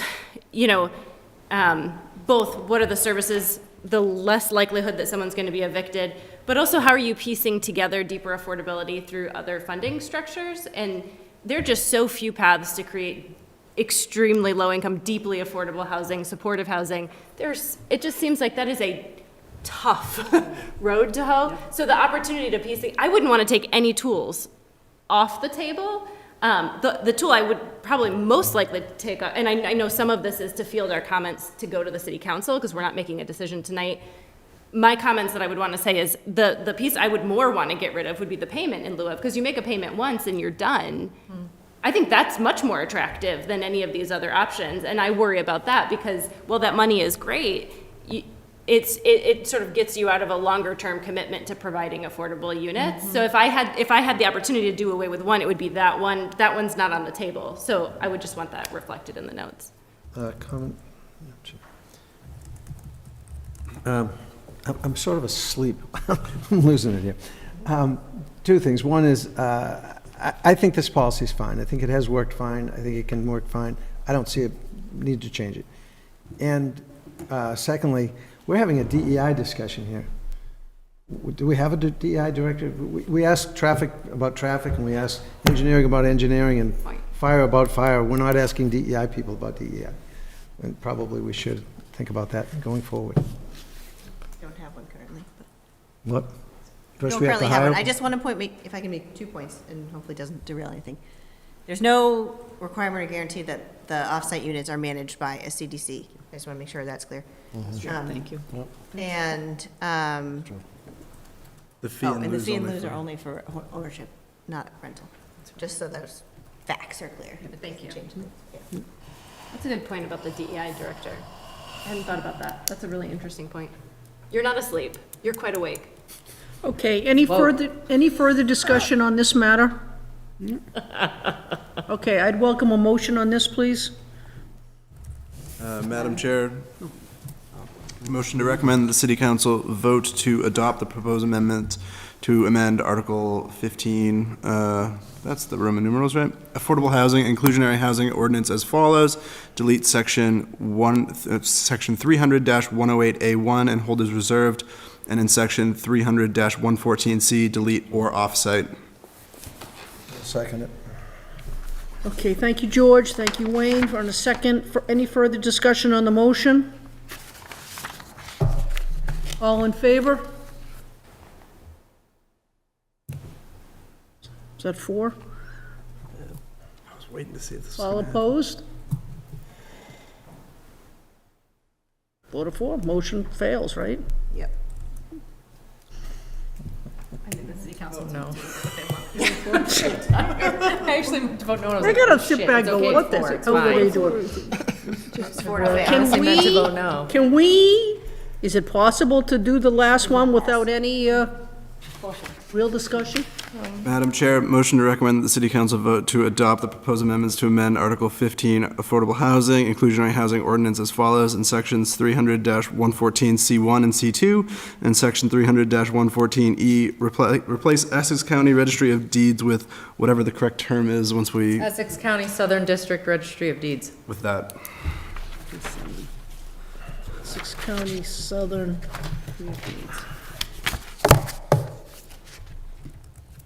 Can I get a second on that, please? I will second it. Well, thank you. You're welcome. All in favor? All I'm sure of. opposed? Motion passes. Sure of this one. This one I know I'm voting yes for the right thing. Split a vote. Was it? Interesting, we split that last one. Well, I meant to vote. I just got confused. Set any public hearings? No? Oh, amen. Oh, and that third one, you Can we guys- table the adoption of the fiscal year 2023 fee? I don't have it for you. All right. How about minutes? Oh, I don't have any. I God didn't bless want to you. do that. New or other business? I just got a little turned around. Next meeting, we'll do elected officers. Okay, And Darlene looks so weary. I know. Can we Andrea? announce- Andrea, do you, Yes. well, last meeting. this is Is it? Andrea's See you last later. meeting. Thank you for making it long. Gotta go out in style, girl. we're trying to let you Seriously, go. just want to thank you very, very Went out with a much. bang, Andrea. Thank you for Went your, out with a bang. I yelled at the gallery. It's been a night. It's been a thing. thank you for your I voted contributions. backwards. You know. Oh, shit. I know. Sorry. It's just my responsibilities at work are going. So Your pay's going with it. it should. Well, thank you very much. We Thank appreciate you it. We guys. hope It's to been see great. you I wish. I mean, I'm not closing the door to coming back. Coming back. I just the partner I've been working with for 15 years is finally retiring, so we're transitioning all of that. It's just a little, it's great. I've been waiting for it, but then I was like, oh no, you're really doing it. We're talking percentages and an exit plan. Dog walk. I already have, that's all right. My dog walker's fine. He's good. He actually just bought a condo on Bartlett Street, and he was like, can I have, it's the, whatever, it just came on like over the weekend. Can't remember the. Should we motion to adjourn, guys? Oh, no, we can talk about my dog if you want. Motion to No, adjourn. No, hey, one last thing before we adjourn, and that is, I want to thank you all. I thought the level of discourse tonight was tremendous. So thank you for your, for all of your wisdom. So with that, motion to adjourn? All in favor? Woo, we're out of here. But yeah, so he bought, it's like 13 to 15 or something like that. I think I.